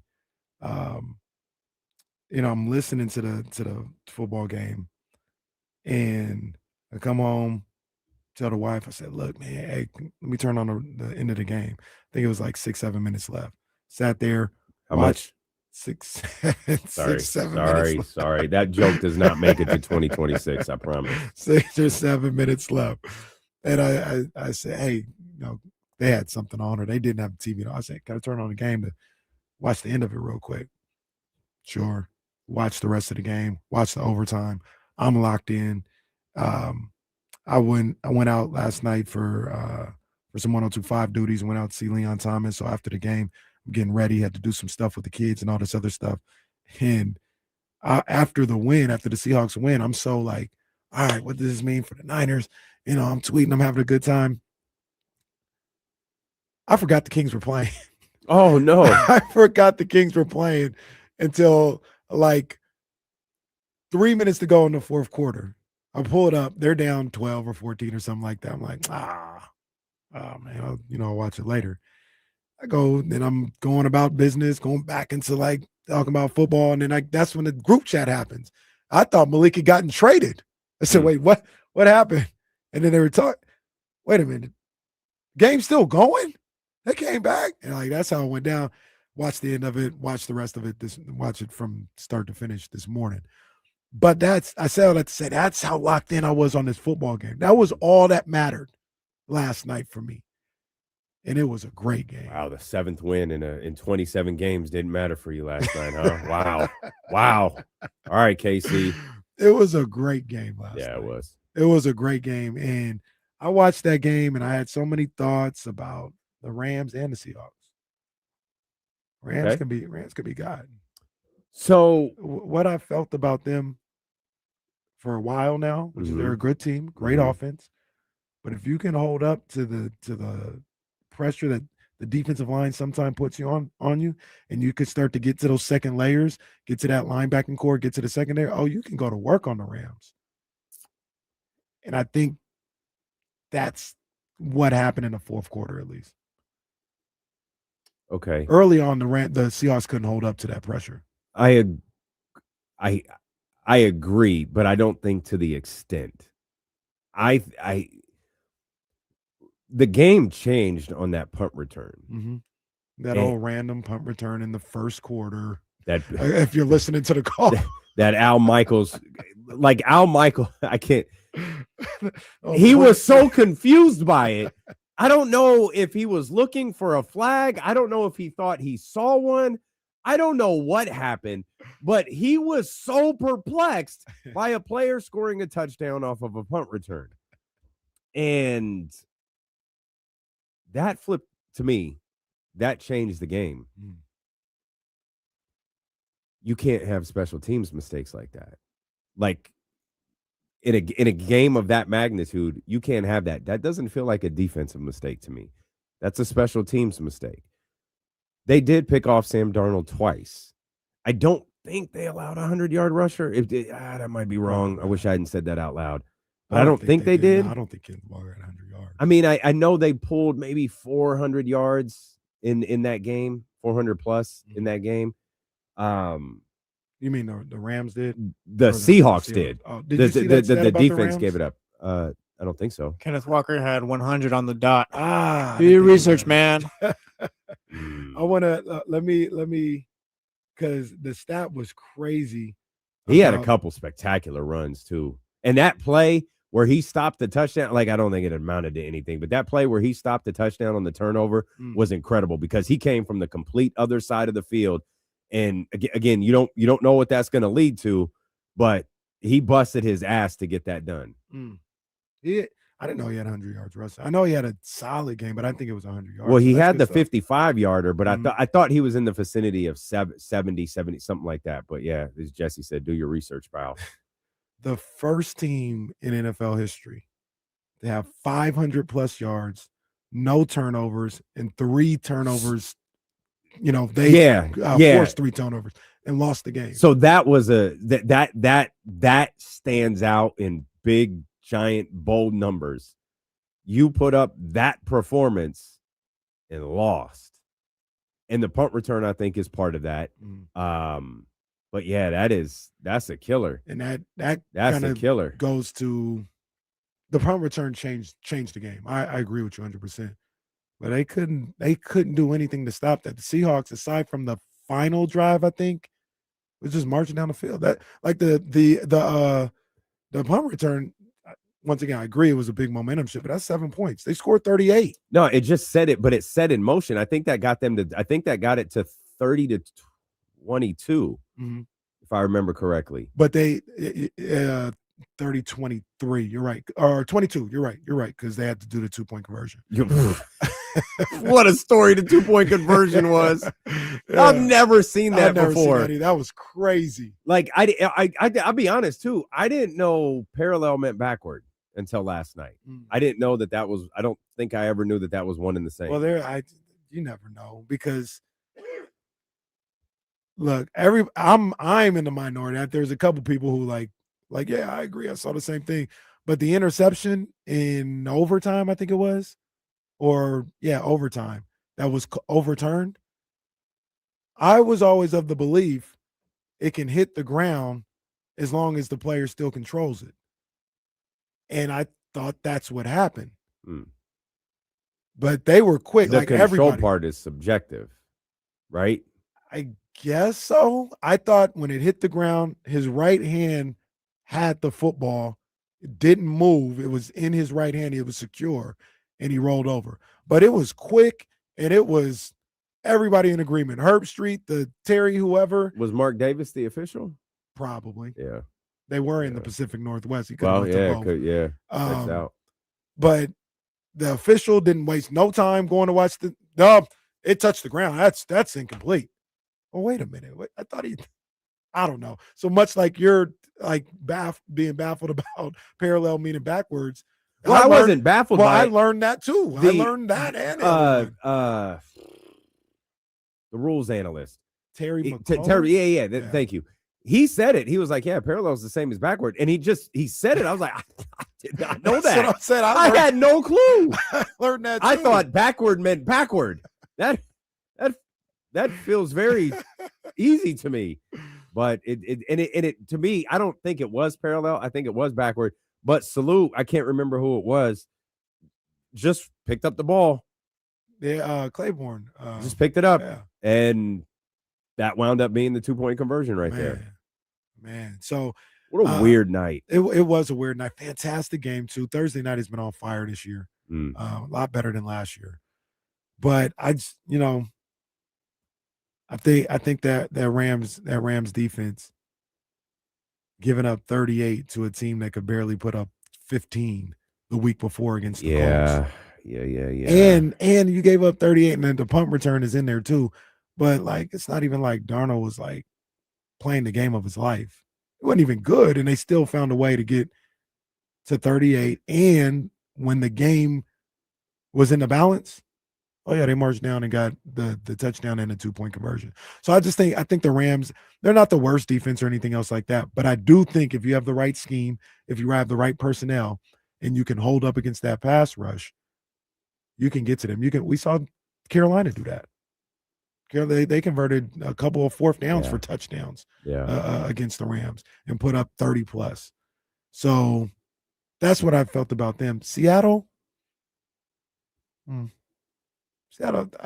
came away from that saying, is anyone in the NFL good except the San Francisco 49ers? Those teams are good, but I'm not talking about being good or not. I'm talking about being unbeatable the way that people looked at the Rams and look at this. And it's a 3-loss, or I mean, for a chunk of the season, it was a 2-loss because they're a really good team. Sure, I don't look at them as unbeatable the way others do. That's all it is. Okay. Same with Seattle. They look at Seattle like, I think Seattle has the best odds for the Super Bowl right now. Cool. I didn't know that.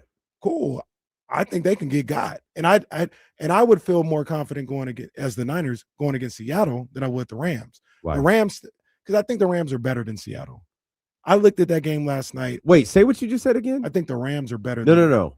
I would feel you'd be more comfortable going against the Seahawks than the Rams. Rams. Because of the Rams offense? Rams offense. Because the Seahawks defense is probably substantially better. It is. But they didn't have the best night. Oh no, they didn't. Like it was easy work for the Rams. That's just what I thought about the Rams. But I also think that was the MVP on the other end of the field too. Well, and Puka Nacua is just one of them ones too. Mm-hmm. Well, he's one of them ones, all right. Good and bad. He is one of them ones, all right. Good. Like poor Sean McVay. Oh no. Al Michaels, I swear to God, on 3 different occasions, called the Los Angeles Rams the McVays. Oh, all right, man. I don't know if he was trying to be funny or if he was senile. He kept calling them the McVays. See, Get him out of there. All right. It's not nice to just let Al Michaels diminish over the years, like where he's talking like that. Like, just get him out before it gets worse. What was the guy's name? John Sterling, the Yankees radio guy we saw. Well, they let it happen to the Vegas Musburger. Yeah. Though some would argue Musburger stunk for 4 decades, so who cares? I used to like Musburger. I thought he was good. Yeah, I used to like Musburger too until I learned to read.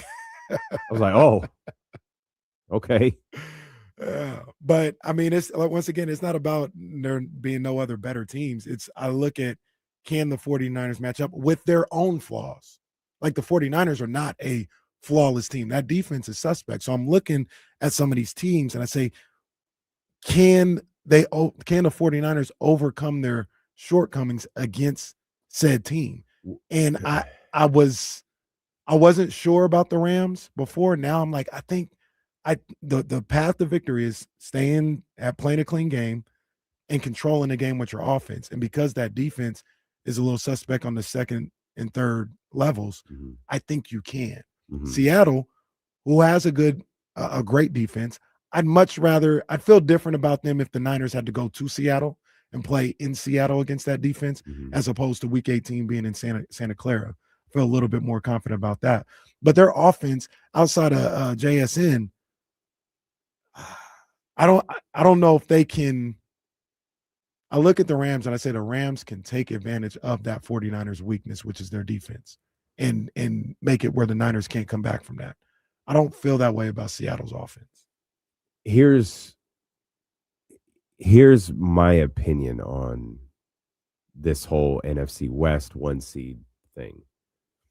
You wrote on the prestigious whiteboard over here. Great penmanship, by the way. Looks tremendous next to Kyle's nonsense handwriting. 49ers will be the 1 seed. Now, granted, that would have had a lot stronger whiteboard material had you done it yesterday. Well, as you can see, it's retroactive. No. Yeah. Oh, Jesus. It's Christ, retroactive. Kitty. Yeah. He wrote 12-18 next to it. I thought that was a 19. 49ers will be the 1 seed. I think you're right. I agree with you. I think they're going to be the 1 seed, but I don't think they're winning the next 3 games. They obviously have to win the last one. And what I think is going to throw this, the one holdup I have is, the Rams going to lose 2 times in the final 3 weeks of the season, especially when they have Falcons, Atlanta, Atlanta and Arizona coming up. And they would have to for this theory to work out. I think Seattle has Carolina next, and then San Francisco. The 49ers easily have the most difficult run of those 3 football teams, with a desperate Colts team with a 44-year-old quarterback who is 1 week into his return. At home, too. A Chicago Bears team that I don't know what to do with. And then you've got that Seahawks game at the end of the year. The NFL is weird. And week after week, we see things where it's like, man, I can't believe that happened. I can't believe that happened. We see it in sports every night. The Pelicans beat somebody last night. Dallas won last night. Like, you have, stuff happens. I feel like that might happen in the NFC West here the last couple of weeks, and it could put the 49ers in a position where, just as you wanted, that game is for the 1 seed, but they don't go undefeated along the way. And the one that I have my eye on the most, because they can't lose. I mean, they can lose to Chicago. You would need Chicago, to for some things to happen to them. The one I'm just really curious about is Monday. And it's just like, they fought so hard last week, and this could go 2 ways for me. They fought so hard last week, the Colts did. They're at it. That was it. That was everything that they had, and it might have been everything that Phillip Rivers had. But if it's not, this. They have to win a football game. Right. And there's that phrase in sports, sometimes the most desperate team wins. Mm-hmm. And I think Indianapolis is more desperate than the San Francisco 49ers. I don't think either the 49ers or the Bears are desperate, though the 49ers lose Monday. It changes the complexion of that Sunday night game for them quite a bit. I think there's a lot of storyline ahead. Mm-hmm. There's a lot of stories to be told in the next 2 weeks headed into that final game against the Seattle Seahawks. And in all seriousness, help my math real quick. Mm-hmm. It's Colts Monday, that goes into Christmas. Mm-hmm. It's Bears Sunday night, that goes into New Year's. So the day after we come back, the day before we come back, that's the Seahawks game. I don't think they've announced it because it could be Saturday or Sunday. Okay, got you. So Yeah. Okay, got you. I just want to make sure I got the math right. Probably after this week they'll announce if it's maybe they'll wait to the last. Yeah, they normally wait till next Sunday's games are done. Well, you're right to announce Sunday Night Football, but I would think if they're still at the point where they don't know if it's Saturday or Sunday, they got to let people know if it's Saturday or Sunday. Sure. You know what I mean? So I don't know. I don't. Maybe they already have. And I didn't see it. But yeah. I mean, I expect the Colts game to be tough. I expect to get everything that the Colts have to offer in that game. Going on the road, Monday night. I expect that to be a tough situation. I expect all three games to be tough, to be honest with you. Mm-hmm. But one thing that I thought about with the 49ers and specifically with Kyle Shanahan, that I don't think they necessarily get enough credit for. And it's okay because you just got to win the games. That's all that matters. Is routinely, since we've been doing the show at the very least, this is their time of year. Final stretch of the season. December and January. Sure. Kyle Shanahan's teams year in and year out, outside of the two where they were injured and just out of it. But when it's winning time and they have a chance to make a move, mm-hmm. This is their time of year. And I feel like if it was the Bills or the Eagles or the Packers, we would lean on that a little bit more. Sure. We would lean on now they've shown that this is when they rise to the occasion. This is when they play their best football. And they're doing it again.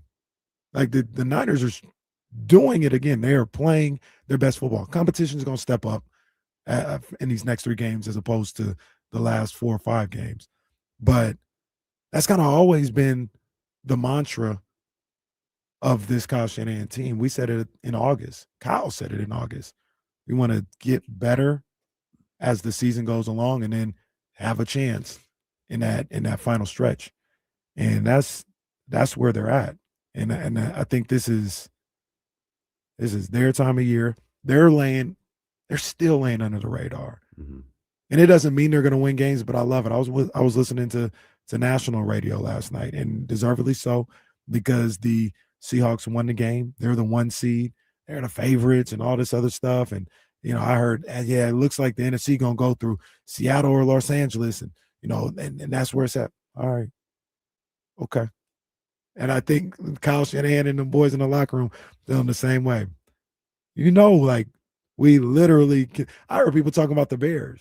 They're like, well, now there's a 1 seed opening for the Bears, and they can get that, which is true. But no mention of the team that literally – one of the 2 teams that control their own destiny. They ain't got to worry about nobody else losing. They went out. Yeah. They're there. Yeah. And ain't nobody really mention it. And I think they like it that way. I think they like just kind of, we're just going to sneak up. We're going to do our job and sneak up and see where the cards may lie. When you say this time of year, are you referring to just December? December and January. I put the playoffs in there too. Okay, let's stick with just January right now. Okay. Excuse me. Sorry. December. Okay. 17-10 in Kyle's tenure as the 49ers head coach. 6-2 since 2021. That's according to ChatGPT, and that math on the 6-2 sounds wrong. 8 games and 8 games and that might not 4 include years? that might not include this year. Okay. Which 8. they've won 3. Yeah. Right? I think 3. Yeah, 3. I would That could potentially be 9-2. 9-2, and I might even raise that up because that's what's that since 2021? How many seasons has there been? 3? 22, 22, 23, 24, 25. There's 4 seasons. So off the top of my head, that's 16 games. So that's why you don't go to ChatGPT for nothing. When was this? Including this year is 16 games. Well, see, that's why. See, 15 games. See, y'all be relying on these AI things, and they don't work.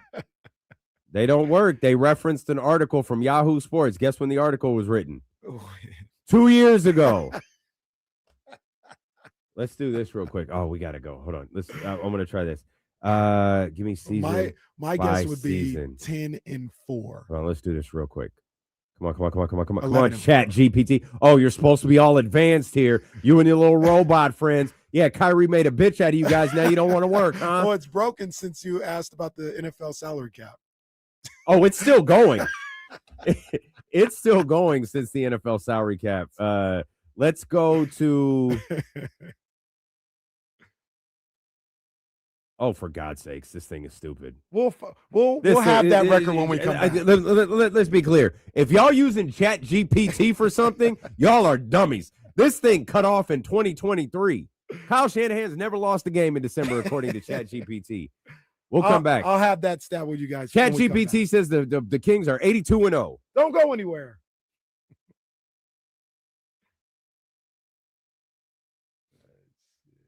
Don't you dare go anywhere, folks. We'll keep the cameras rolling.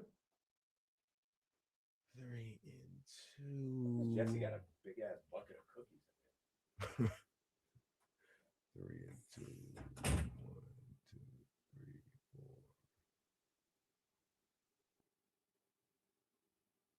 That's 4 and 5.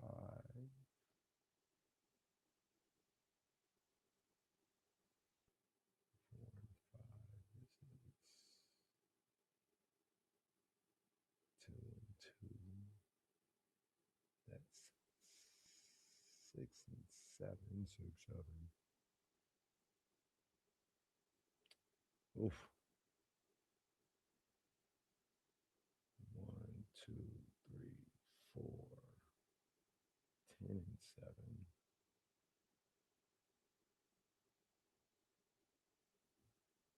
1, 2, 3, 4.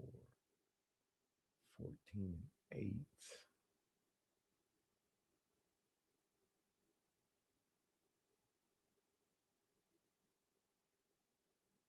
14 and 8, 15 and 11, and 1 and up. 16. You guys will get it earlier because I'm talking out loud. 16 and 11, but if you remove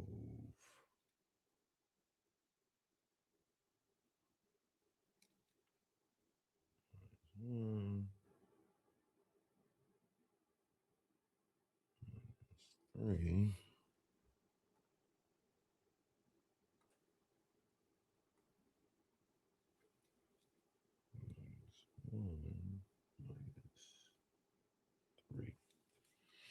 all right. I hope nobody found it because I got the record.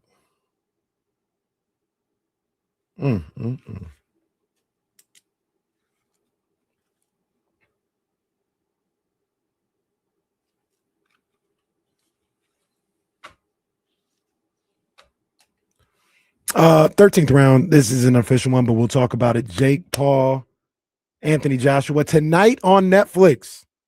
Y'all ain't got to pay for nothing. Y'all got Netflix. You can watch the fight tonight, man. Alicia Baumgartner's fighting on that card as well. That's my girl.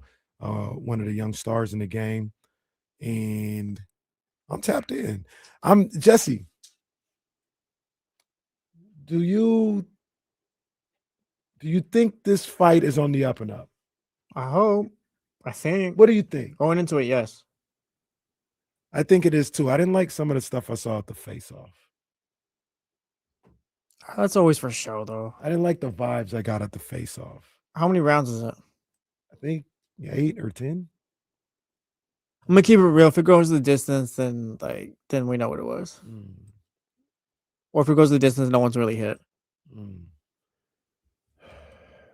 I got numbers for you from the desk of Kyle Madsen. Oh. 12-7. Kyle Shanahan is 12-7 in December since 2021. 10-4 in January. 27-18 overall. I got some numbers as well. I didn't get them as quick as Kyle. God, let these numbers be the same. Well, I think they are just some different premises. I went back 1 year to the Super Bowl year, the 2019. Okay. And included this year. So if you include all that, it's 16-11 in December. If you take away the 2 years that they weren't contending, 2020 and 2024, yeah, he's 14-5 in December. When the games count, 14-5 in December since 2020. It's this time of year, man. It's their time of year. This is when they play. Once again, that doesn't guarantee a win or anything like that, but this is, you'd say that's a pattern, right? Like we've seen them in Absolutely. 2 different seasons. Like they've kind of struggled as the season gone along, and then once November hit, they take off, and that's kind of been a little bit what happened this year. They were good. They dealt with injuries. I think the low point this year was 5-3, maybe 6-3 in the middle of the season because they've won 5 straight, right? So it might have been like it was 6-4. 6-4 was the low point of the season after they lost to the Rams. They're now 10-4. Okay. Won 4 in a row. That game, it's a little earlier than the premises, but that loss to the Rams was on November 9th to put them at 6-4. Okay. They won 4 straight. Like, this is what they do. Once again, the level of competition is going to step up. Sure. And that matters Absolutely. too. You can make that argument it's going to start Monday. Absolutely. No, that is when I'm starting it. I think even though I don't think the Colts are going to make the playoffs and stuff like that, they're still a good team. Oh, I got you. You're saying the level of competition over the course of the last couple of weeks. I'm sorry. Yeah. I thought you meant in December and going into the playoffs. Oh, yeah. No, like starting on Monday. I got you. From what they've seen the last 4 games, it's going to be a different level of competition for the rest of the season. Yeah.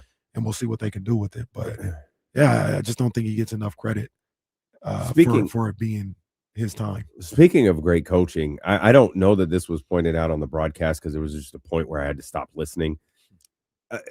Mike McDonald recognizing we get nothing, absolutely nothing, if this game is tied. I think Kirk did say that. Okay, of course it was Kirk. Of course it was Herbie.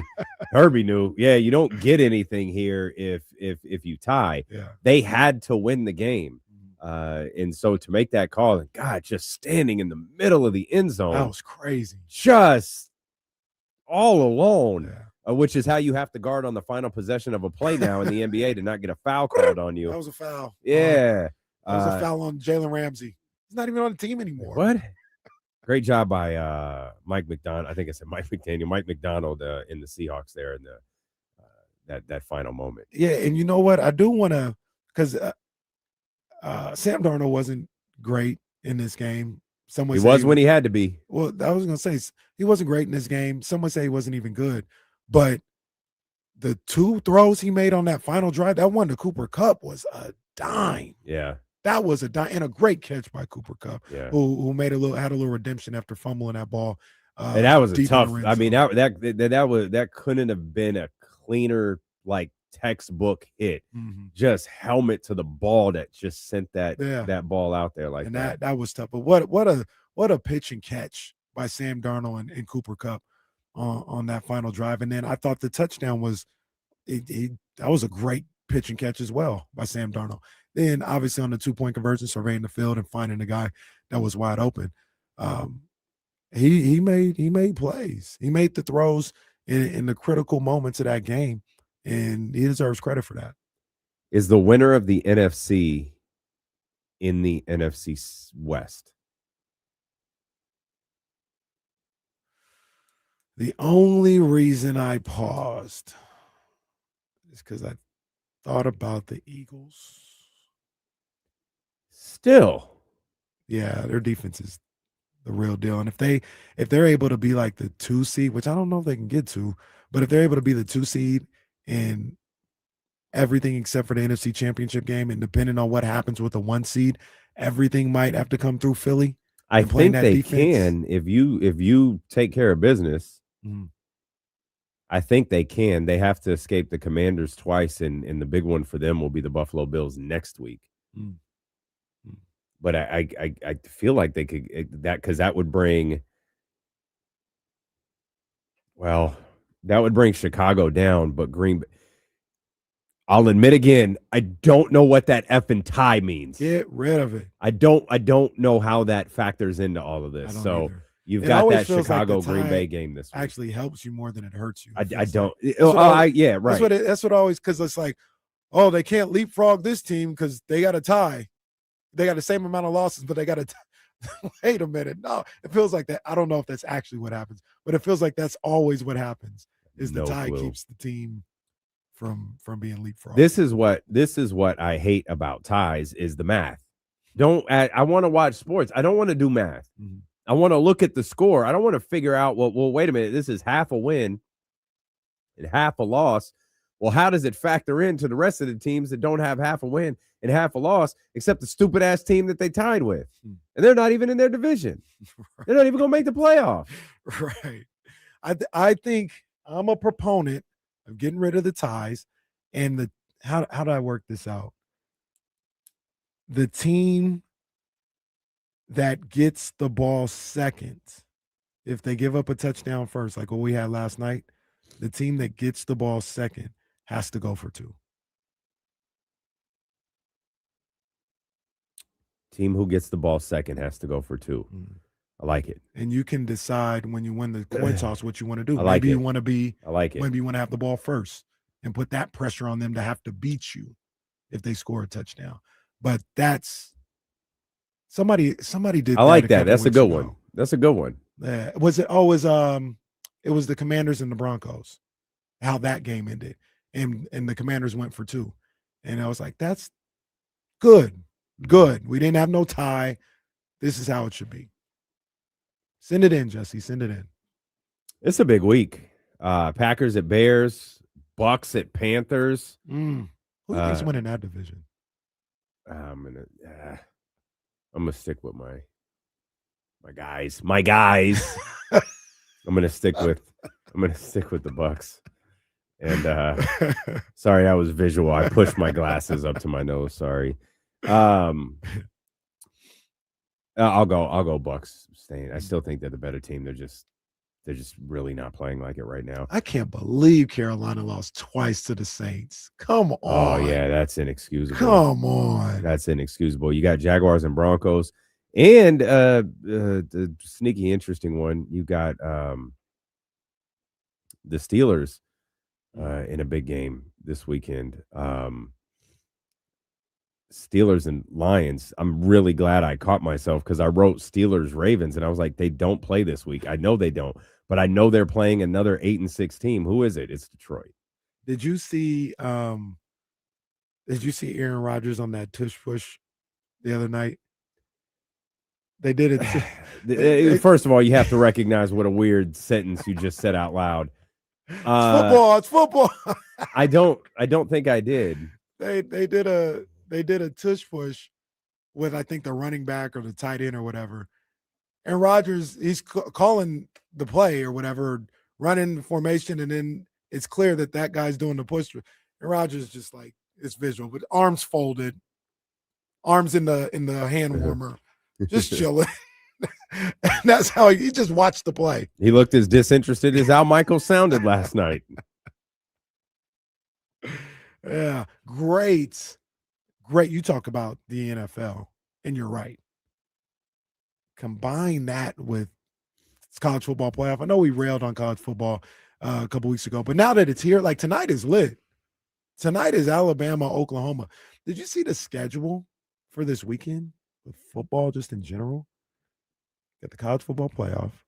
And I think on Saturday at the same time, you have Miami and Texas A&M going up against Packers Bears.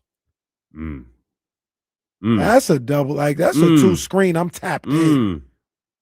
I'm tapped in. To mention the games that you talked about on Sunday. Good weekend of football starting tonight. Bama, OU, you got me. Other than that, Miami A&M don't do nothing for you. Yawn. James Madison, Oregon. No, I don't. Absolutely not. I want to see what it looks like.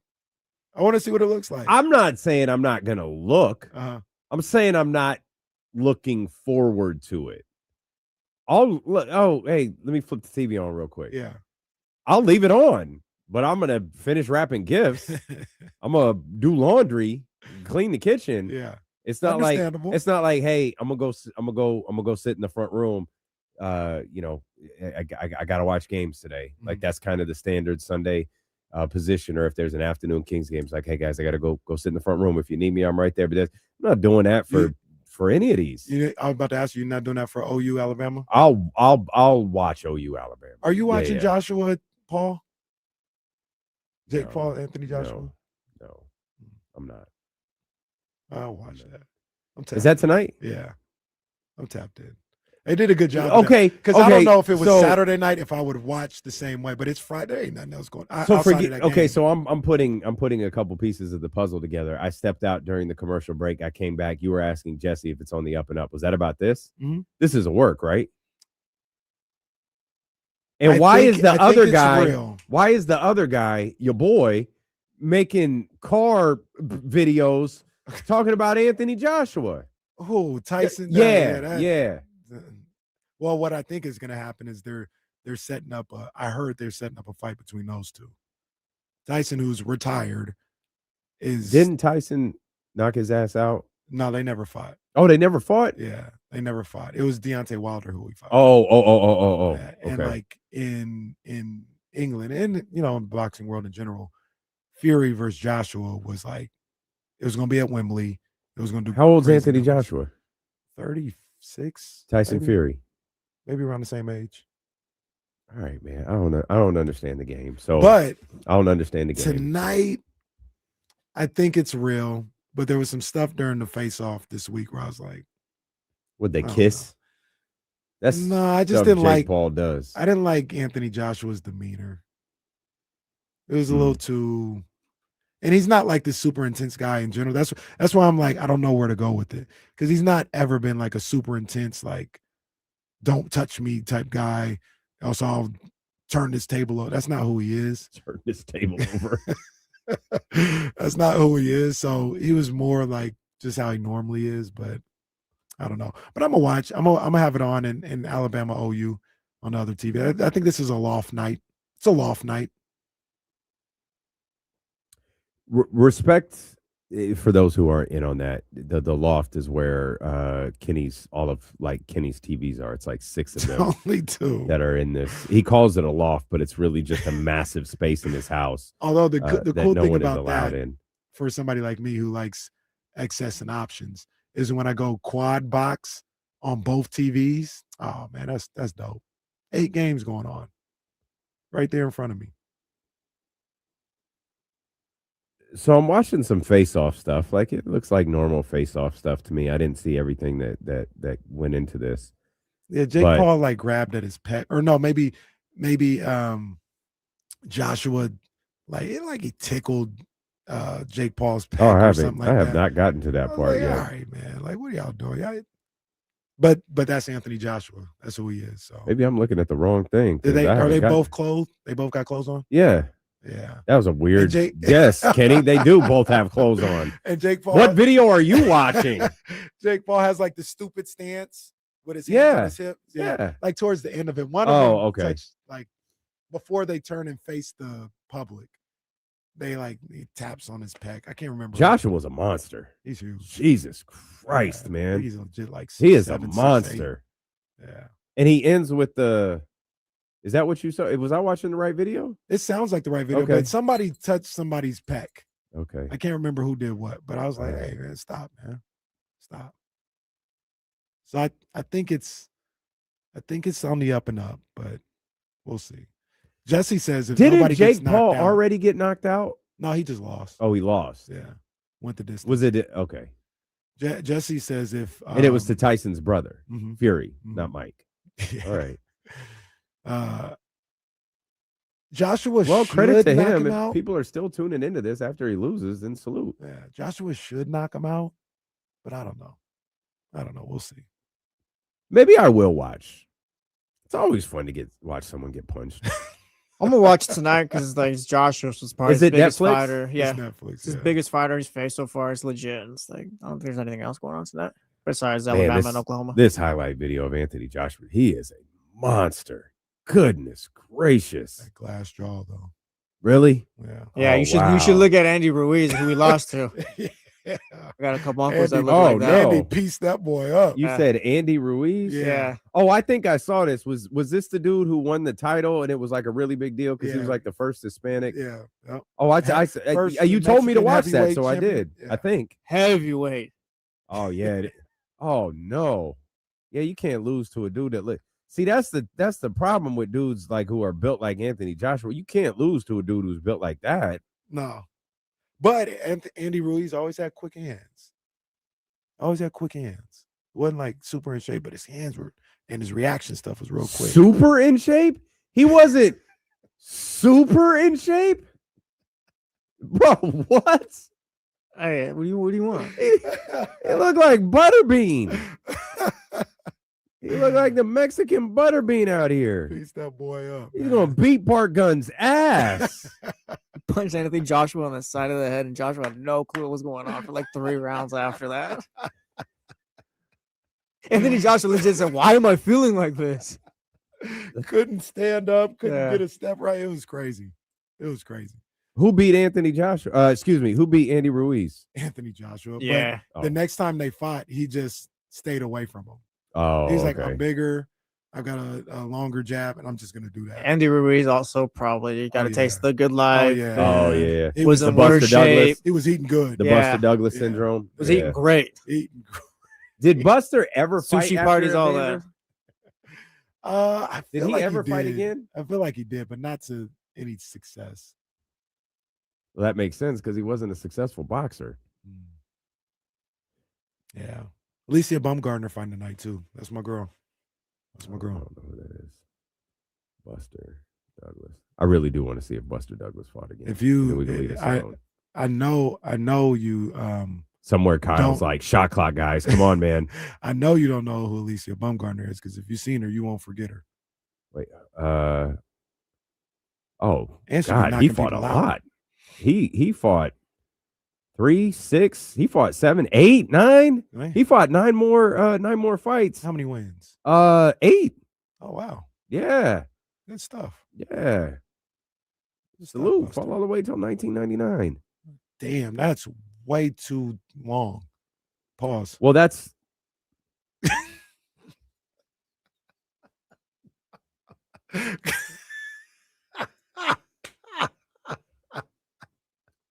Flag was thrown for the radio. Hold on, just real quick, because I'm trying to get better at this. Because I'm gonna have a lot of free time. Not next week, but the week after. What's today? December 19th. 2:06 p.m. That's way too long. I'm gonna find that soundbite. Oh man. Find that soundbite. But 99, he was in the middle of his career in 90. He fight till 99. Well, I don't know who these guys he was fighting are, but he finished 30 8-6-1. That's a great record. That is a great record for Buster Douglas. Yeah, for anybody. I think Manny Pacquiao has 6 losses. That's a great record. Eddie Gonzalez just said, what did Eddie say? Is he good? He said he's going to be a few minutes late. Okay. Did you I know we were all focused on Kings Blazers, even the football game. Did you see the end of the Warriors Suns game? I saw it was damn near identical to the Kings game. So I heard about it, but I didn't watch. The only thing I did see is when they said Dylan Brooks gave Steph a shot to the ribs. Yeah. He's gonna do the wrong thing at the wrong time, and it's going to cost his team. Dylan? Yeah.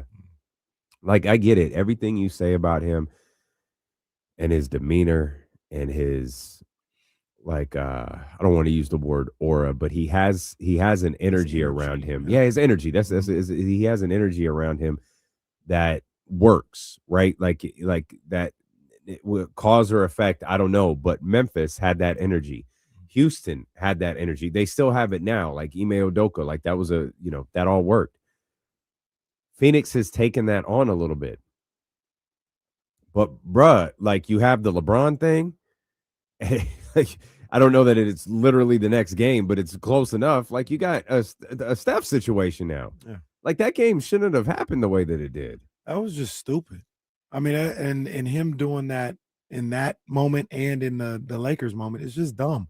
Like, there is a difference between having that energy, doing that in the first quarter, as opposed to when the game is on the line. That is not the time for any of the antics or the little slick stuff. Right. Like, that's just dumb. Can't do that. He's got to know, and he's got to realize at some point there's a time and a place for everything he does. I don't have no problem with what he does in general, but the timing is usually the issue. But see, and that's the thing. It feels like he allows his emotions to get the better of him. So if he's doing that in critical moments of games, what makes you think he won't do it in game 3? Or worse? Yeah. That's the Phoenix won, by the way. We'll make sure we do. The Suns wound up winning. There should have been no conversation about the Suns winning. Yeah. But the Steph play happened with Dylan Brooks, and then all of a sudden, well, I think the NBA just, by the way, this ties into something we were talking about earlier so beautifully. While we were talking a minute ago, Shams just unloaded a bevy of tweets regarding gambling and prop bets and all of this stuff. Buddy, this is a real bad day to do this. Given what happened in the Kings game last night and what happened in the Warriors games last night, I think there's a couple of fan bases looking at your league a little funny. And you know what they're going to do, too? I don't know if the 2-minute report is out or not, but when it comes up, they're going to find a way to word that was the right call. Oh, of course they are. Are you talking about the Kings or the? Game. Of course they are. They reviewed it. Yeah. Why wouldn't they? They're going to say, there it is. Damaging contact was made. Damaging that. Please, I'm begging you, host, to write damaging contact. Let's see. Well, Westbrook raises his right arm into Avaji's arm and initiates contact that affects his shot attempt. After communicating with the replay center, it was determined that the foul occurred prior to the expiration of the game clock. Correct call. Russell Westbrook was getting his hand away from Denny. They attached the video, and they just attached the game film. Not the 4 billion replays we watched of this. There isn't a single video of Russell Westbrook touching him, at least that I've seen. Or definitively touching him. Fair enough. Like, because I see what they're talking about, like the arm goes up, but I don't know. But who initiates that contact? That's the thing. Denny was initiating all the contact. The last 2-minute report says Denny initiates the Russell Westbrook initiates the contact, and that did not happen. Like I said, and that's what they're gonna. They did it. They're gonna say, yeah, this was the right call. Like we don't know. They're Giannising us. They're acting like we're dumb. Oh my God. I'm looking to see if there's any incorrect call. Let's see. Klingon fails to fully clear the lane and is in the paint for longer than 3 seconds. Incorrect call. That's with 1:35 left. I don't know that matters. Correct call, correct non-call. Yeah. I just for the Warriors fans listening, take a quick peek at the end of the Suns-Warriors game. Correct call. Although Moody makes contact to the ball, he also makes more than marginal contact to Goodwin's head, neck area into his arm. After communicating with the replay center, it is determined that the foul occurs with 0.4 seconds remaining on the game clock. And now Shams is out here tweeting about prop bets. What's he? I haven't. Oh, seen yeah. What he's saying. Yeah. Well, okay. We'll talk about it. I'll tell you what he's talking about when D'Lo and Casey return here on Sacramento Sports Leader, ESPN 1320.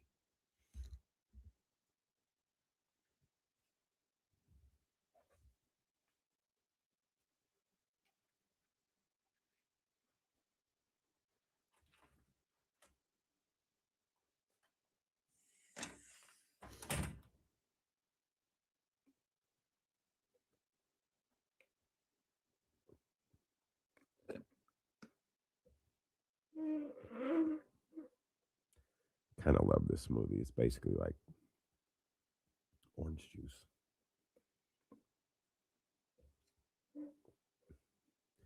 Boy over here fighting through these last 2 hours.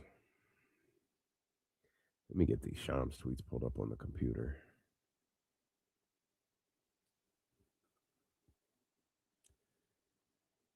Shams Charania.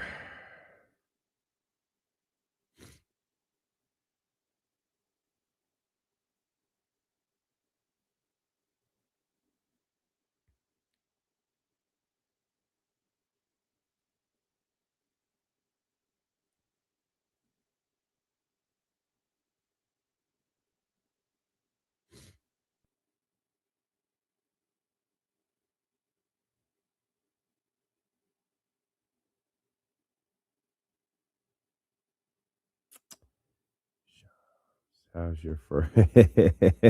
Jordan, stop it. Shams.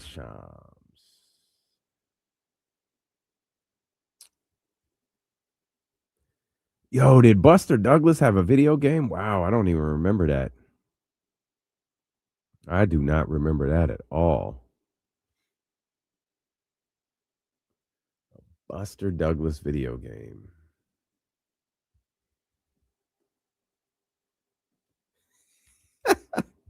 Jordan, you're wild. That's funny.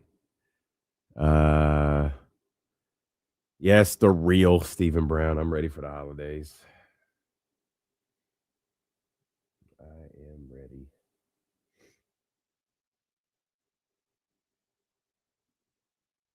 They need to end this last 2-minute report, man.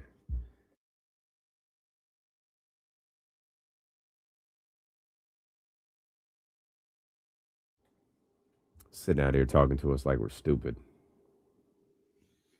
Yeah, of course. You call. What are you going to say? No, man, Secaucus actually got this wrong. My bad, Steven. I want to acknowledge that again.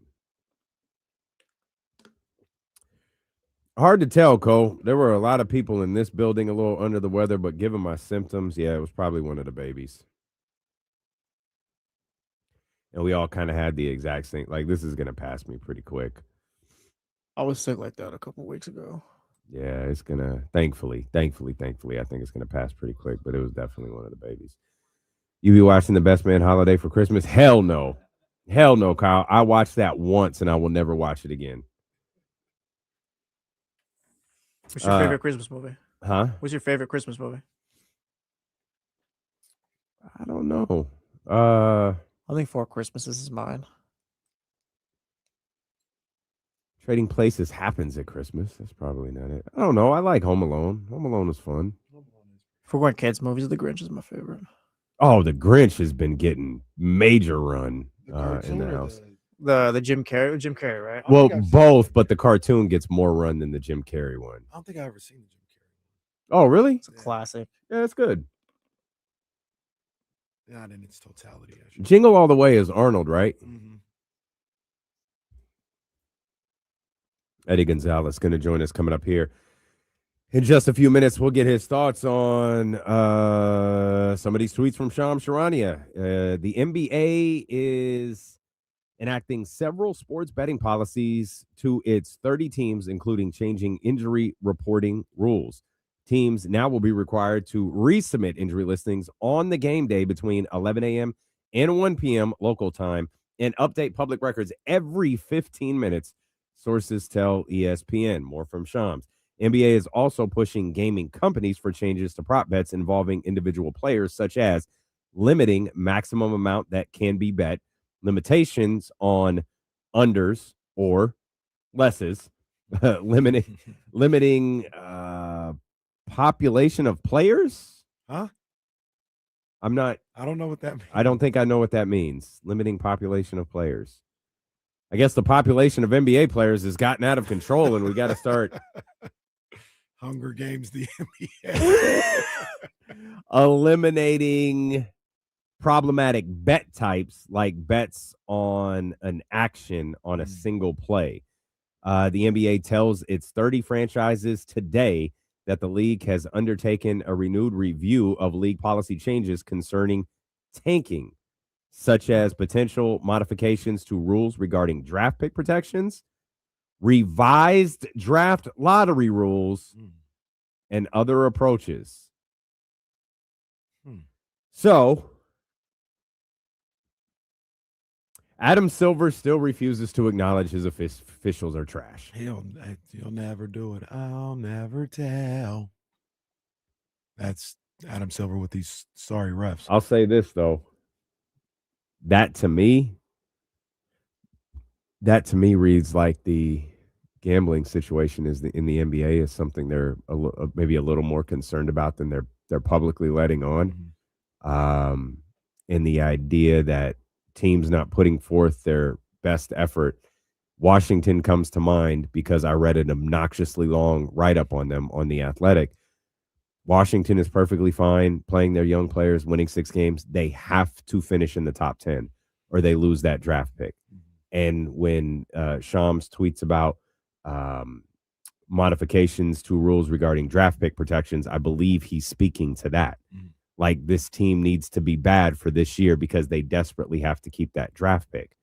The revised draft lottery rules that they put in, that they implemented a handful of years ago, I can't remember how long, I feel like they've worked perfectly. Like a 39-win team won the lottery last year. Utah was not rewarded for losing games the way that they did. So I'll be very interested to see what all of this means. Let me ask you a question, because a thought came through my mind as you were talking about that. Do you think if they removed the ability to have protections on draft picks, that would make trades more or less likely to happen? I feel like they'd be less likely, right? Because I don't think a team would risk it. Right. That's my first thought too. But you may be able to have more trades. And what I mean by that is, remember the Kings couldn't do anything for like 3 years because of that protection? Yes. Maybe if there's no protection and it just conveys that draft or whatever, the Kings can make another deal. Like, does that make sense? Like, it felt like they weren't able to necessarily make deals because they weren't sure when that pick was going to convey, or they legally couldn't trade another draft pick because they would have had no picks in two straight years. Yep. So if there's no protection there, and it's just like the NFL, just you got the draft pick, that might have freed the Kings up to trade 2027 because it's already gone. So my first thought was like, was like less, but maybe it would be more as well. Maybe the idea of converting ends in a year. Like if you can have a top 10 protected pick this year. If Washington, we'll stick with the Washington example. Washington finishes in the top 10, they keep their pick, that immediately converts to the second round picks this year. And if they don't have, whatever it is, right. if it's 2, It's this year and next year. It can't be this thing where it's because in 2031. Right. Because this one for the Wizards is like what, 2 years in the making? No. Like they didn't Russ and John Wall.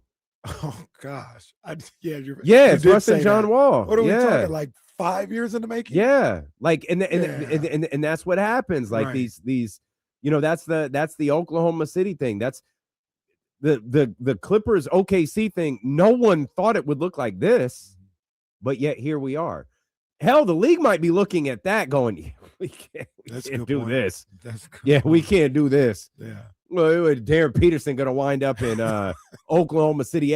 All of these, Boozer, DeBance, all of these guys. No, we're implementing the rules during the All-Star break. Peterson and Koa Pete are on the Thunder because they got 2 picks this year. Jesus. From them. Yeah, but that would be, they're worried about like tanking and all this other stuff. And I'm in favor of just getting rid of the pick protections. And I know that might lessen activity. So that's a concern, but I hated the Kings protection stuff. Oh, for sure. I hated it. I thought it went on too long, and this maybe goes to what you're talking about. Make it just a 1 year thing. Yeah. But it went on for like 3 years forever. And it hampered, what they could do. I hated it. I don't like it. Joe Dumars agrees with you. Cut the middleman, right? He took the protections off their pick. Yeah, Joe Dumars. Say here down. Joe Dumars was like, "You're right." Joe Dumars was pushing this initiative through well before he realized he was pushing this initiative through. Goodness gracious. Yeah. Well, yeah. I mean, I think the betting thing is something definitely on their radar. Somebody made a good point that I like too. Some of it shouldn't be available, right? Like the way they said it was like, why is there a more or less on DeJounte Murray? It should just be, or excuse me, DeJounte Porter. It should just be more. Like, what is he doing with a less? Yeah. So let's bring that boy Eddie Gonzalez in here. We'll get his thoughts on all this. Eddie, hey, man, first of all, hey, congrats, bro. Let's show our boy Eddie some love. Hold on, man. Let's get the air horns. That boy Eddie finished that. Yeah, he finished that. Oh, yeah. In the cold. It's hella cold out there. I'm like, what did I do? But hey, thank 13 is an accomplishment, bro. Congrats. And the way that you did it in an hour 55, hey, salute. That's I hit my goal, so I'm happy. Like, it feel like was you the goal under 2? But, hey, what happened? Was the goal under 2? Yeah, the goal was sub 2. Salute. I got a little ego going in, like, I might get hit 150. Not ready. Salute. That's dope, man. That's awesome. Congratulations. Hey, by the way, that's not a pro club hoodie. What was that? What kind of hoodie is that? I know you ain't talking. What's that? I know you ain't talking. What you talking about? I just got a Niners jersey. What you talking about? Man, your glasses cost more than my garments. What are you talking about right now? Get out of here. I know what Biggie Versace costs. Come on, man. They be tripping me out. I want the prescription glasses of these. You get I just seen these like a year or two ago, but they have these with prescription glasses. Mm-hmm. Yeah, I want a pair of those. Well, that'd work because you can't see nothing. That's you, 472 for the prescriptions. That's like you. If it's 5 feet away from me, I have a tough time seeing it. More than 5 feet away from me. And you be out there teaching the kids how to play basketball. And look, here's the crazy thing about it. Then he be out there yelling at them kids. They be like, "Coach, I made 7 in a row." Hey, I had illusions of like, I got LASIK, and I'm like, "Oh, my jumper gonna come back now." Nah, I didn't come back yet. Now look, I was just about to say when I finally got like my glasses, and I was just shooting around. I wasn't trying to do nothing, bro. I couldn't shoot at all. Yeah, I was down there better I off. said, "Yo, take this off my eyes." I was better off with the blurry rim. Like, yeah, I couldn't shoot it. See, that's LeBron. I saw 3 rims. That's KC and Eddie out here shooting at 3 rims every night. Yeah, I've never been a shooter myself personally, so that just made it a little bit worse. But hey, it is what it is. It's right the whole time, not being able to see. That's the way to play. I thought I had an excuse.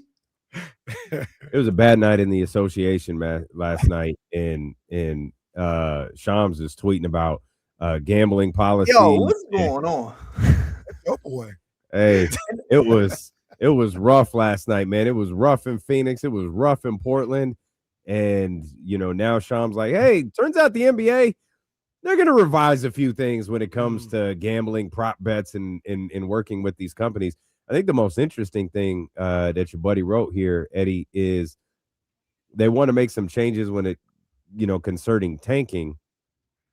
And he talks about, potential modifications to rules regarding draft pick protections and draft lottery rules and so on.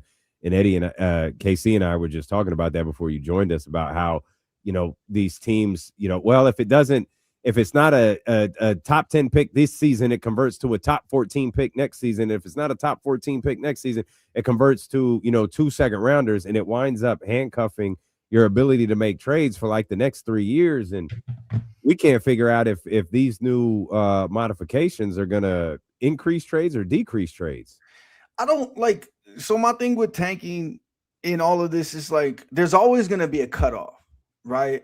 Like, if I can still have a chance at a top 5 pick, if I lose here, is it more valuable for me to win the games or lose out? I mean, we've seen this happen a few times. The Dallas Mavericks a couple years ago could have theoretically gotten a play in and said, nope, we're out of here. Like, we've seen it happen. There's always going to be a line.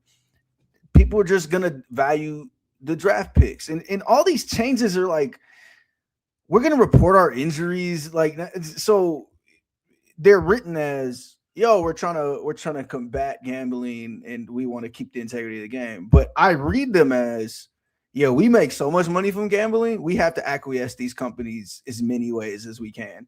So if we're going to give out injury reports every 15 minutes and our PR staffs are just going to have to do that, oh, well, we literally have FanDuel lounges in like 10 of our arenas.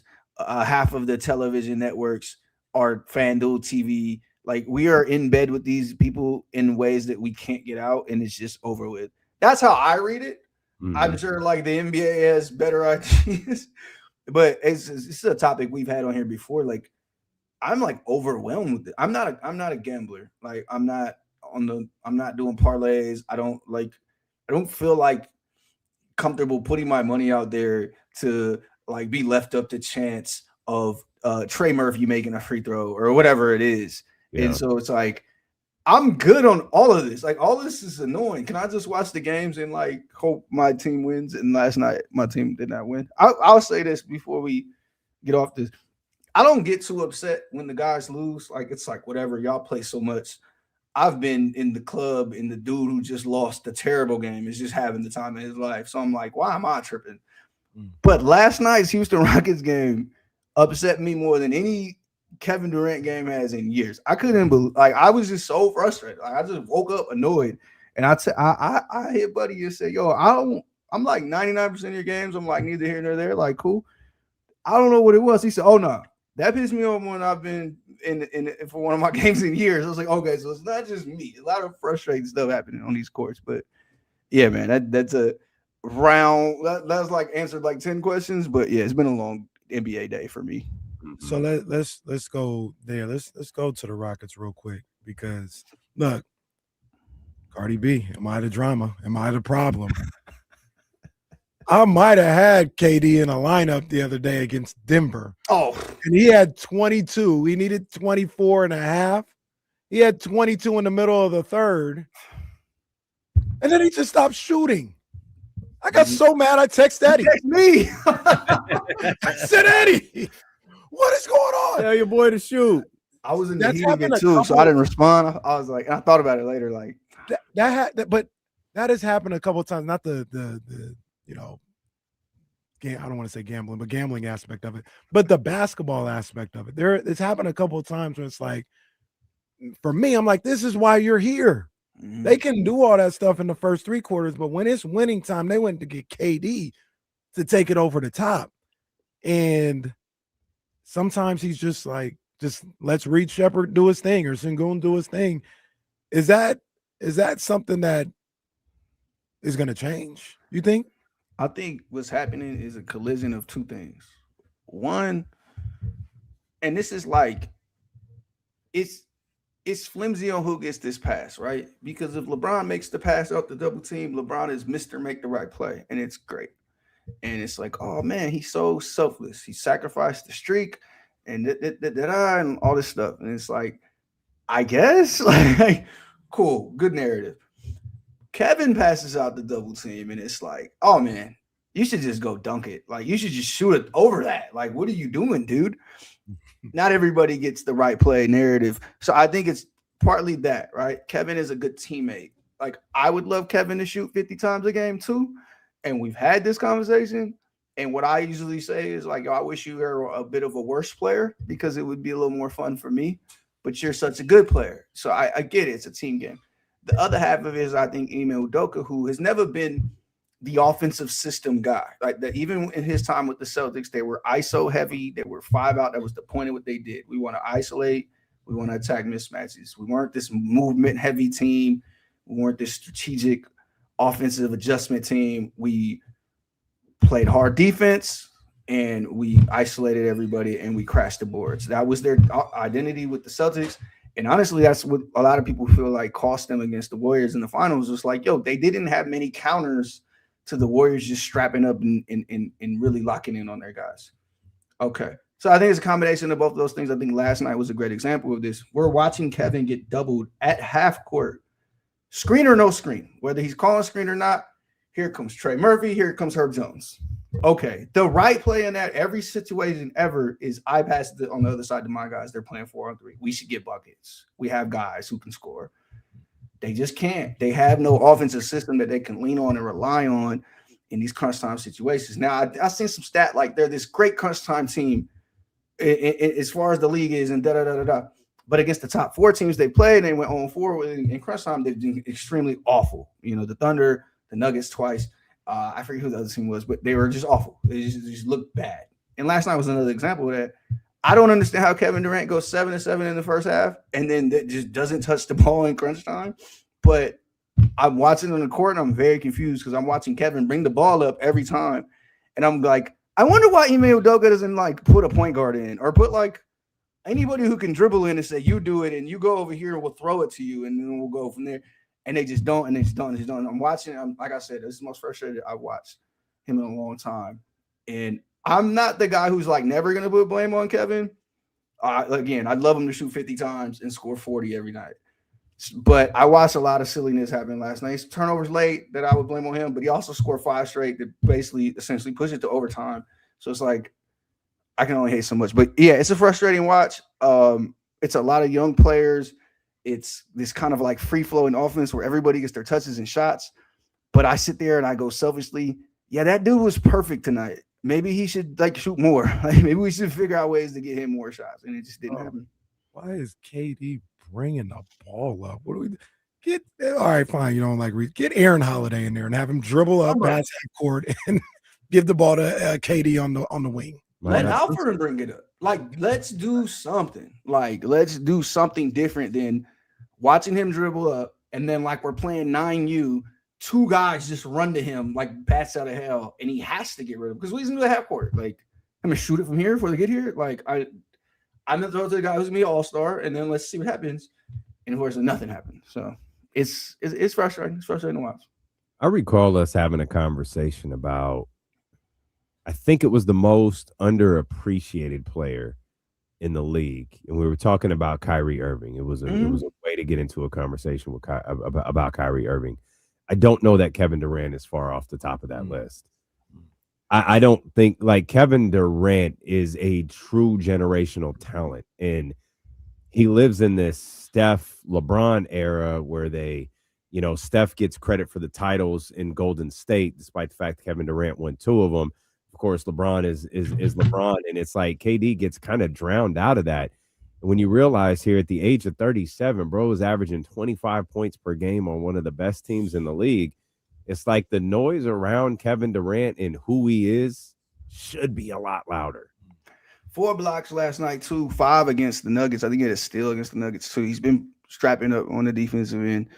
It's just, again, when you get these narratives or when you have this stigma around you, it sticks. And Kevin is a few things. One of the things is he's like the approachable, normal guy of the group. So it's like you feel like you could chip at him in a way that you can't. And then he, you know, they do this. Well, you didn't win on your own. And it's like, well, nobody won on our own, but okay. So all that plagues him in the sense of that. But we watch him. He's 38 years old. He's scoring, like you said, 25 a game. Great efficiency, which people use efficiency against him as well. Like, yo, you're too efficient. Maybe you should do other stuff. And it's like, all right, what's good or bad here? Like, I agree. I'm not to say that there's no flaws in Kevin's game and he can't be better. Like, everybody can be better and he can improve and this and that and the third. But yeah, there's a certain reverence for him that I think he's just an easy target. And one of the things I always say with Kevin is he's right in the middle of the biggest stories of the league for the last 15 years. He took down LeBron. He was with Steph to do it. And it's like that hurts both of them. And they have the loudest detractors and supporters in media that there is. So Kevin's in the middle of that story, spoiling everybody's drinks. And then that turns into like, oh, we'll just blame him for everything. And he's like easy to pick at. It's to the point where, yeah, I do think he's a little underappreciated. So this week when he tells Fred VanVleet, like, I'm up there with all these guys, all the hoopers are like, yeah, I get it. And then everybody who is like a voice around the sport is like, I don't know. And then just like waiting to get at him. And so I think he's had a great season. I think they're going to turn this team around and kind of like get a stronger offensive identity. But this is a great opportunity for him to reverse a lot of that. That's how I see it. So if they can win it, they can have a great season. That changes a lot of things for him historically. And not that he cares. Like, I know he doesn't. It's all kind of funny. But that is the opportunity that lays in front of him. You need to shower though, Eddie. Well, hey, shower and some cocoa butter, like shea butter, some body butter. Like, we can't. Yo, I was laughing. I just texted him like an hour ago. Like, all the things you said on this show, and it was a great show. If you haven't watched Kevin on Fred VanVleet's show, it's probably the most comfortable I've seen him on a show since we was doing shows. Mm-hmm. And he was just talking. He was yapping about all kind of things. I'm like, man, you said Steph Curry won the All-Star game. I thought that was going to be your take. You know how many texts and DMs I got about taking showers every day? That was a hell of a line, though. He said Steph and Dame Lillard rooting the All-Star game. He's like, I wasn't pulling up from half court. He might have stole that from your boy. I mean, I stole it, but we landed on the same point. But that's been my point for the longest. I believe I said it on this show. There's no like confrontation when you shoot from half court or you just shoot long threes in an All-Star game. There's no physicality to that. At least if I drive. If the three of us is playing 21, we all old men now, so we kind of like, oh, whatever. But if one of us drives, we at least gotta like put a hand up and like kind of get in the way. But if we all just out there shooting from half court, nobody's gonna care. Luka's shooting from the other free throw line, talking about a 2-for-1. Like, that's ruining the game. Like, not because dudes don't care or whatever, but and then he mentioned Ant too, who I think is another one. But yeah, I agree. I think that's the biggest issue with the All-Star game. So, and I don't know how they're gonna fix that because guys are going. They're talking about put a 4-point circle on there. It's gonna be even worse. They're gonna be shooting there the whole game. Rock and jock, like it's an All-Star game on MTV. With the 50 battle, I'm hitting it. The battle for the 2-for-1 starts at 45 seconds. Everybody trying to get a 2-for-1. They just chucking them up for nothing. Like, when Luka shot that shot, everybody, even on the court, was like, "Hey, yo!" And he's like, "Oh, what?" Like, dog, even in this game, that was crazy. What's your problem? Eddie, I just thought about. So I want to ask you something because I want to see what your take is on it. We were talking to our guy Kyle Matson earlier. Shout out Kyle, that's my guy. Shout out Kyle, man. Terrence Bud Crawford retired. He's not a boxing guy at all. Kyle's not a boxing guy at all. So he was like, I didn't know who he was till I kept seeing it on my timeline that he retired. And me and Jesse were like, no, this guy's like one of the greatest. He's generational and all this other stuff, but he's not a star. Mm-hmm. Like, anybody, a random sports fan might not know who Terrence Crawford is. Who is that in the NBA? He is generational. This guy is one of the greats. But it's like, I'll give you a hint. Me and Jesse kind of landed on Jokic. But the thing, it's just so weird with NBA. it's just so weird with NBA because they're so tall. Like they're so like they're unmistakable in person. So to say Jokic isn't a star, if Jokic was walking through Doko tomorrow, people would stop him and be like, "Oh my God, Jokic." So it's just like tough. I think football. I might just be like, man, that's a big ass white boy right there. He has a big husband. Like, but like 2 and 7 and kind of chubby is way different. Like that's a big ass white boy. Yeah. I think in football, like there's some dudes in the NFL. If you seen them, you would just be like, huh? Like, like if we ran into Debo Samuel, like most people just walk right by him. Like who maybe got a big chain on, but like that's it. But I don't know. To answer your question though, like I look at dudes like what's the dude in the Hawks name? Jalen. They had Jalen Johnson and Jalen Johnson. Like he's a star right now. He's going crazy. People probably he might not make the All-Star game. He's not gonna get voted in. You know what I mean? So those dudes exist, but once you get a certain amount of famous, like Paolo Banchero, Paolo's not just walking through Times Square. Like somebody's gonna notice him and be like, "What the hell?" Right. Bud Crawford could walk in this room and sit down with us, and one of the producers would be like, "Who the hell is that? You in here, little fella? Yo, are you lost?" Dudes are like 5'7". That's tiny, and like a lot of boxers are like that, you know. And so, first of all, I think he'll come back. I think he will. So I think the rematch split wasn't good enough, and I think he didn't get the Jake Paul fight. But when the bad comes to, that's a bad dude though. Like before we get out of here, if I had to pick a guy to beat Floyd, it's gonna be him. It's gonna be him or like Margarito, who's a cheater, or maybe like Prime Cotto at the right way. But it's Bud, and he's a monster. I agree. You watching that stuff tonight? I can't help but watch the circus. Like I can't. I'm tapped in. I'm locked not in. planning my night around it. I'm not inviting friends, but it's on Netflix and it's for the F kinda.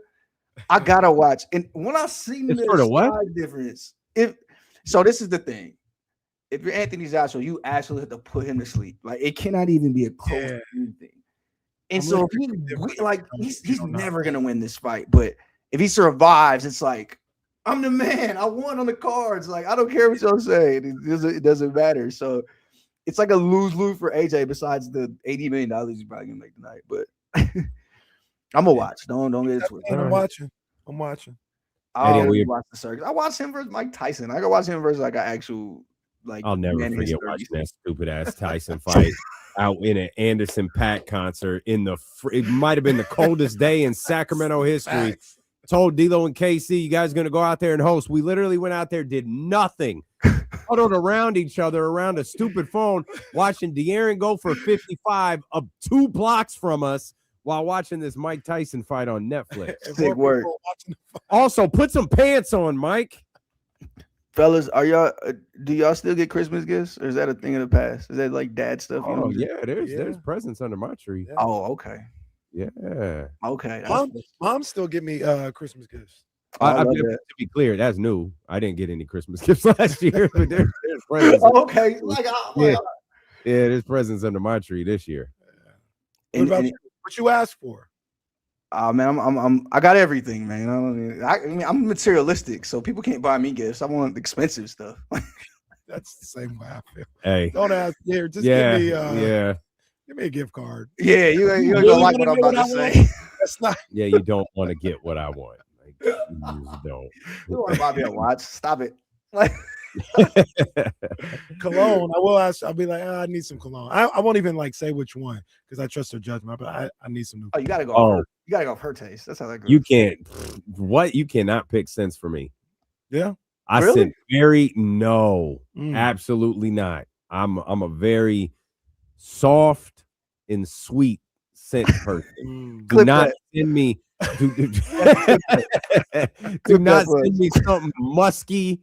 Don't send me something with some firewood scent in it, like tobacco smoke. I don't want none of that. Cologne. No, I don't want none of that. So, but once they know that, can they just go get the cologne? Maybe, maybe. I don't know. Oh, you got like a special shelf at the house. I know you. You got like a special area in that bathroom for all these. Yeah. Yeah, I'm 45. I gotta have a skincare routine, man. My cousin, I'm 45, bro. Come on. My cousin got to the point with colognes where he was like a cologne aficionado, and he wouldn't get anything that they would sell in the stores, basically. Like he would go, Ace would go to like cologne store. I guess they have them, places, and definitely in New York, like specialty cologne stores. Like if he went to Nordstrom's or Macy's or something, like, nah, I ain't getting that. Don't give me that cologne. Not that, like, bro, what? He can't get off the rack. That's crazy. I didn't even know that was an option, yo. I didn't either until he told me. He's like, yeah, I don't do that. They got the new Twinkles with the glitter inside. I said, bro, what? About all the bootleg snacks. Yo, man, I have no clue. But he would do it. Eddie, I'm gonna hit you up next week, man. We're gonna be in we'll be in New York the day after Christmas, and then I think we'll be in Brooklyn. What part of New York you at? I'm in Jersey, but I'm close. Oh, you're okay. Yeah. I'll hit you up next week. We're gonna be out. Let's go running. Oh, god damn it. That's a lot. All right. That's my new one. I'm telling everybody that. See who really It's want to. not what I was hoping for, but I'll throw No, we'll link. Let's do it for sure. I'll throw the running shoes in there. Hey, do one of them Central Park stuff. How you doing? Something. It's gonna be cold though. So. Yeah. But let's link up for sure. I'm down. Do you want to break the news here on D-Lo and KC that you are the new morning host of Hot 97? Man, I wish I was the new morning host with y'all. Like, what you mean? I ain't got nothing to do. Hey, I know Ebro is like the homie and stuff, but I'm good on Buddy. I'm very good on Buddy. And I'm good on Flex. I'm cool and all that. Flex, I'll never get over Flex's Pac rant, so I don't want to be in the room. What? I'm very confident the three of us could do a better show than Ebro in the morning. Oh yeah. Plus I play a lot of Drake. It wasn't a good show. I thought Ebro was okay. I didn't like Rosenberg and I don't like Rosenberg at all, but I just don't. Yeah, man. I'll give Rosenberg this. I've told you this story before, but like we had a disagreement and he like reached out to me to like discuss it privately rather than just like nice guy.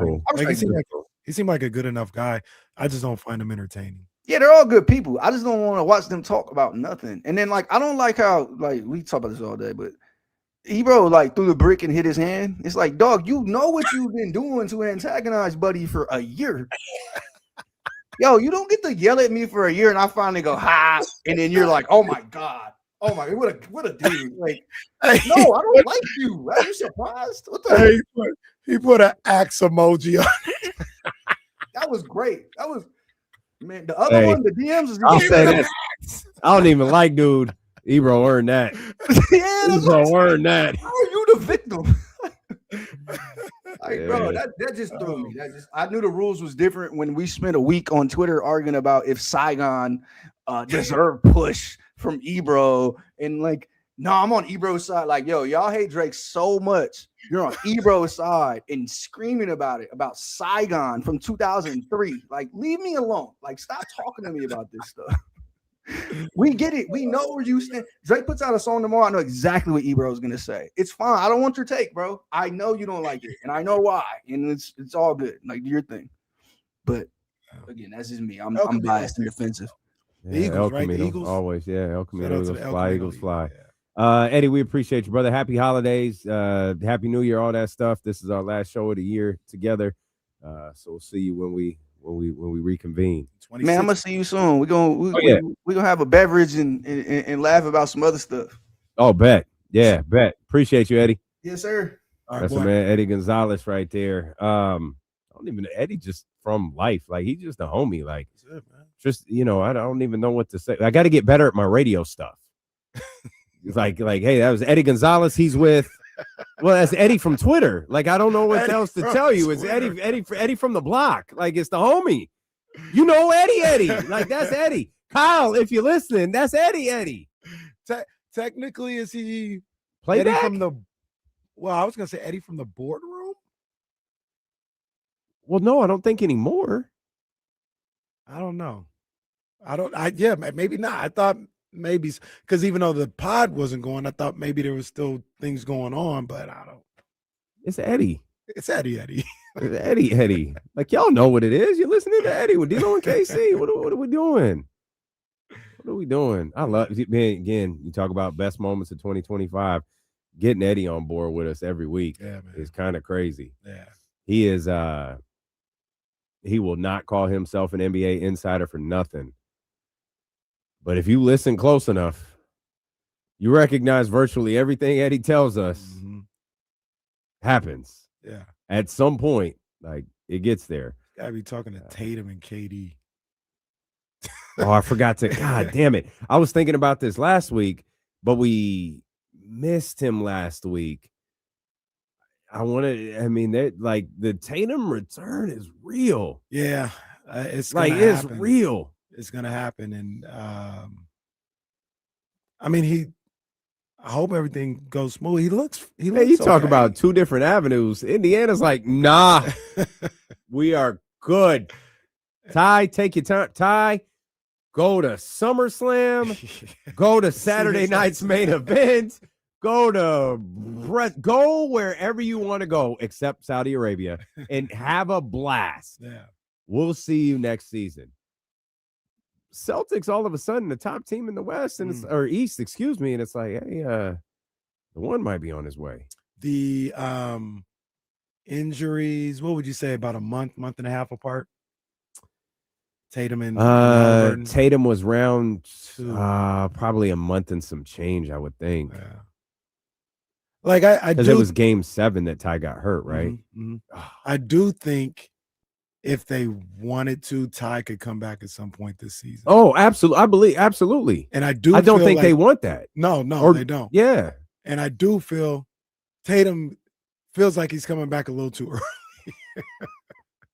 I don't think he's going to get hurt. I think when he comes back, he'll be healthy and able. But I would if the or April. It was May because playoffs start late April. There's a way we can find out. Right. So it was May. You know when it was? Or no, that doesn't help. I could probably get you the exact date because I was about to say it was around Concerts in the Park. Because was it May 12th? Oh no, that was Indiana Concerts in the Park. Because the Knicks lost game 2 that night. I remember that. I believe it's May 12th or May 13th. A Monday. Because so, we were coming out of complex meeting. Oh, that's right. It was. That's right. We stopped at the top of the stairs and watched the video.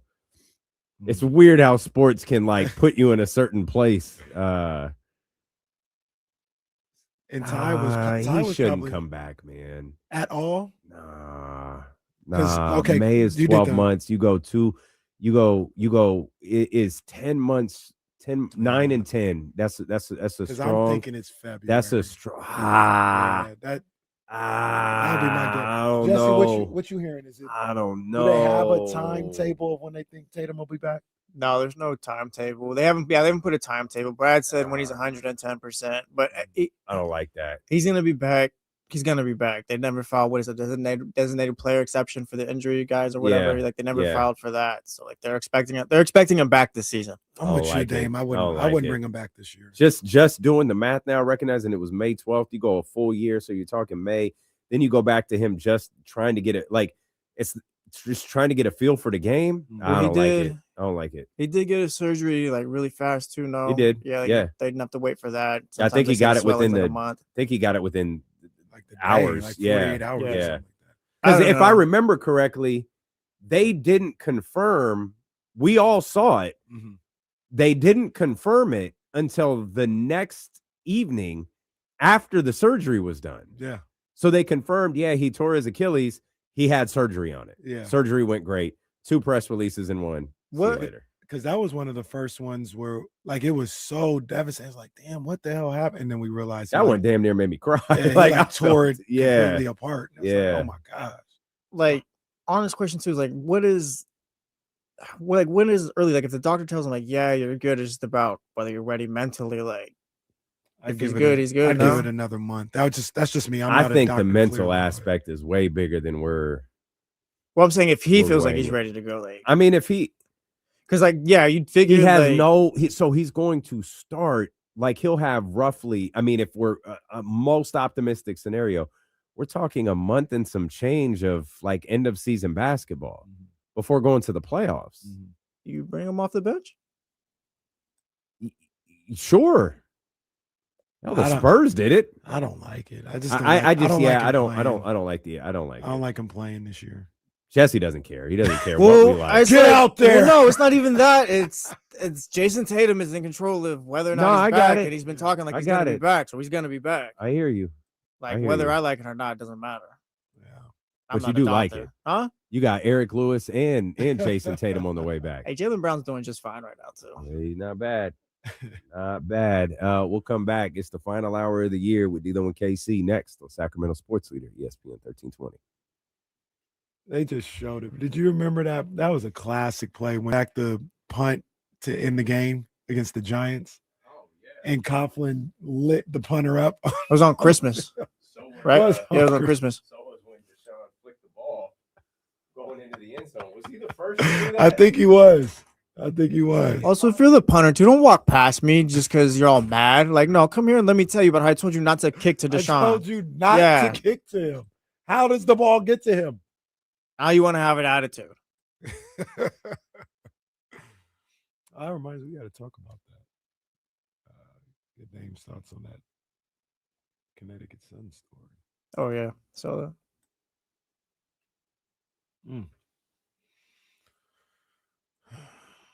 Deshaun Jackson, good football coach. I'm not going to lie. Who would have thunk it? I didn't think he'd be a good coach. He had a really good season at where was he at? I'm trying to think of this on the fly. Delaware State, I believe. I believe he was at Delaware State. Good season. Yeah, Delaware State. you ever just pop up random highlights of a player? Yeah. Like, do you have like a set player you do that for? Mine's Adrian Peterson, I guess. Reggie Bush at USC is always a good go-to. Mine's usually basketball. So Kyrie's probably number one. Like, I go watch Kyrie. I go watch Mike. But yeah, it's probably Kyrie.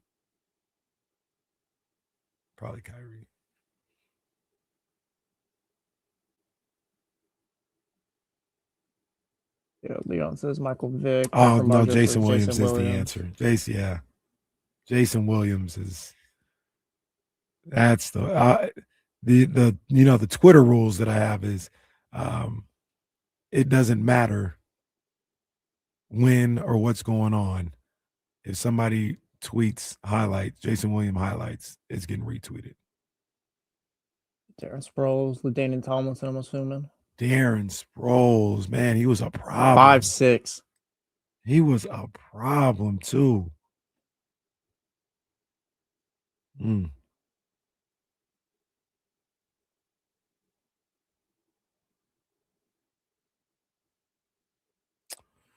Nah, man, I'm tapped out. I'm for real tapped out. I'm out. I'm done in 2025. I'm done. I am done. I looked at that again because I didn't realize it. Actually, seeing it until you said it. Mark Davis called that shot hella late. Yeah. That foul was hella late.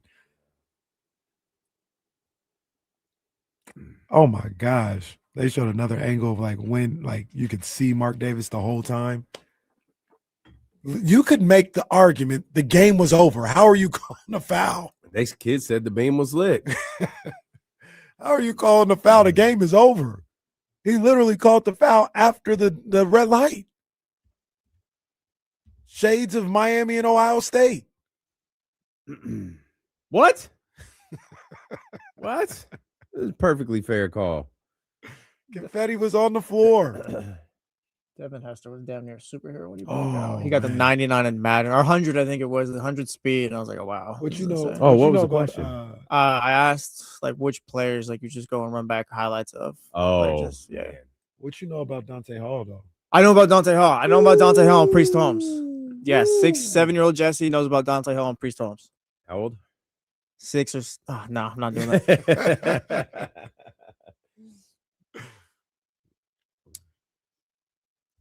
KC was watching the end of the Kings game last night and saw, perhaps after I pointed out how late the call was made, and there were people in the chat like, yeah, the beam was already lit. You can see it in West Sacramento.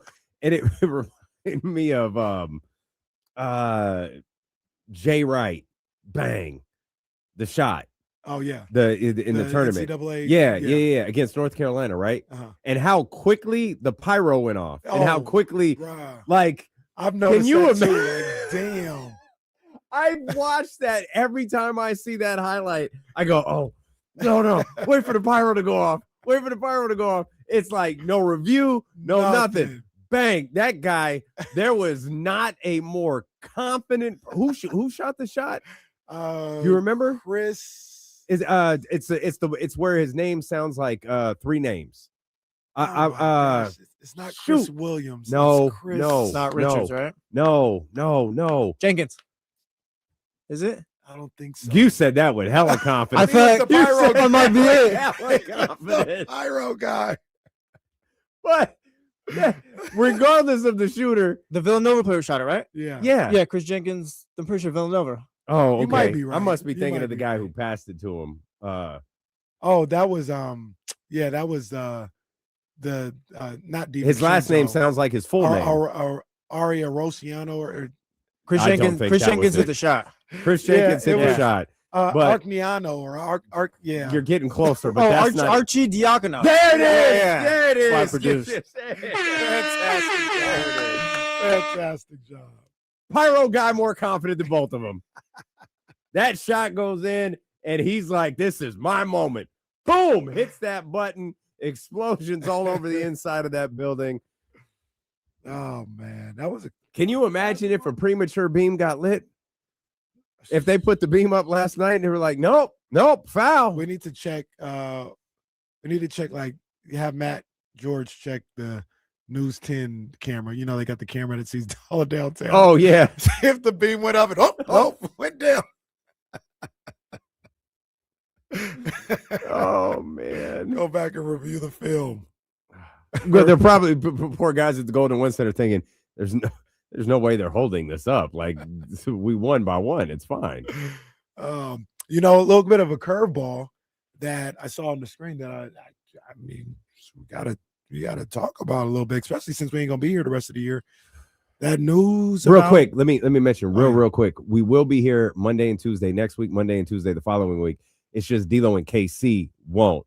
I'll be with Kyle from 10 to 2 next week. And if you watch on the stream and all that, you'll get everything as normal. If you're listening on the radio, no matter if you're listening now, you'll hear us 10 to 6, to be honest with you.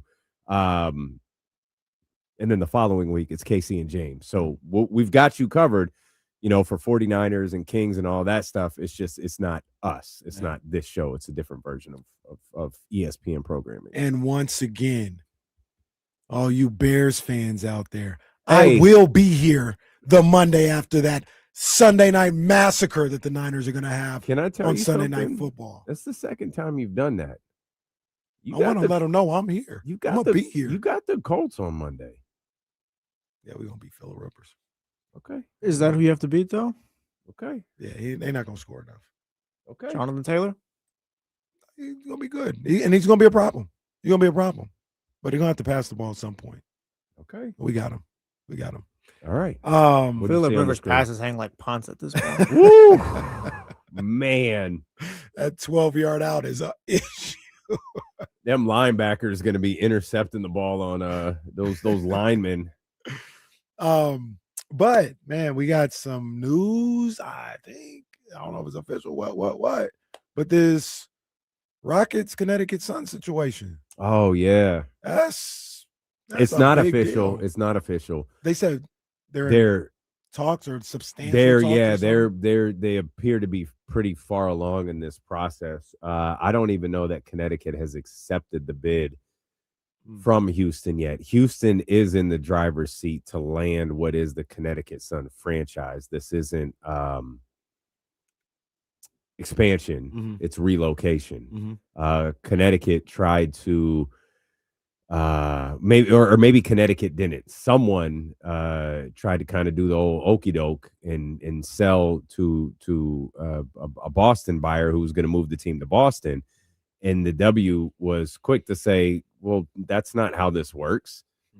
We have a relocation committee that's in charges of that, and there are other cities like, yeah, sure, Boston can be a part of this, but there are other cities that we have in mind for WNBA franchises. You can put your name in for that, but just because you bought this team doesn't mean you get to move it to Boston. Real quick, what's the difference between that and Clay Bennett? Clay Bennett's relocation was approved. That's right. He didn't. Yeah, and he was because he's the head of the relocation committee. That's right. That's right. Of course, that came after. Yeah. But yeah, his relocation to Oklahoma City was the NBA approved all of that. He didn't just buy the Supersonics and they tried to supersede the relocation committee and just say we're buying the Sun and we're playing in Boston. Right. Yeah, right. And perhaps in a very rare W for Kathy Engelbert, she was like, "Nah, you can't do that," and that has got Fertitta and that crew back involved, and it sounds like long overdue. But the return of the Houston Comets might be imminent, and more importantly, or perhaps just as importantly, and this is going to be this will be a little bit dicey. I'm running through in my head. Mike Tebow was the coach there for a long time. He went in 2004, 2005. I know Mike didn't win a title in Connecticut. I don't think Kurt Miller won a title in Connecticut. So there's no title history in Connecticut that will travel to Houston, but you do have the integration of two franchises right there. But the history of the Comets coming back with Cynthia Cooper, Cheryl Swoops, Tina Thompson, Dawn Staley. That's a big deal. It's a great thing for the W. Connecticut is this is an interesting thing. I was thinking about reading this story this morning.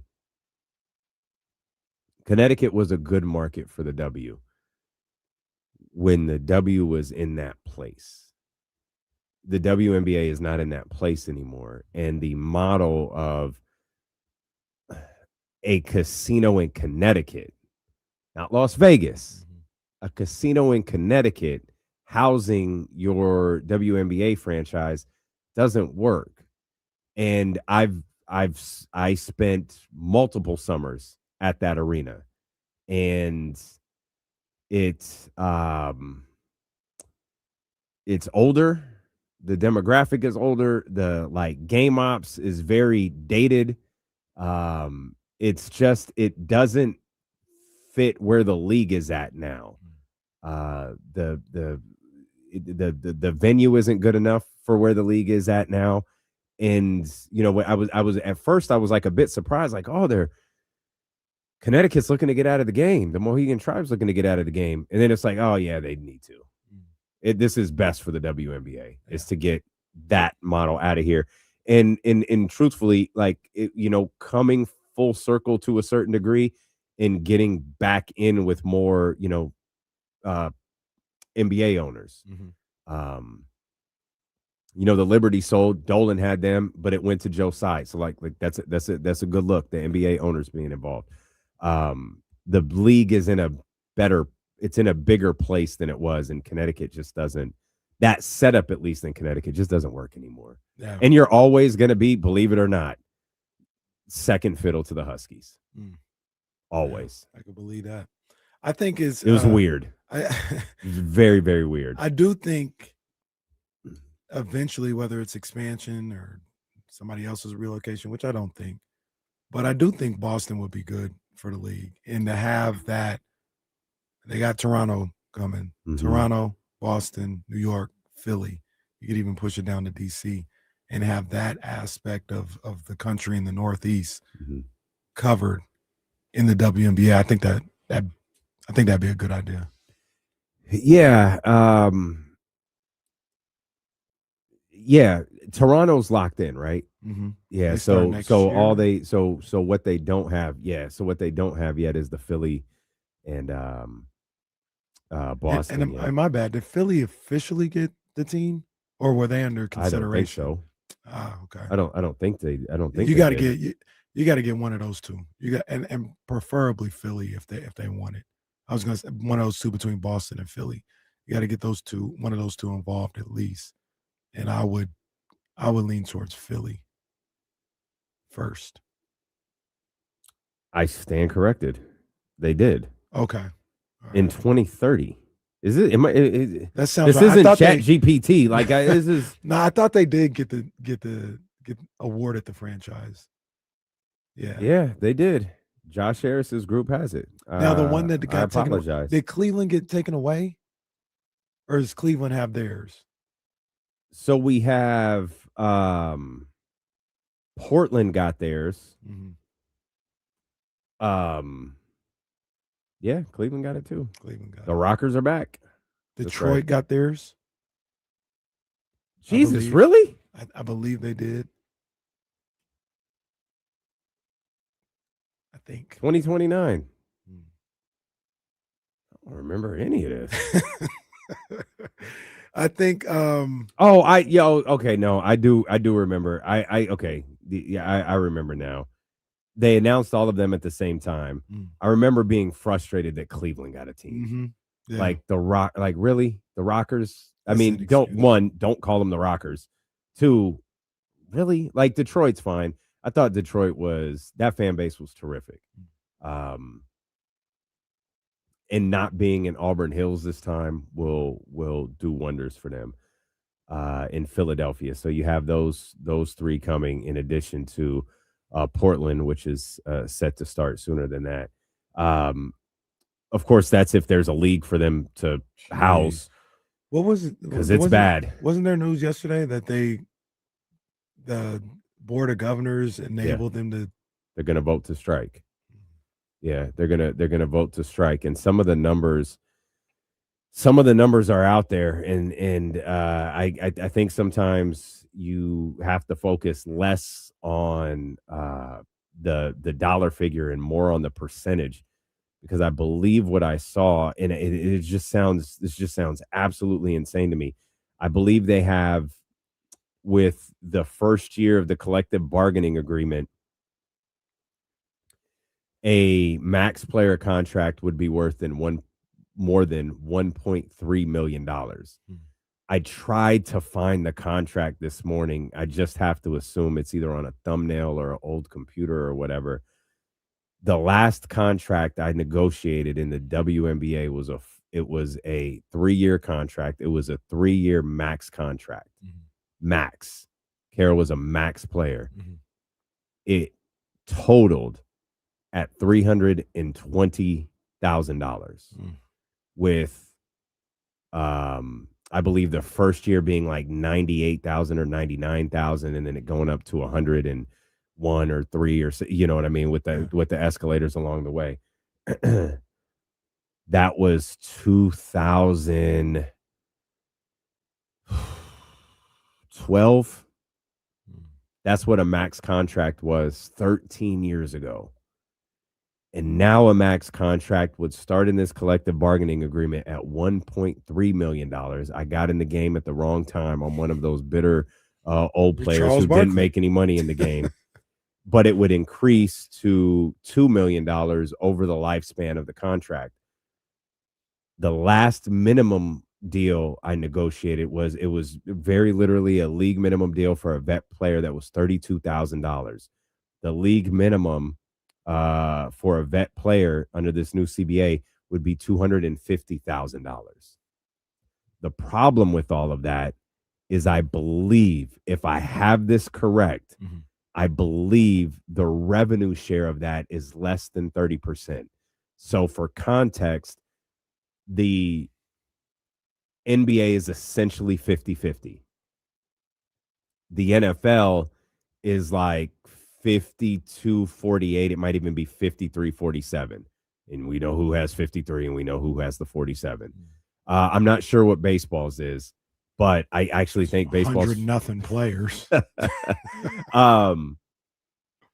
So a 70-30 split is what the players are fighting against. It's not we're asking you to pay us what we're worth, and we know that this is what we're worth because we have the money to prove it. And if this is 30% of what we're worth, we want 50%. That's that we want what every other league, we want what every other major league has, and that's 50. That is 48 to 50% of shared revenue. And bro, they're not even close. So not even close. Let me recap maybe what you had said. They're at 70-30 right now. Roughly, yes. Okay. Because I thought what I thought I heard, and this could be completely wrong, is I thought they were in the single digits with this deal. The league was offering 70-30 this time, and they're like, no, we want 50-50 or close to it. That's correct. Okay. That's absolutely correct. So they're offering, they're not even at 70-30 no, right now. No. Okay, No. They're at something way worse. I thought I heard like 8%. No, they're at something way worse. And I'm not even positive that the number is 30. I saw a number that said 15%, but that seems way too low to me. That would that would line up with the way like Nafisha and them were talking. Like when they were talking like this is disrespectful. 15% would line up with that. That's right. It's 15%. That's the offer that's on the table. It's 15%. What they're trying to get to is the 30%.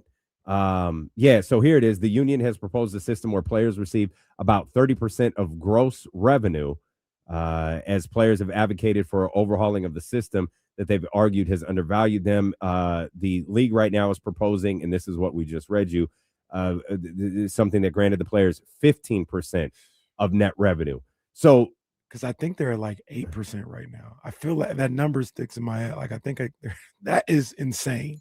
If they're at 7%. Oh my gosh. Yeah, they're at 7% right now. You're right. The reading this is the WNBA requires a much higher percentage revenue to cover operation costs. I think a lot of that, as it stands right now, and this could change, is a lot of these teams don't own their arenas. Some do, not all. Washington does not. Connecticut, obviously, they may be moving. I assume Houston owns their arena, but I don't know. Sparks don't. That is a massive revenue cost to operate and just take up space. In Josiah owns, Brooklyn, Barclays. Thank you. But yeah, they've the league, the union, they have a slugfest ahead of them, and they cannot have a full-on work stoppage. They cannot have a work stoppage right now. They have to fix this. Adam Silver said the other night on Amazon, he's willing to get involved. I think I can't remember. I'm sorry. I don't remember if it's Chene or Enrique, which one is part of the Players Association. Actually, I think it was Breonna Stewart that said it. Like, yeah, great. Yeah, we'd welcome Adam Silver to the negotiating table because what we're doing right now is not working at all. So, great. Adam, you're in the same building. You are very literally in the same. The NBA offices and the WNBA offices is the same effing building. Yeah. Walk over. The interesting thing, if you believe people who talk about, and once again, these numbers get a little dicey. Trista laid this out perfectly a year ago, talking about like nobody really knows the numbers, which makes it very fishy. But if you believe those who say the NBA has kept the WNBA afloat for X amount of years or for their whole existence, to me, it would make sense to have Adam Silver get in because they may be looking at a situation for the first time.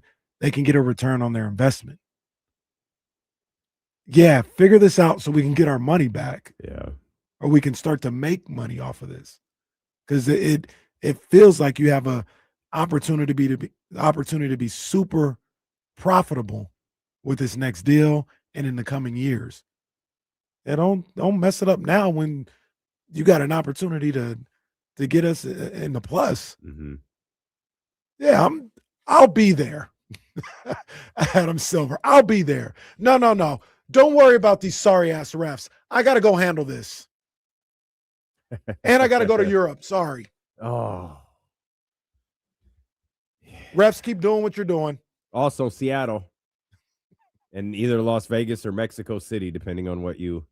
Also, where are we going to play the NBA Cup Championship? Where? And damn it, I don't like NBA Countdown. Or inside the NBA. I only like Blake Griffin, Steve Nash, Dirk Nowitzki, and to no one's surprise, Taylor Rooks. 916-909-1320, Elk Grove Kia Talk Line. Our man, TC. TC, what's good, baby? Yes, sir. What's up with my two brothers? What's up, man? How you doing? Just vibing. AKA D-Lo, I hope you feel better, bro. You know Oh, what I'm I mean? fine, Drink man. a little bit of tea. I sound like hell. I'm fine. I know, for sure. You're a soldier. Hey, so look, check it out. So I got Monk, and so first let's start off with Max. Am I a little crazy with thinking Max is kind of looking like Alper Şengün'ish a little bit? Not saying he's him, but like his footwork, his brush using both hands, not only the left, he using the right also, bro. His footwork and how he moves is, I'm like, man, I can see Alper right there. Not the passing yet, but like if he's trending the way he's trending and can turn into a serious shot blocker, we got something. So got three kind of hit on those three draft picks, bro. On our undrafted Cardwell, Neek, and Max, right? The book's still out, but right now it's looking like Scott Perry got an A on all three dudes. As far as Monk, am I going down the wrong road with thinking Monk said, you know what? I know it was a coach decision, but am I wrong to Monk saying, hey, Keon, you going Clifford tonight? Doug, I'm going to fall back. And to No. the people that Yeah. getting about No. Okay. No. I don't even know what you were going to say next, but there's no way Malik said that. I got you. Hey, I was more calling about Max, man. Okay. Man, hey, y'all on it? Hey, listen, is we on next week or y'all off next week? No, we're here. We'll be here Monday and Tuesday next week, and we'll be here Monday and Tuesday the following week. We can't go a whole week without hearing from you, TC. So we'll be here 10 to 2 next week and 10 to 2 the following week. Malik Monk, just the back. Yeah, Keon Neek, you got him now. Hey, you know what, Doug? I got an idea. I remember back when Russell Westbrook told Neek, no, watch me. Watch this, how you do this. This is how you be a killer. Like, he didn't even say it. He just did it. Yeah. Like, that's how it's supposed to be received. Like, That was one of TC's greatest calls. Shout out TC. Russ told him, this is how you be a killer. to Max was spectacular last night. He was really very, good very last good. night. Really good. To answer his question about Sengun, I don't see that because right now, and it could be developed, but right now, Max is a finisher. He's not a creator. So Sengun, because of his handling and his ability to go one-on-one, that's the separator that I see in his game compared to Max. But Also, Max, how long has Sengun been in the league? like 7 years. All right, Probably like 4 or 5. Yeah, years. yeah, like it, Yeah. like we look at the clay and see what it could be molded into. Mhm. Right? I think that's the gist of it. What can this be molded into? I think right now, and like I said, you run a 2-man game with Max. You dump it off to him around the basket, 5-6 feet away from the basket. Like TC talked about, he can finish with both hands. I want to see, and he gave us one last night. But I want to see him shoot that 3 ball a little bit more. Yeah. And I want to see that because he has that, or he's shown the ability to have that. So I want to see that. And maybe down the road, he shows a little bit more creation where you can give him the ball and let him operate. But as of right now, he doesn't have that. But I love the fact that he can finish around the rim with both hands. Yeah, it was a terrific game. Let's see what Leezy's talking about here. 916-909-1320. Leezy, missed you last night, bro. What's good? Snap, am I on? What do you mean, am I on? Yeah, you're here. Oh, okay, cool. I didn't hear the ding. Normally, you feel it. You hear You it. didn't hear. You didn't hear. Damian put you hear. on before I could put you on hold, so you just had to be quick with it. Okay, I'll be quick. No, not you. no. I said, you're good, Lisa. Go ahead. What do you want to talk about, bro? It's the last show of the year, Leezy. You got all day. See, TC got me triggered. Jesse got me triggered. Man, I'm under the pressure, brother. Dang. Hey, so I was just gonna call my quick take. What's up, my three brothers? I just wanted to ask you guys. Hey, going into the season, everybody was really high on Neek. Obviously, Max has been playing well. I was just curious what you guys take going forward. Who do you still think could be a good long-term player for the Kings, Neek or Max? Because I know it's still early, but I've been really high on Max and just want to get you guys' take on it. Yeah, so far, like Max looks terrific. Mm-hmm. He looks absolutely terrific. Let's dive further into that. Actually, that's a good launching point for this conversation. TC, we'll talk about Max. An interesting stat. I think we were seeing something, and we have the stat to back it up. It is prior to last night's game, but I found an interesting stat about Russ and Max from a Russell Westbrook fan account on Twitter. Plus, I have a question about these Keon Ellis reports that are out there that I'm hoping you can help me with. Okay. You meaning KC, you meaning all of you. Yeah. Because it's got me scratching my head a little bit. So we're going to close out our final 20 minutes here together in 2025 next on Sacramento Sports Leader, ESPN 1320. Geno Smith. Raider fans are excited.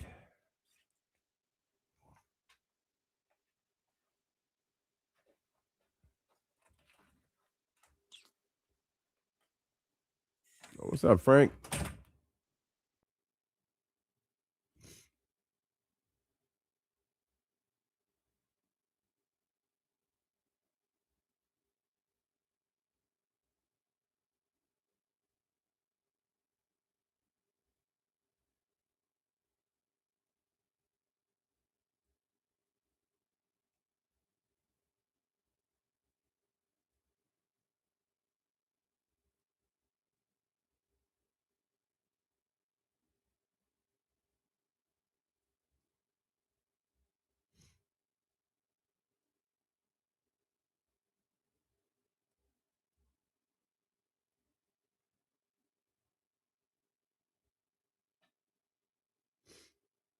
Shout out Will Z. Frank, it's the Jake Paul and Anthony Joshua fight. The funeral. That's funny.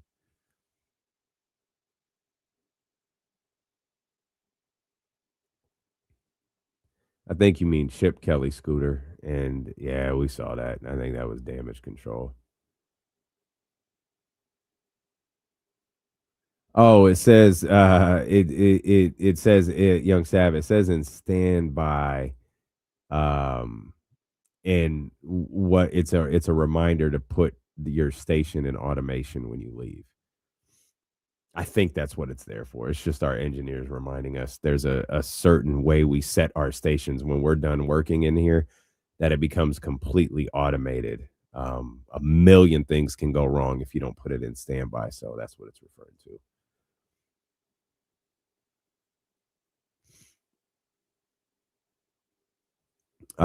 We don't know that the front office said that. Lazy. I know what you're referring to, but yeah. No. I got you. I knew what you meant, Scooter. I think that was a little bit of damage control, to be honest, but it's just me. It's a good question, man. Any recommendations? Katie wants a piece of pizza from New York, bad. Like that is something she is very, very much looking forward to. Like I'm trying to plan all these nice restaurants to go to, all of these, shows and excursions. And she's like, I really want a piece of pizza from New York. All right, we'll find it. We'll find it. Yeah, Weezy, you're probably right. Weezy said there's a literally pizza place on every corner, man. And I don't know if they're all good. But is there a Ray's Pizza in New York? I know they got that in New Haven. Is it just you two or the kids going? No, it's just us, man. It's just us. I think the kids.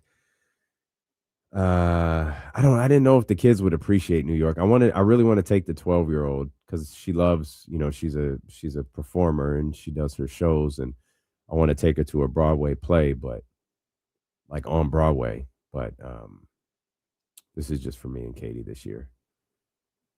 You don't need to get a chopped cheese. I don't even know what that is.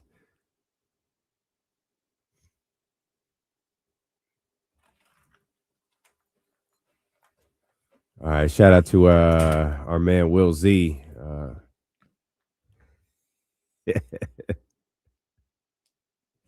I'm not gonna lie, that one got me too. I thought he said it. I just bring it back in time. That damn voice guy. He was that voice guy was as late as the call last night. Yeah, no, I thought he spoke. I don't know. Man, we'll fix that up in 2026. Come on, Mark Davis. What are we doing over here?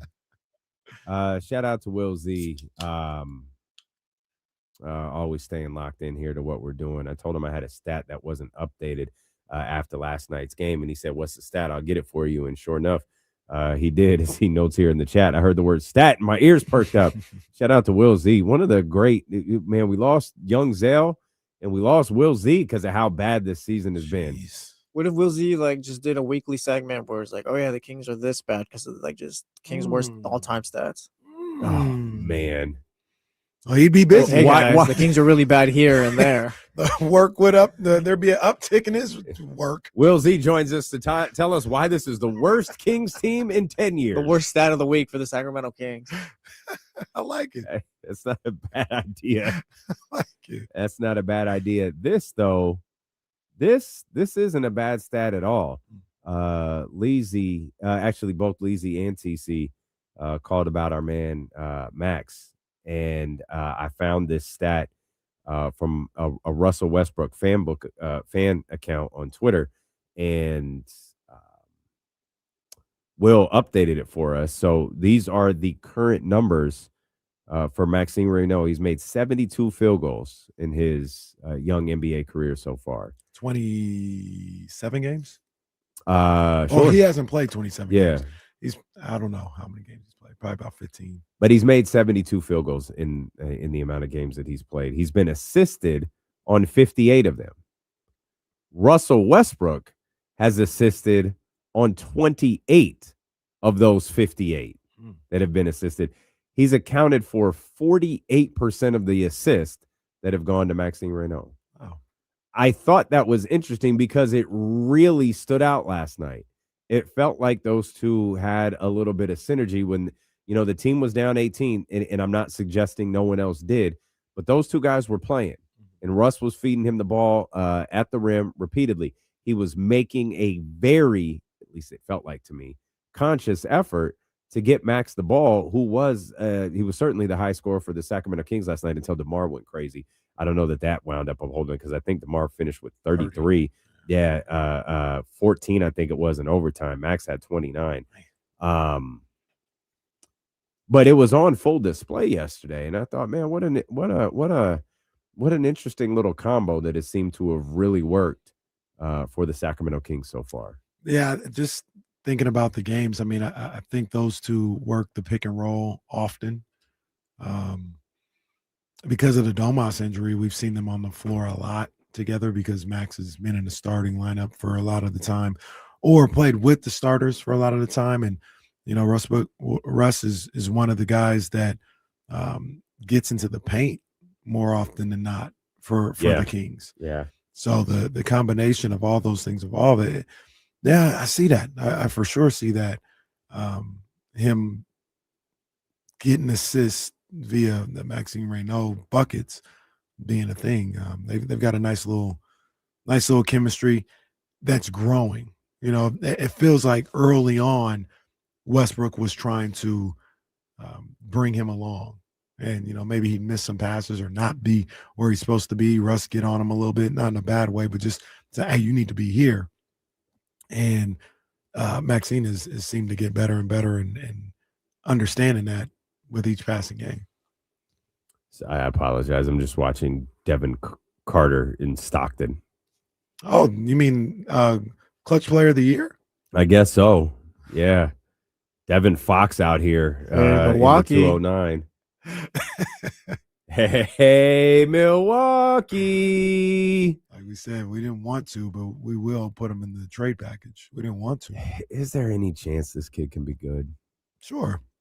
I think there's an NBA player there for sure. Like So- a guy that can be a rotate. Like the way people look at Keon, I think Devin can be that. Oh, what a Can he great do- transition by my partner right there. Can he do it on this team though? I don't think so. I think he already hates this team, to be honest. Yeah. I don't think so. And Devin, there's finally something we have in common. You and this whole fan base hates this team. There's a report out there that the Sacramento Kings are seeking a first-round pick for Keon Ellis. It's a report. It's trade season. You could believe what you want to. I don't know whether that's what we've actually heard that for a while. We've heard that here locally, and now it's kind of made its way out there nationally that the Sacramento Kings are looking for a first-round pick in exchange for Keon Ellis. So you can ask for whatever you want, but this goes along the lines of what we talked about a couple of weeks ago when all these reports were coming out and guys like Keith Smith, who I respect, and they're tweeting out, they're not playing Keon Ellis. Like this is crazy. This is crazy to everybody. The league is baffled that they're not playing Keon Ellis. Got you. How bad do you like him? How bad do you want him? Mm-hmm. If we're so crazy, which we might be, maybe we're just dead wrong. How bad do you want Keon Ellis? What is he worth to you? Is he worth a first-round pick? And that's what I think about when I hear this report. And that's what I'm stuck on. Because hypothetically, what if a team was like, yeah, he's worth a first-round pick? Here it is.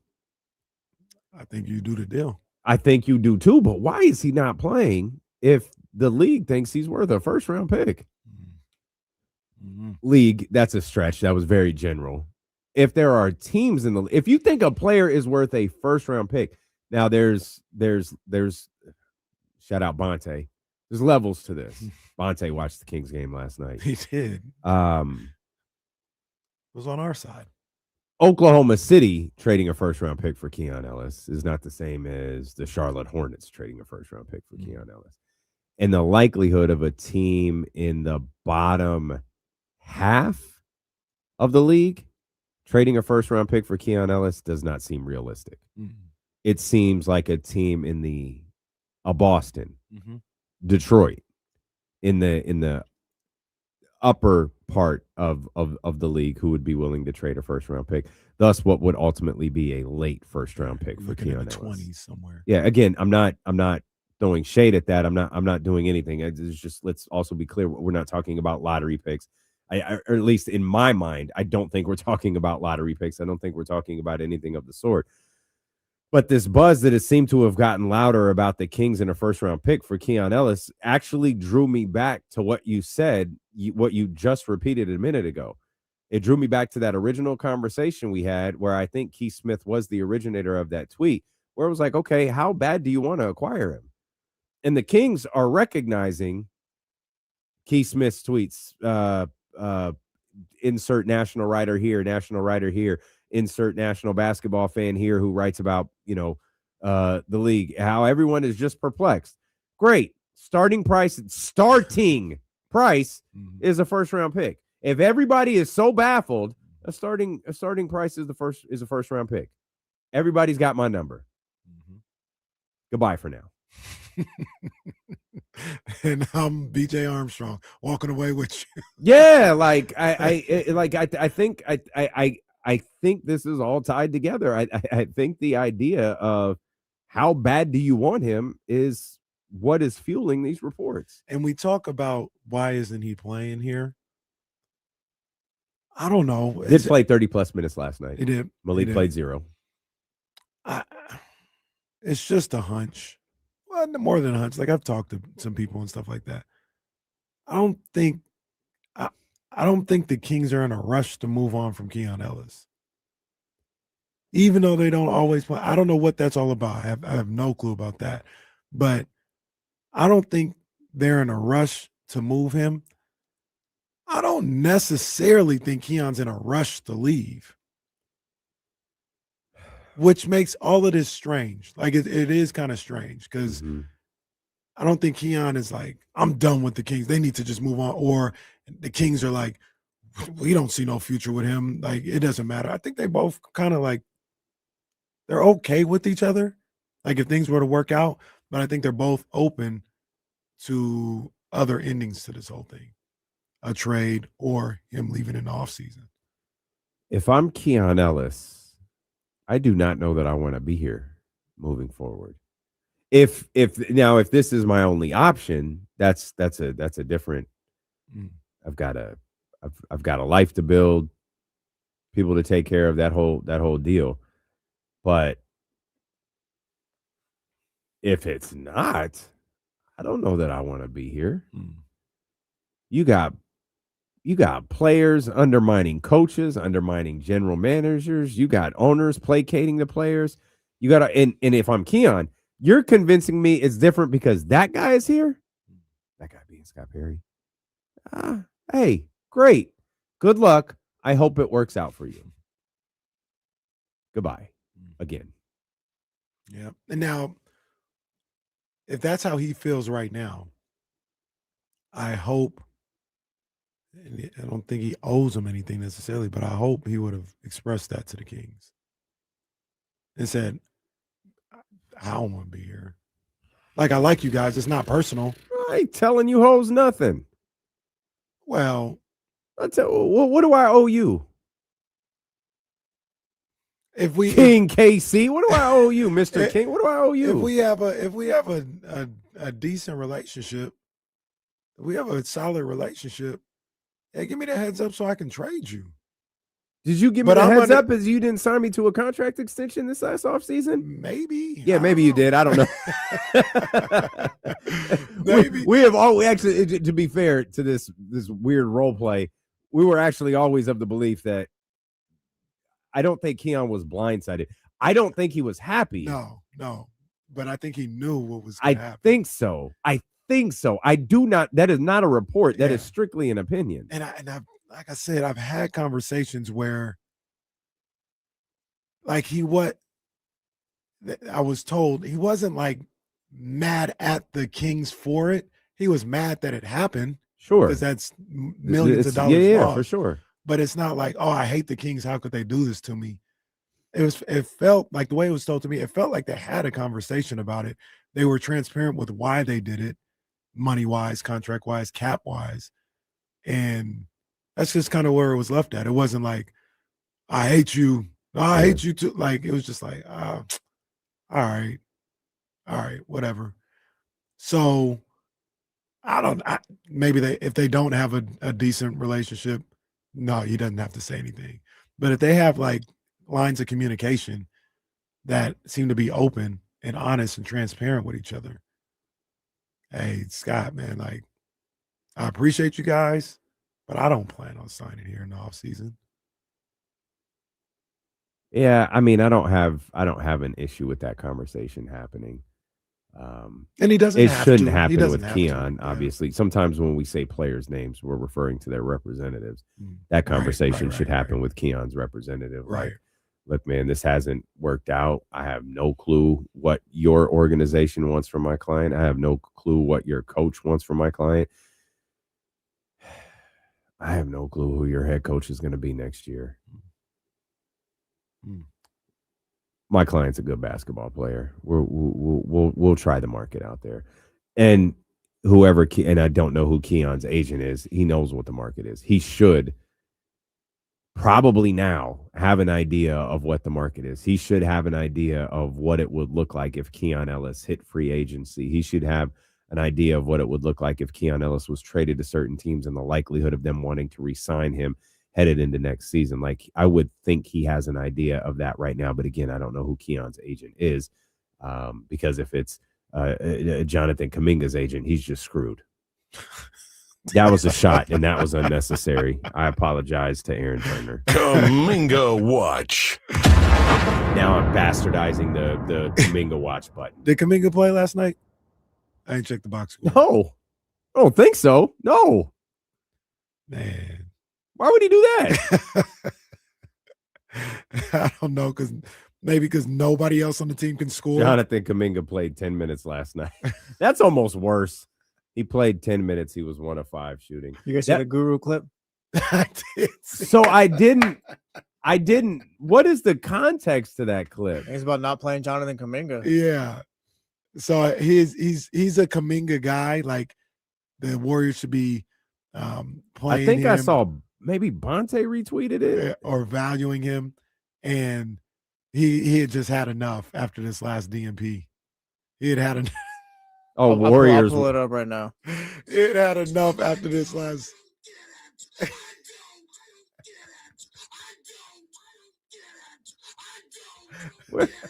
Good. Oh God. Oh my God. He had enough of the messing with Jonathan Kuminga's minutes, and yeah, you had to let him know. You had to let him know. Here it is. Jonathan or Steiny and Guru. Iteration of the Warriors be a not DNP. He could play bad, just like the rest of them. Why is he not playing? Well, I don't get it. I don't. Why didn't Richard play the last 2 or 3 games? He's not Richard. Richard's a rookie. Yeah. Kuminga's done something in this league. What? Can we acknowledge Steiny's I'm hilarious? good now. He should never. Stop. No, run that one more time. This time, instead of watching Guru, watch Steiny. With this iteration of the Warriors be a not DNP. He could play bad, just like the rest of them. Why is he not playing? I don't get it. I don't. Why didn't Richard play the last 2 or 3 games? He's not Richard. Richard's a rookie. Yeah. Kuminga's done something in this league. What? I'm good now. He should never. That's the best part. Yo, Goo might be listening right now. You wild. That's funny. That's the best part right there. That's hilarious. That's why he wanted the dudes. I know he was hella hot when he was finished with that. He was sweating, and I bet his head hurt. Anytime you yell like that, your head instantly start hurting. And it was just escalating. Oh, God. His voice changed. He sounded like a whole different man.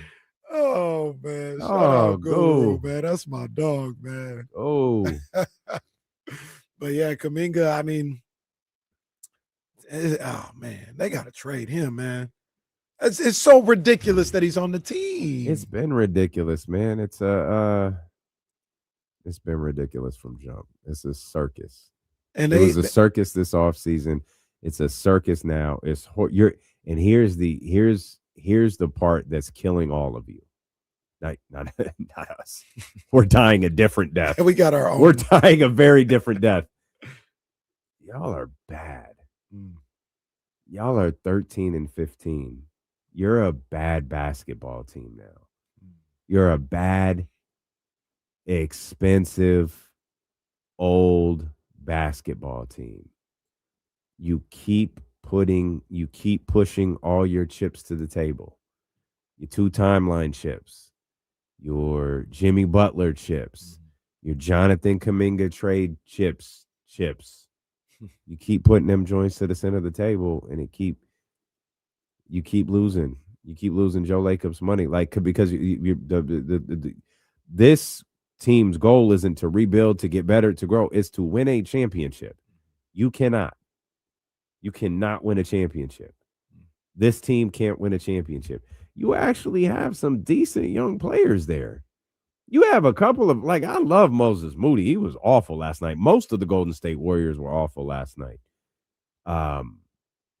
But if you're not going to give guys like Moses Moody, Pods, Jonathan Kuminga, if you're not going to give them a real runway, then trade them. Yeah. Then move on and get that superstar that you're trying to get. Yeah. But the Moses Moody thing is baffling to me. Moses Moody's a good ball player. He is, and they never really commit to him in his playing time. Mm-mm. And I don't understand it. I don't get it. You are in Steph Curry's not prime, but his prime opportunity right now to be a winner. And I hate to say it like this. You worried about the future? Yeah. Man, get them young dudes out of here. Yeah, man. Forget the 2 timelines. The timeline is now. It's now. Time is up. My time is now. 24.9 minutes for Jonathan Kuminga so far this season. It is the most so far of his career, but last year was 22. The year prior was 17. He's not even starting every game. It's weird. I don't watch them every night, so far be it from me. Jimmy's not back, is he? Butler? Yeah. Yeah, he had 31 last night. Yeah. You still couldn't. I mean, Phoenix they played hard, man. So, yeah. Like, I like the way they play, but, man, you wouldn't beat Phoenix. It's tough, man. That is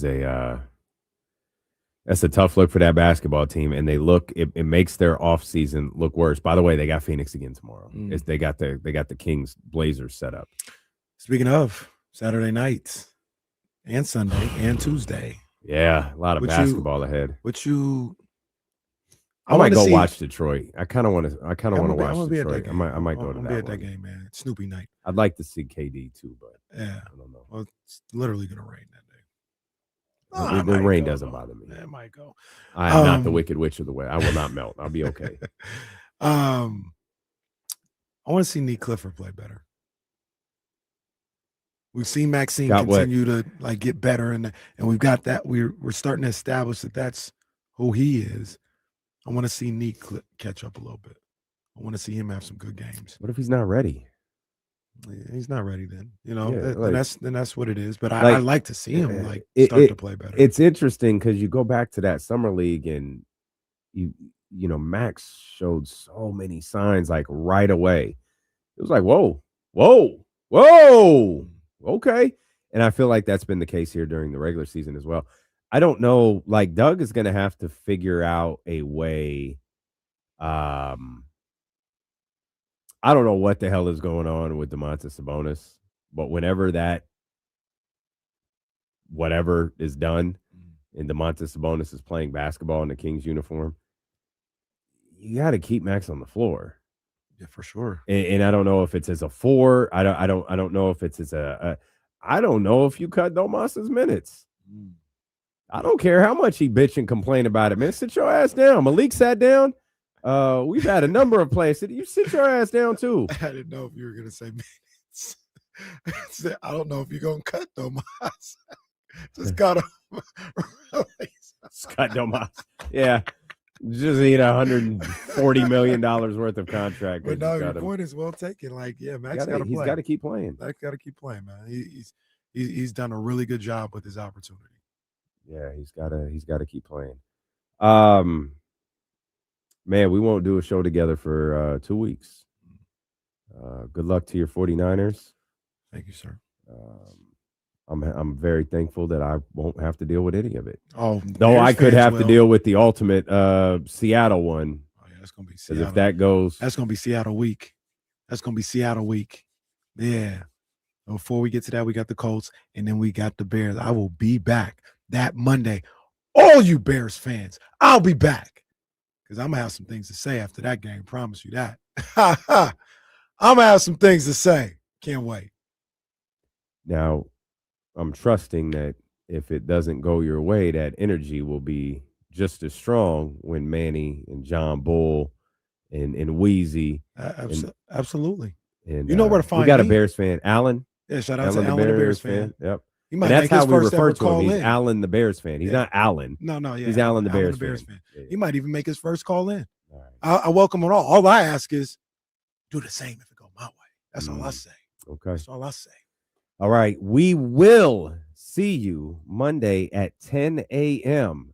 It won't be the Insiders. It won't be D'Lo and KC, but it will be D'Lo and Kyle at 10 a.m. on Monday morning here on Sacramento Sports Leader, ESPN 1320. Vamos, baby Jesus. Oh, man. One thing ESPN does really well is make hype videos. Mm-hmm. I still don't want nothing to do with what they do, but If ESPN don't do nothing else, they're gonna let you know what's coming on. Hell yeah. Hell yeah. They sure will. All right, y'all. Have a good weekend, man. We will see you Christmas week. Yeah, I don't know. I ain't got that. Y'all just go through the videos if you want to. I might put something together. I might put something together. There you go. It might not be that difficult, so I might put something together. You heard the man. Everybody wearing their Odyssey shirts today. I guess that's what you're supposed to do on Friday. You can give me the email. Yeah, I don't know. It's 49er Friday. All right, y'all. Best pauses of ask for. We'll see y'all.